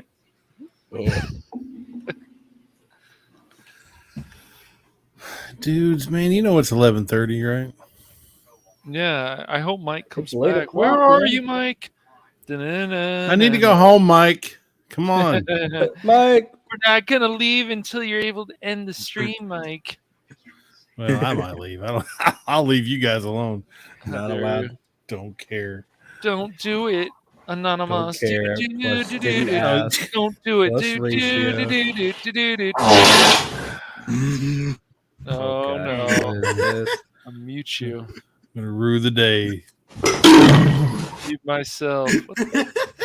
Jeez. Behave yourself, Crit. I picked the wrong button. No cookies for you, Crit, if you don't behave yourself.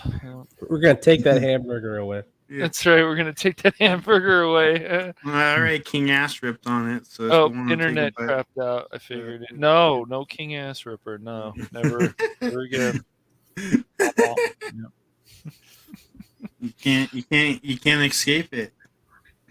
Are we? Do I need to find another article to talk about before Mike gets back? Let's talk. Let's see here. We already chat on Saints Row, and people for some reason people want to play it. Talk about so go Pokemon. ahead. No. Pokemon. No. There's new Pokemon stuff. There's going to be a new Pokemon game coming out in another month or so. Yeah, about a month or so. Mhm. There's gonna be there might be for the first time ever like a legendary Pokemon like has a pre-evolution. That'd be pretty weird, but it's not confirmed. All right, you guys talking about Pokemon? I gotta go. You're not allowed to leave. I'm gonna bail. I'm gonna bail, and I'm gonna enjoy every single minute of it. Let's all talk about how much we like the Pokemon Woopa, and go around the class, starting with Anonymous. Let's talk Anonymous, about what do you like about Woopa? He's round. He's got no arms. I like the fact he's got no arms. He's got a good color to him. Yeah. Yeah, Let's talk about. He's got a nice little shape to him. Now, Whoopas are male and female, or Whoopas are only male? Whoopas are male and or female. only female. So I don't know what the differentiating factor is yet between the male and female. Okay, so I'll you're date a gay. Woopa. So you're- But I do know the difference between the blue Woopas. If it, you know, like the blue little dog. things. Are you a blue dog? No, he is not A a what? blue dog, you nuts.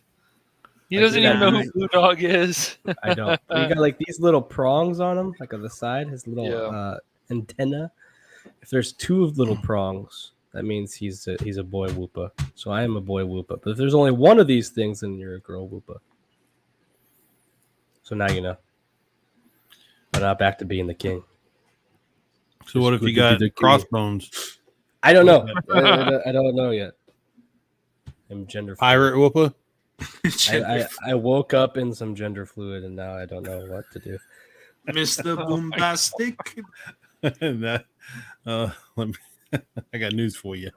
Is Pacific able to come back? Or No, he's probably on his phone telling us he got no internet.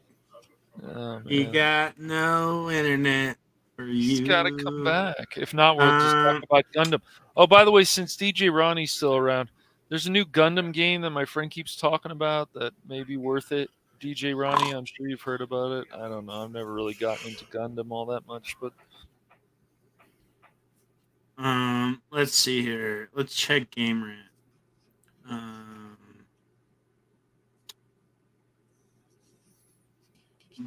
They're adding Bollywood movies to Netflix. What are there any new games coming out? that's I the know one, I man. don't know I always anything wanted about Bollywood. TV stuff. I don't know Bollywood. about video I don't games. know. People talk about Bollywood, and people have been saying you gotta watch this Bollywood movie RRR. And like, okay, I might. I mean, I looked at it and it looks crazy, but like yeah, I know, right? And then I look at it, it's like 3 hours long. I'm like, oh, it's insano. Like, Oh, Splatoon 3 is coming out soon. Yes, I'm excited about that. oh boy. Should be fun. And then the stupid new all the sports new games are going to be coming out. And NHL. Yes. Buy one, and Madden, then you another copy Yeah. of last year's. Every year, it's always a copy. That one's already out. The 2K one's going to come Yeah. out, and they're going to have the NHL one, which they just announced. Oh, we're going to put a woman on the cover, guys! Like, oh my gosh! Oh boy! I'm Hogwarts sure- Legacy. Talk about That- Hogwarts Legacy. That could be interesting. That got pushed back till No, 2023. yeah, it did. Fun fact. Oh, darn. Yeah. Oh, the Gotham Knights is gonna come out. I kind of want to play that, but I kind of don't. Did you see the gameplay? I can't. I share did. That's why I don't want to play it, because I saw the gameplay and I'm like, oh gosh, what the heck?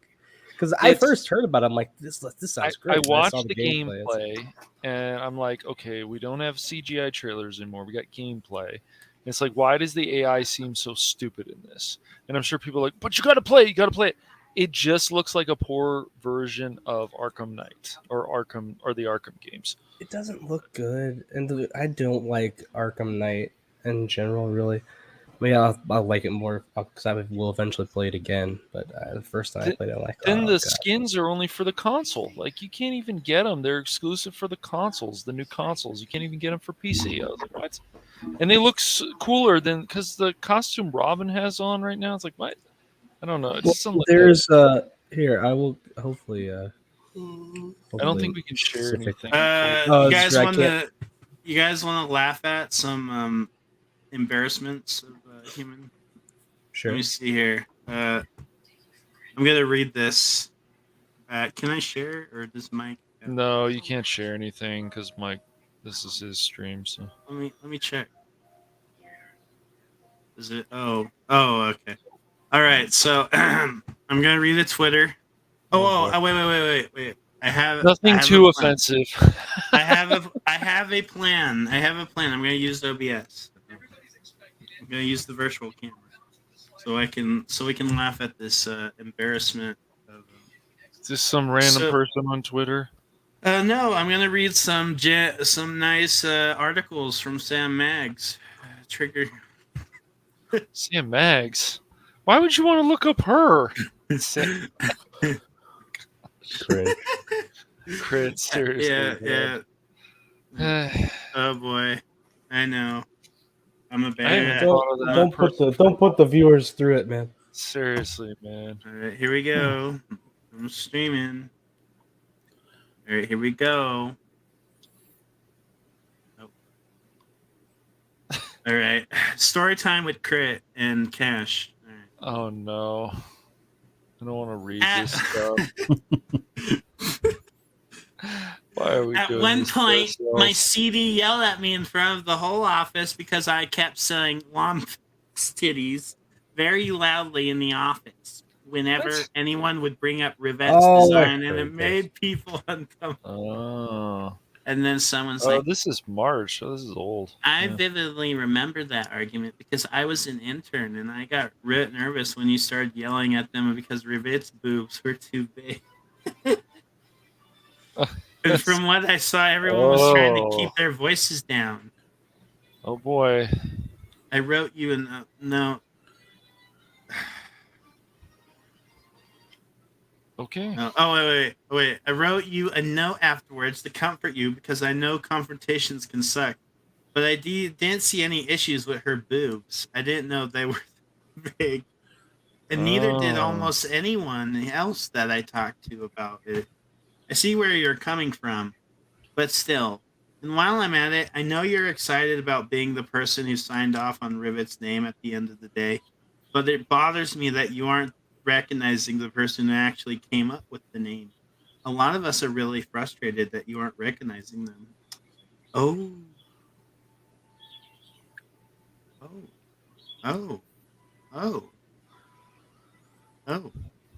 What are your thoughts on that? I don't think it's Sam entitlement. Sam Maggs is not even working on that anymore, and now Sam they have a Maggs doesn't have 2 brain cells to rub together. Am I allowed to say that? Am I gonna get Mike in trouble? I think it's okay. No, I don't even think she's watching. Oh, I got some classic Clown World pictures here. Ooh, Clown World pictures. Yep, some classics.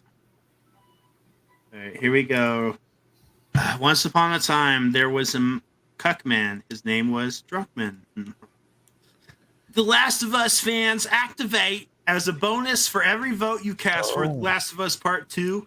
A hater loses their caps lock. Oh, what? Cringe. and then he lost the vote. Yeah. Reading cringe. Man. Reading cringe fan fiction on the stream. I think those game awards are rigged, aren't they? I don't know if they're exactly rigged, but it's just besides like God of War, which was more recent, just was recent, yeah. I don't know. It depends. I just couldn't pick The Last of Us 2 for Game of the Year after everything I'd seen, and I'm just waiting for it to be like $10, $5. Then I might actually finally play it, but we'll see. The Last of Us. The Last of Us Part 2. Yeah. We got some modern news as it stands now. Let me see here. Saints Row. Oh no. Oh boy. Oh jeez. Look at that user score, man. Gee, should we? I told you it was real bad. They might also could be bombing it too. That does happen. They probably are. That's the they thing. Might be. That's why I said I didn't put too much stock in it yet, because it's literally been out, I think, a day. And it came out yesterday, so it's like I'll wait a little bit. But I do think people say this is the worst game ever made. Like I just even I'm like, no, I don't think that. But it's just not necessary. I think it's probably not great, but at the same time, like I said, you almost never see like low 70 Metascore score, like the critic score. Yeah, those guys are pretty much paid shills, and they're still like, I can't justify that. Even IGN and GameSpot. I mean, I'll give Carter credit that he actually did do a full review of that game, but which is his job. But I don't know. I just was like, I can't do it, man. I can't do it, Chris. But I'll give him credit for actually doing an extensive review of that game. More than other paid reviewers do. So. More than many of them. Down votes. All right, guys, I gotta go. I'm sorry, man. Yeah, I'm gonna die. I gotta go to work tomorrow. I think. Dude, don't die. You're good. We'll message you later on Anonymous. We'll check up on you. I'll message you about Whoopas. He'll message you about Whoopas, and I'll message you about your new theme song. Yeah. Just do it to me like at noon or something. All right. At least I'm out of bed. At least I'm out of bed. I'll be out of bed. So. All right. You wake me up, then all bets are off. I'm gonna have to kill all you. You're still on Discord, aren't you? I think so. No. Twitter. I don't. You're on Twitter. You're not on Discord? I thought you were. No. You should get on that. I should get on that. I'll get on that. Don't worry about it. I'll get it. All right. We'll help you out. I'm slow at everything. It took me forever to get on Twitter, so no, give me time. Right. God, don't push me. You'll be fine, man. You'll make it. I'll push you a little bit. No, I'm kidding. All right, you guys take it easy and don't stay up too late. Oh, we'll try. We'll All try right. not to. See you later, guys. Bye bye. Later, man. All right, and the stream continues. Yes. We're just waiting for Mike. I don't feel like leaving. So I Wonka. don't have to- I can't. I can't. What's your leave. thoughts Really on the like Wonka? The Wonka film. The Wonka. There's a Wonka film? The Wonka prequel. Oh, what? I feel like I've heard of this before, vaguely before. I mean, DJ, you can join if you want to. I don't. This is still an open forum, as far as I know. Wait. He would be left backstage because Mike can't. Oh yeah, I can't. I don't think I that's can. true. No, that's true. We can't click on it. No. R.I.P. Wonka. Hello. What the heck is that? Yeah, there's gonna be another. What is this origin story of Wonka or something? Yeah. Are they gonna We show already when covered he- it in Charlie and the Chocolate Factory, though. Pretty much. I don't know what. Are they gonna else show when he goes down like to South America and kidnaps and then slays all the Oompa Loompas? Oompa Loompas, Woompa Loompas. Oompa The Loompa Loompas. Oompa cash. Oh my Watching God. Snake Eyes will give him a rash, as well as redheads. I think that would give many people a rash watching Snake Eyes. Actually. Movie is just, I don't know, but whatever. You gotta get that out of your mind, Crit. You're obsessed with that, man. Obsessed with Snake Eyes. If people like that movie, more power to them. That movie makes me very irritated. Loompa, Oompa Dawson.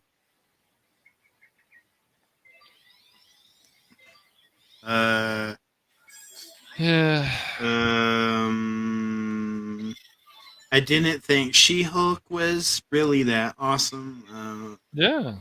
I mean, what do you get when you get man? She-Hulk actually had the training with the banter between was it Jen and Bruce? Yeah. That was actually pretty good. Actually, that part in the show in the first episode was actually pretty good. Then everything just went. Come with me, and you'll see in a world of woke imagination. You will find explanation. No, I don't know. If you want to view political correctness, simply look around and you will. Jeez. Anything you don't want to see, don't worry. Yeah, input You just and have to let's see. Can that be what Whoopa fans are called other than comrades? Could be. The Oompa Loompas? Be pretty good. I would approve of it. Of course you will. So some of my friends, this is crazy. Some of my friends want to buy me plushies, and I'm like, I'm not really into plushies. I want a Tally plushie. Can I get one? Tally? I don't. Like Mass Effect Tally? Yes, I want a Tally plushie. Is that Like, even? are you sure a exist? Tally plushie or like you want a Yeah, Tally they with sell a body 'em. pillow? A tally? Yeah, is that a body pillow or No, they sell it on actual plushie? BioWare. If people got the money, send it my way because I'm cheap. Oh, a tally plushie? A Tally plushie, yeah. You don't believe me? That's crazy. No, I believe you. I think you. I mean, might have shown it Tally to me is best before. girl, so. She's Yes. cool. I like I Miranda, don't but- want to buy it. I think it'd be embarrassed to buy a pillow, but Oh my goodness. Yeah, that's pretty cool actually. I have a lot of plushies. I have a problem. It's okay though.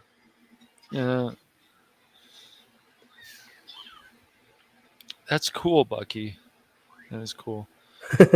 Plushie may be wholesome in like a Body pillow would be style. very Yeah. sus. Body pillow would be very sus. Yeah. I want to get I've already said I want to get a Sussy body vodka. pillow. I want to get a body pillow of Blaine's Anime Corner. We were just talking about it. She said he Are might those make a. body pillows actually good? Aren't they just for like? Weren't they made for people who are? I don't know. I don't want to know. Where do I order my one? They Where do were- I order mine? Oh gosh. No. What? Oh no. Jeez. No. Body pillows originally didn't have like stuff on them. They were Okay. just like. It's a concept of like cuddling with something is supposed to make you feel better. So they just give you a big old pillow. You could do like a full body. Like it was nothing weird. You get the Godzilla body pillow. But then they put like stuff on it. And then it So started what? getting- You just hug it and Oh, no. stuff? You just actually try to sleep on it, or what? I mean, You like it's you a just body like hug pillow, it as you go to sleep. Is what you're like supposed to do. Oh, wow. Dude, that guy, look at him. So He's it's not double for- cheeked up on a Tuesday afternoon. Godzilla's double cheeked. So okay, so it's not something that creepy people buy or something. I don't know, creepy people. I don't It know. kind of has become that. But like It originally, has, it wasn't. right? I don't know. No, That's like creepy with people on it. Creepy people buy these. Oh Let no! me see. Don't do anything to get Mike canceled. No, dude. no, I Take the stream down. let me see here. I'm trying. Here we go. Yeah, people buy these.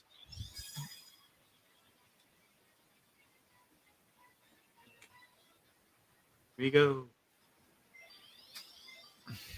What is that? That's a doll. That's a doll. Oh my What? gosh! Oh boy! That's a life-size doll that you cuddle with. Oh no! Yeah. Oh no, man! Yeah, I bet no. that's expensive. The clothes are removable. So just so you know. Oh no! SMH.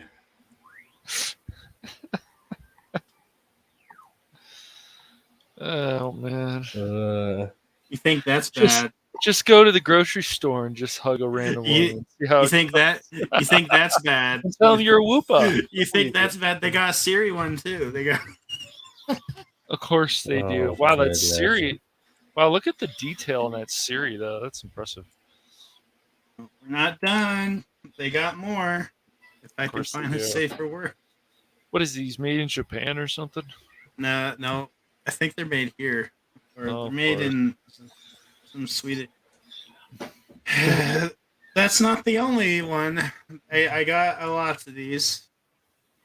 Let me see here. I don't own them. I just don't. You can get your of course. Tifa. You can. Yeah, of course. Man, If they had a tally one, I would start saving up right now. But they don't. of course. Would the mask be removable or no? No, because then it'll just be a Photoshop face. And you'll be like, oh, that's tell. I oh, mean, that's- these would be cool to display and all, but you can't remove the clothes are removable. So. Oh my god. This is a weird late night it- stream. Yeah, Yeah. Kurt made it really weird. No, you made it weird because we went from Wonka to dolls. Bucky No. said she was looking up weird body pillows and There's nice found a chin giant do. bread one. Take that off the screen, Crit. You What the nut. heck is that? What is I don't this? know. It's just This it's makes called me feel Mace Chin Do. uncomfortable. It does. Mace Chin I'll just Do. say it's someone in this chat. I'll just say it's someone in this chat, but Oh my gosh. drawn. So. Yeah. What is Is that Mark Zuckerberg right there? It's Mark Zuckerberg. I agree. Yes, Hey, it's yes, Cash. it is. It's Cash No, Zuckerberg. it's Mark Zuckerberg yeah, for sure. yeah, Yeah, David Fincher's next film. definitely. Yeah,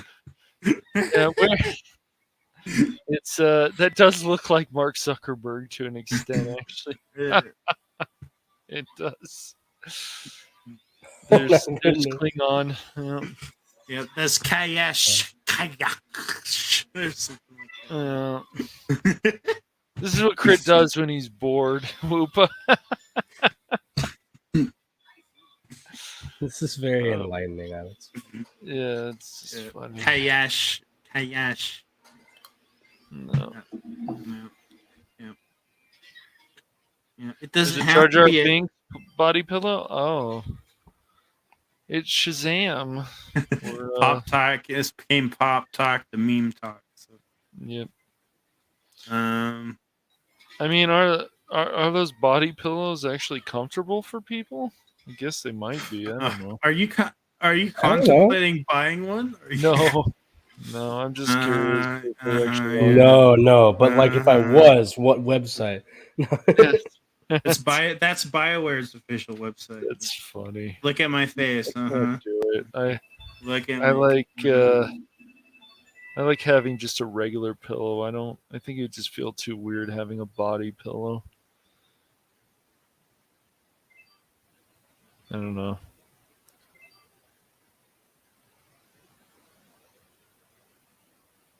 Oh, hey, Nerdporio's asking, where's Mike? That's- His internet died. His And so internet we're is- stuck here. We don't want to like. Yes, abandon hello. the Nerdportal has returned. We are not sure if he is. He died.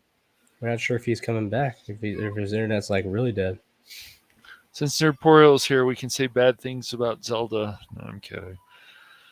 We can talk about how Ocarina of Time is not his favorite. It's Breath of the Wild. Yeah. Breath of the Wild is cool, but I don't know.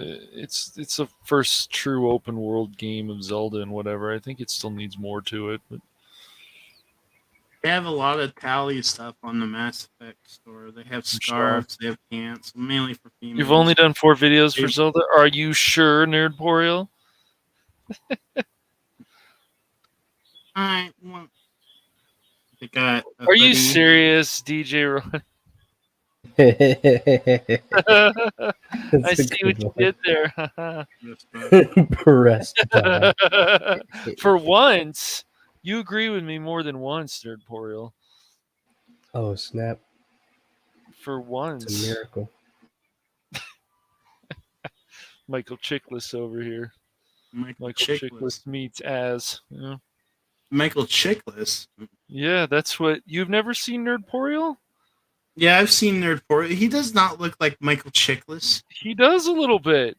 He does. Look at his face. Fun fact: Michael Chiklis' first movie was John Belushi in the 80s. Yeah, I think he had told me that. Yeah. That movie's banned. I think because of Dan Aykroyd. Right. There's copies out there. I've seen the movie.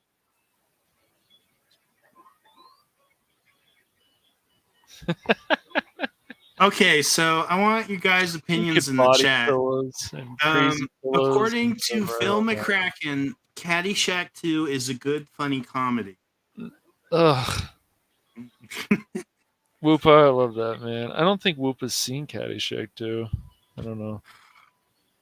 No, nerd. Just the one troll was there, and then he came back as a different name, and then he left again. It's a Bean Bunny. I get this troll Bean Bunny. He keeps spamming my chat. I keep having to ban his alts.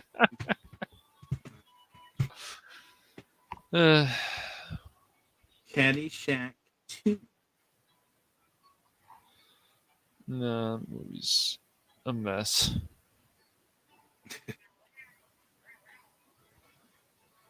What games are coming out that look good? Gosh, there's a few, and I can't. I'll look on Steam. Lazy coming out. Yep. I'm not trying to be lazy. Dang it. Dragon Ball.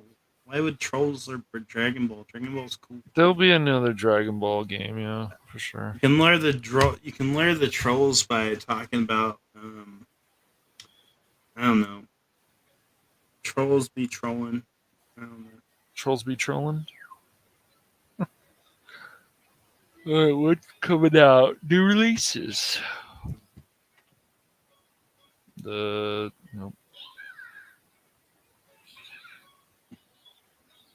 I do want to finish that Ron Williams movie we were watching. Yeah. No, we can do that. All right, I'm back, guys. There he is. Back. Woo. Back again, tell a friend. Thank you for holding the fort down. After the stream is over, I'm going to discuss a few things with you guys because this has prompted me to put into action something I need to put into action in case something like this happens again. All right, no problem. We talked about dolls while you're gone. We talked about we talked about body pellets. We talked. Honestly, I don't care what you guys talked about. You held the fort down, and that's what's important. You held it down. Yeah. We asked everyone what their favorite thing about Whoopa is. It did happen, yeah. Because I want you guys to know I want to just up and leave my own stream or anyone else's stream unless I had good reason. Yeah, man, it's all good. Yeah, no worries. We And- believe that there's an issue. Oh, trust me, you and I have the same ISP provider. Yes. Yeah. I know the struggles. Yes.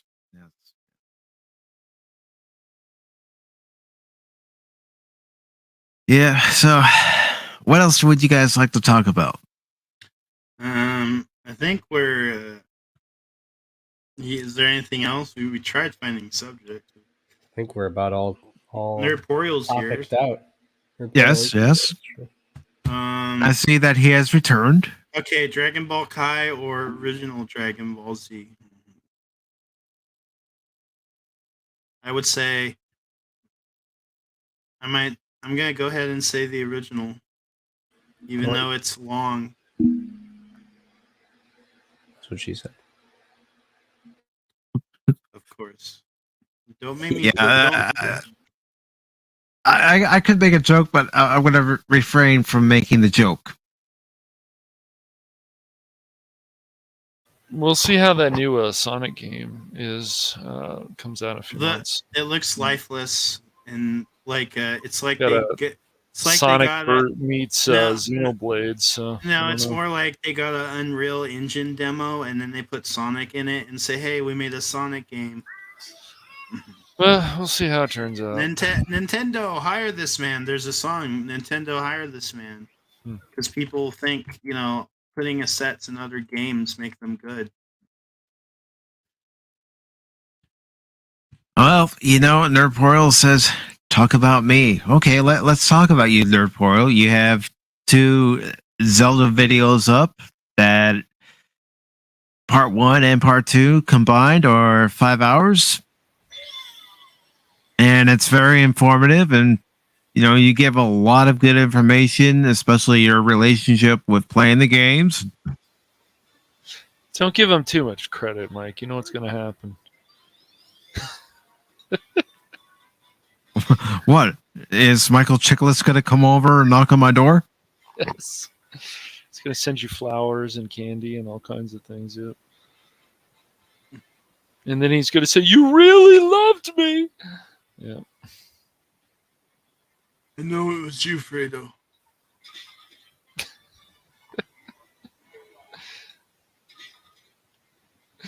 Type it.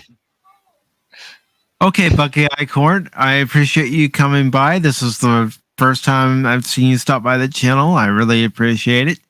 You seem like a cool person, and I'm glad you're here.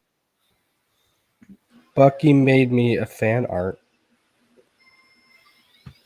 It was very cool. That's awesome. Wait. You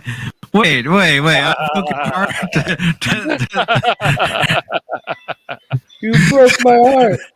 Does that mean I've gone down a path that you can't follow? Look how they massacred my boy. He says as he plays. As he plays Breath of the Wild. Massacred my boy.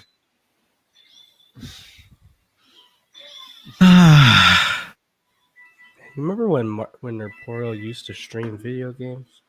Those were the days. Yeah, I remember. When he was a young Pearl on YouTube, and he was, but a wee lad. Remember when Cash actually had a Twitch? Yeah, I do. Wait, what was it? Was it that after watching Sin Inc? And he actually showed his face on stream. Yeah, I'll show my face again. I just haven't yet. Been lazy about it. Yeah, You're one you to will- talk you will great. me You here. decide to go hide yourself, man. Now all we see is Godzilla pictures lately. I'm sorry, you get the Godzilla with the burger. I have reasons. Burger. You want to see me? You Okay, gotta what? come to. Oh, You gotta come to oh, Nashville God, next yeah. year, or you gotta come to GalaxyCon or North Carolina. You see this comment by Nerdporial? Nothing happens to Mike as long as Kurtzman is running Star Trek. What kind of bullshit is that, dude? This reminds me of. Do you have the clip from Spider-Man? No. No. I'm just no. You can't do this to me. Yeah. And here I was gonna make it the perfect opportunity to advertise something I advertised earlier on in the show. And I'm still gonna do it. I'm gonna invite you to it.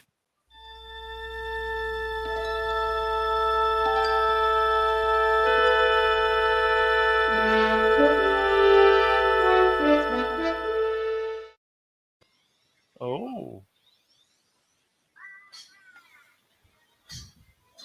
So if you'd still like to come, you're more than welcome. But just because Kurtzman's running Trek doesn't mean any of us are safe.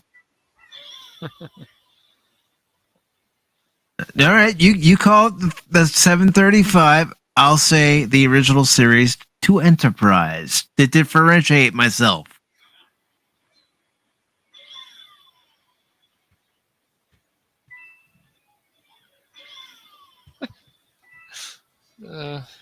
Nerdporial. What are we gonna do with him, guys? What do we get a load of this wise guy over here? I know. That's all he is. He's a wise guy, you know.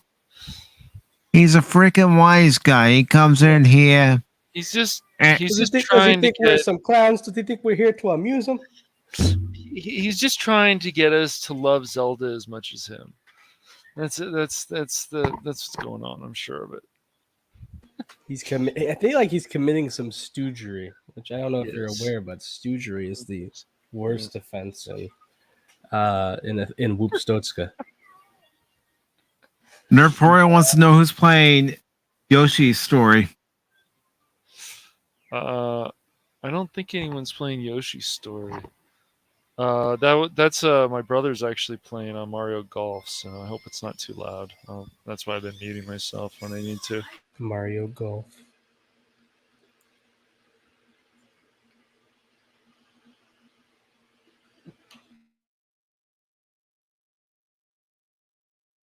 I love the Three Stooges. The Three Stooges are okay. But They're stoogery is not funny, okay. yeah. As long as I don't have to watch that movie, that's fine. Yeah. What? The Three Stooges? That's a Yeah. funny movie. It's all right. Yeah. But it stays true. The casting was perfect. Some of the the Jersey Shore stuff was horrible, but I thought there was some funny jokes in that Three Stooges. No. It was more the casting than they could have got. You know, I watched this really crazy movie once, but it was pretty far fetched because there was a female comedian in it. Oh, a female comedian. I don't know. Right. The way you made that sound, man. There was a female comedian in it. Right. It's an oxymoron, am I right, guys? Oh man. Okay, sorry. I just got the mic canceled. He just got back and he's already canceled. I'm sorry. They threw him Typical out the Cardinal airway. fan. Typical Cardinal fan. Yeah, I could cancel Hey, what could I myself. say? I could quote Who Framed Roger Rabbit, but instead of saying tune, I could put R in tune and put R. So and yep, and then, I know that would get me canceled already. But oh boy. All right, Chad. Is there any article you want to discuss for tonight?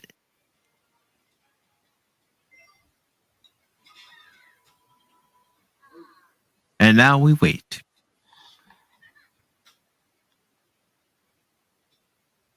Let's see. Let's.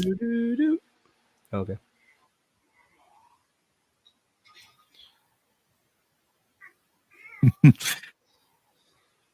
You ever hear the songs "Snow, Snow, Beautiful Snow"? Did you write it? Nope, I shoveled it. Knock knock. Oh. Yeah. Right now it's the silly portion of the show.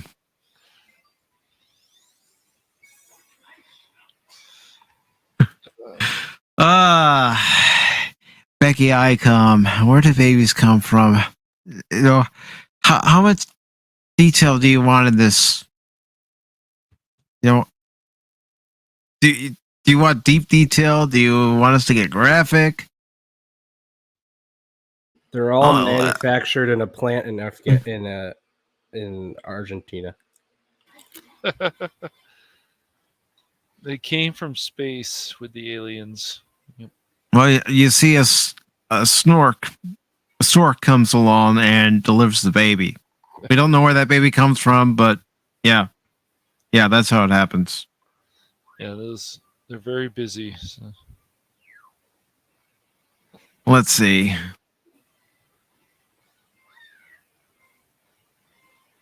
Yeah, I've seen that short. I've also seen, a Three Stooges short where they're actually in court, and the bailiff says, "Put your right hand on the Bible." I can't remember the whole thing, but basically it's curly and it's a whole shtick. I'll have to go back and watch it. Actually, the first time I saw that skit was my first trip to Chicago. With some friends and their friends. And Three Stooges came on and we all watched it. Well, Nerdporial knows which one I'm talking about.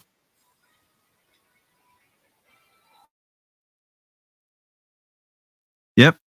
He definitely knows which one I'm talking about. Thanks for being a mind reader. Or mic reader. I took my hat off for him.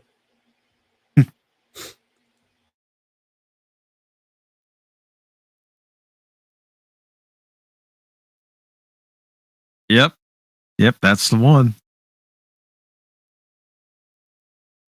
Yeah, the early Three Stooges shorts were very funny. Then the later ones, it's like, okay, yep. Running out of ideas. But then they also had their own demons that they dealt with behind the scenes too, which was unfortunate. I just hate when I just I just hate when they throw in like poop jokes just to throw in poop jokes. Stupid. There's poop jokes in you there. Say it's kind of crappy. Yes.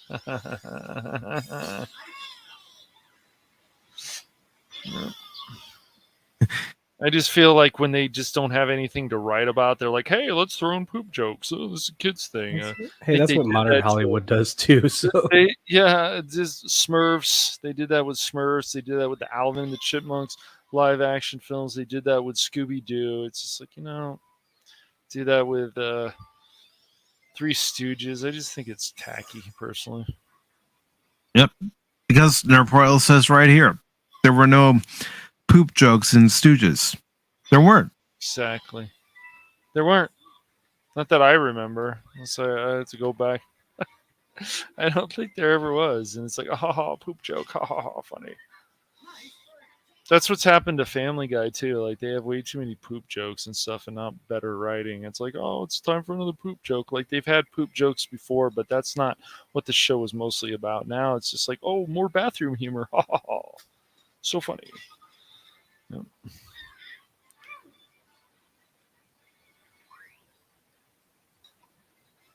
Of course, Nerdporial asks, is that why Twitter stinks? There are many reasons why Twitter can stink. Yes. But you told people Twitter's great, Mike, so lately. Somebody the other day said they're using Twitter because of you. How do you feel about that? I don't know how I should feel about that, but this person, they did ask me. I said, yeah, you can run into some assholes, but they're also good people. Yeah, you just gotta know where to find them. Right. I agree. Assholes, you say? Don't you have a clip about that? I do. And if that's a request to play it, yes, it's getting late, and yeah. But I'll go ahead and play it upon request. How many assholes we got on this ship, anyhow? Yo! I knew it. I'm surrounded by assholes.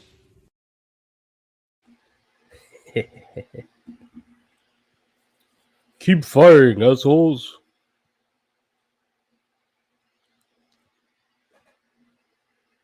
Oh, man, is everyone? Am I just let's see. What about Nerd? What? Are you a cool guy? Does he need more attention today? That's good. I need more attention, guys. Well, he's all about the shameless plug. Yes, we know. So here you go. Because I'm a nice guy, Nerd Pro, here you go. Do it. Don't do it, Mike. Shameless plug.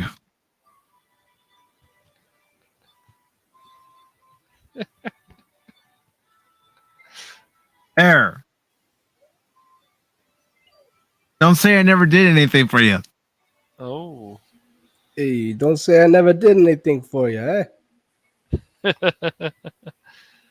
Bada bing, bada boom, and now we're even, eh? There you go.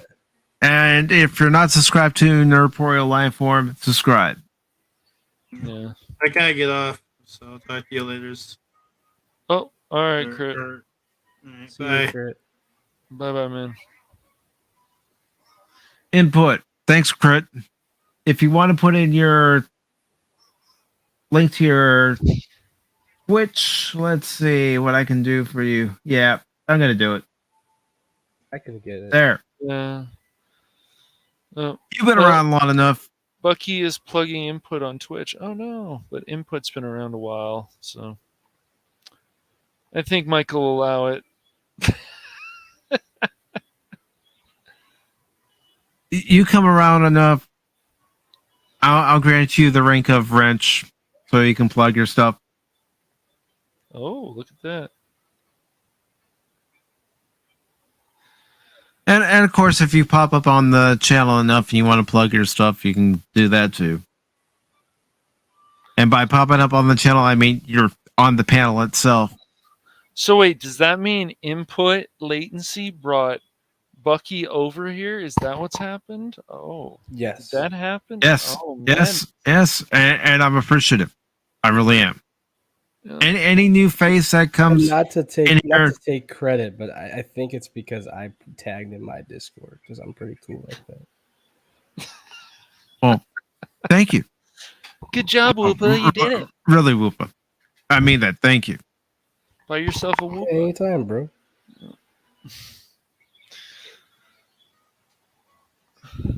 But yeah, I mean that's also part of doing this YouTube thing is building a community, and that's what my goal was from the start. Not only putting out content that people will enjoy, but also building a community, building a relationship with that community. You know, you see familiar faces, you interact with those familiar faces. You see some faces like tonight where I go Super Saiyan because of the way they're acting in the chat. It's like, nope, you're gone. That was cool, man. That was very cool. I'm waiting for the movie, the Dragon Ball movie starring PACIFIC414. It's over 9,000 for sure. Do we have maybe over that? Actually, it's probably over. No, you already said it's over 414,000. Oh, 414,000. Do we have a picture of Mike? You're gonna have to give us like a picture of you like screaming with your arms out. Then we can Photoshop like some Super Saiyan hair on top of you. That'd be awesome. If I let my hair grow long enough, it might look like a Super Saiyan's hair. Nice. Yeah, Mike was throwing down the hammer earlier. Then the guy came back, and then he was gone again. He didn't try it again. Yeah, luckily after that first bit, he didn't really try too much. No. That sounds really threatening when you phrase it like that, Bucky. I came because of Whoopa. I follow Whoopa because of input. I follow input because he's my blood. Right? Actually, I was thinking about saying it like this. I came because of Whoopa. I followed Whoopa because of input. I follow input because he's my blood.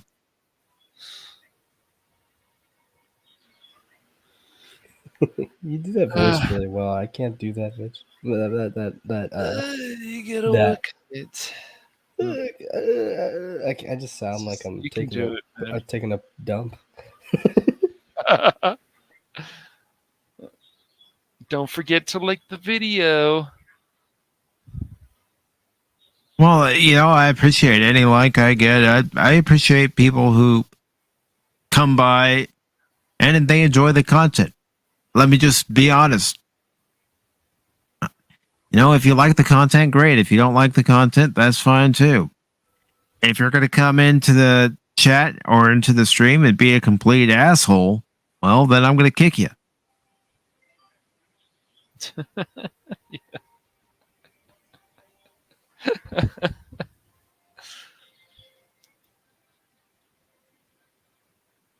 And that's the bottom line because PACIFIC414 said so. Yeah. Specific 414? Pacific 414. Like the ocean, the Pacific Ocean? Yeah. I know. Ronnie G, you know what Ronnie G likes to say? I'm Atlantic 414. Atlantic 414? The Yeah. Arctic 414?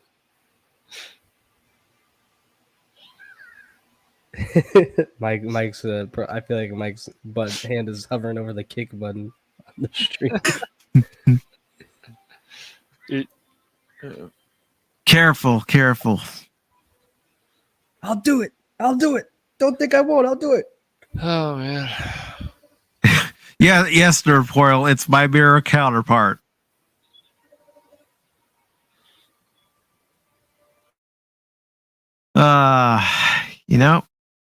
It's good to have a chat that will bust your balls in a good way. Yep.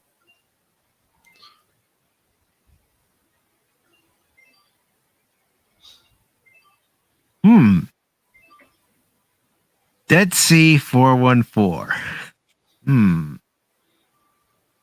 Yes. Dead Sea 414. Let's see. We talked about body pillows so much that Bucky was like curious, I guess.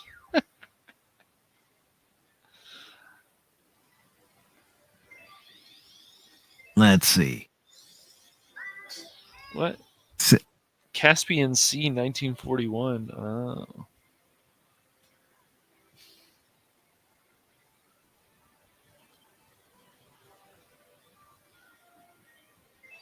I am Dead Sea 414, and you will all bow to me. This is intense. This is what happens when Pop Talk goes past midnight. Well, it's past midnight for you guys, not for me. Was that too over the top? It was pretty good. I think it worked really well. There could be a future long-term persona. Whenever you do a heel turn in the YouTube universe, I feel like that's a good idea.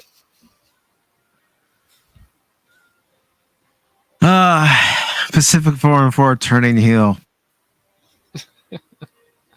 I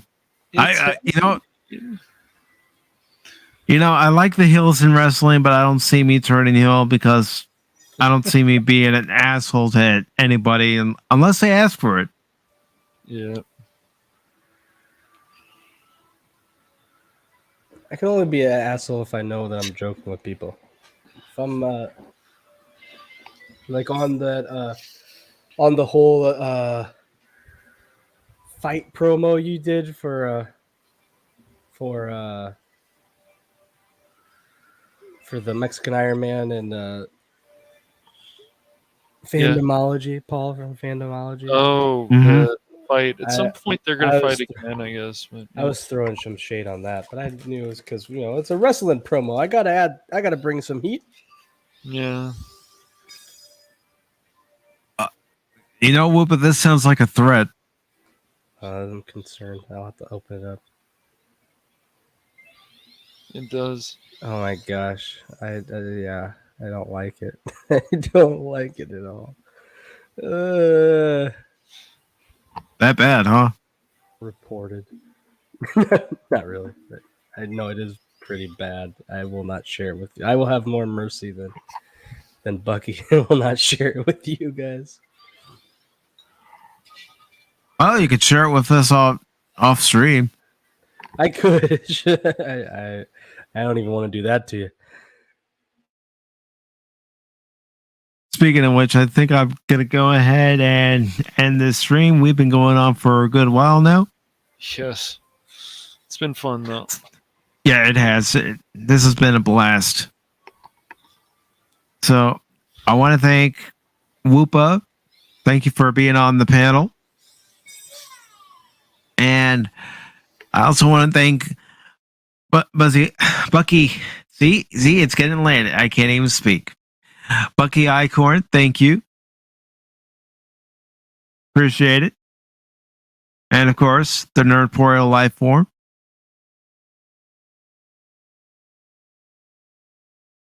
Wait, what? So, Mike, are you going to have a party with refreshments for your inevitable 300 sub milestone? I don't know. I haven't even thought that far ahead. I try not to think past the day I'm in right now. I try to take each day as it comes. But I also want to thank DJ Ronnie G. Of course, input latency. Thank you very much. And got to keep scrolling here. Just want to get some of the names. I don't know if I'll be able to see every name that was in here since I had to re-enter the studio. Let's see. Scroll up.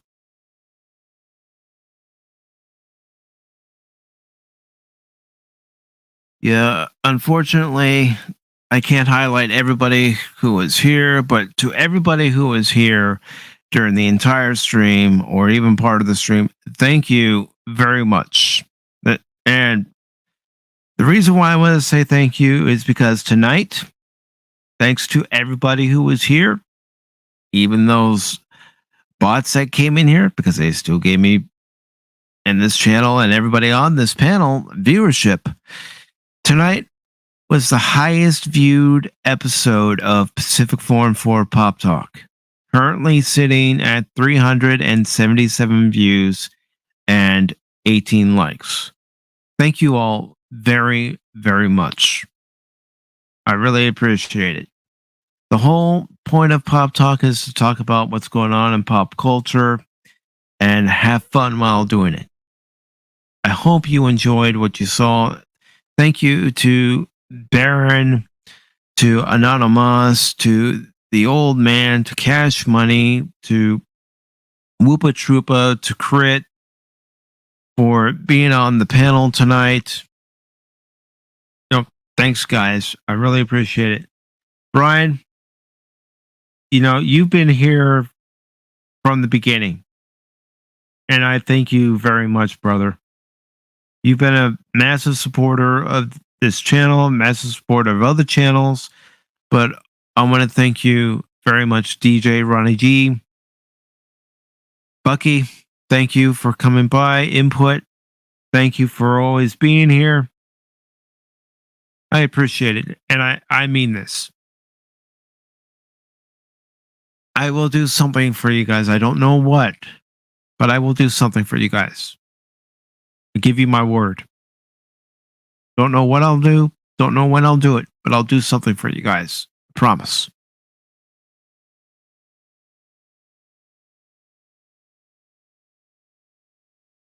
And you all know, anytime there's Pop Talk, you're all welcome.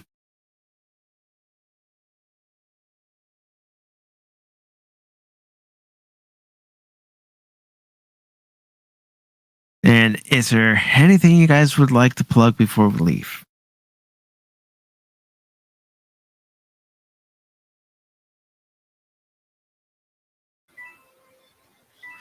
Well, I'm probably going to do a gaming stream this week. I just haven't decided what day yet. So. But I got to start getting some videos done too. I've been working on one. It's just not ready. It's still not ready yet, but I'll probably be doing definitely some gaming live stream or something this week. Yes, maybe 2. We'll see. All right. How about you, Whoopa?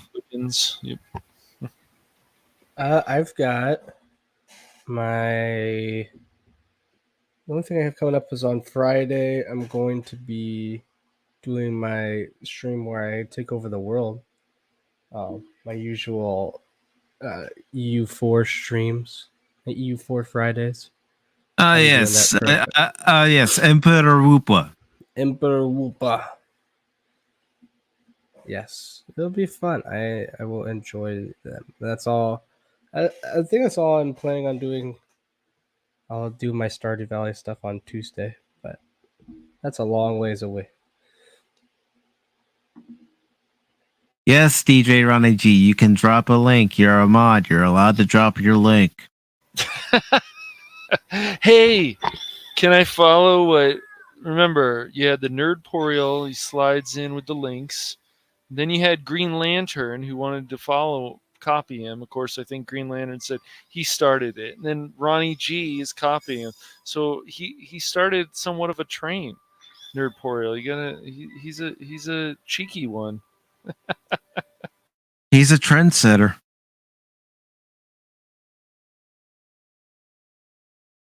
Now, Bucky, do you have a YouTube channel? Not yet, at least. Not yet. Okay. Because if Bucky does, I would say go ahead and put the link in there. I won't get mad at you. I won't send the hounds. I won't release the hounds. Not yet. But yes, thank you all very much. The next stream on the channel, I was thinking about doing one tomorrow, but I think I'll save it for the weekend. I'm going to do a game stream sometime this weekend. I don't know what time yet, but sometime this weekend there will be a game stream. Of course, there will be the Sunday edition of PACIFIC414 Pop Talk, but there's also something else coming up Friday evening at 10 p.m. Eastern Time, 9 p.m. Central Time. I'm just got to grab the link real quick. But I will actually be over on Troy Pacelli's channel this Friday night, talking, of course, pop culture and a few other things. So I invite you all to join me over on Troy Pacelli's channel this Friday at 9 p.m. Central, 10 p.m. Eastern. So there's the link to Troy's channel. While you're there, give him a sub. Good guy. And I will also be on Pop's channel next Wednesday at 5:30. He is celebrating getting monetized. So he asked me if I could come on for a bit, and I told him I would be there. So let me go ahead and get the link to Pop's channel in there, and you can go ahead and give him a sub as well. I'm just going to grab it. 1 second as I search for it. I don't have an updated one in Nightbot yet, so that's why I'm not putting it in Nightbot. But here we go. I've got the link coming up here shortly.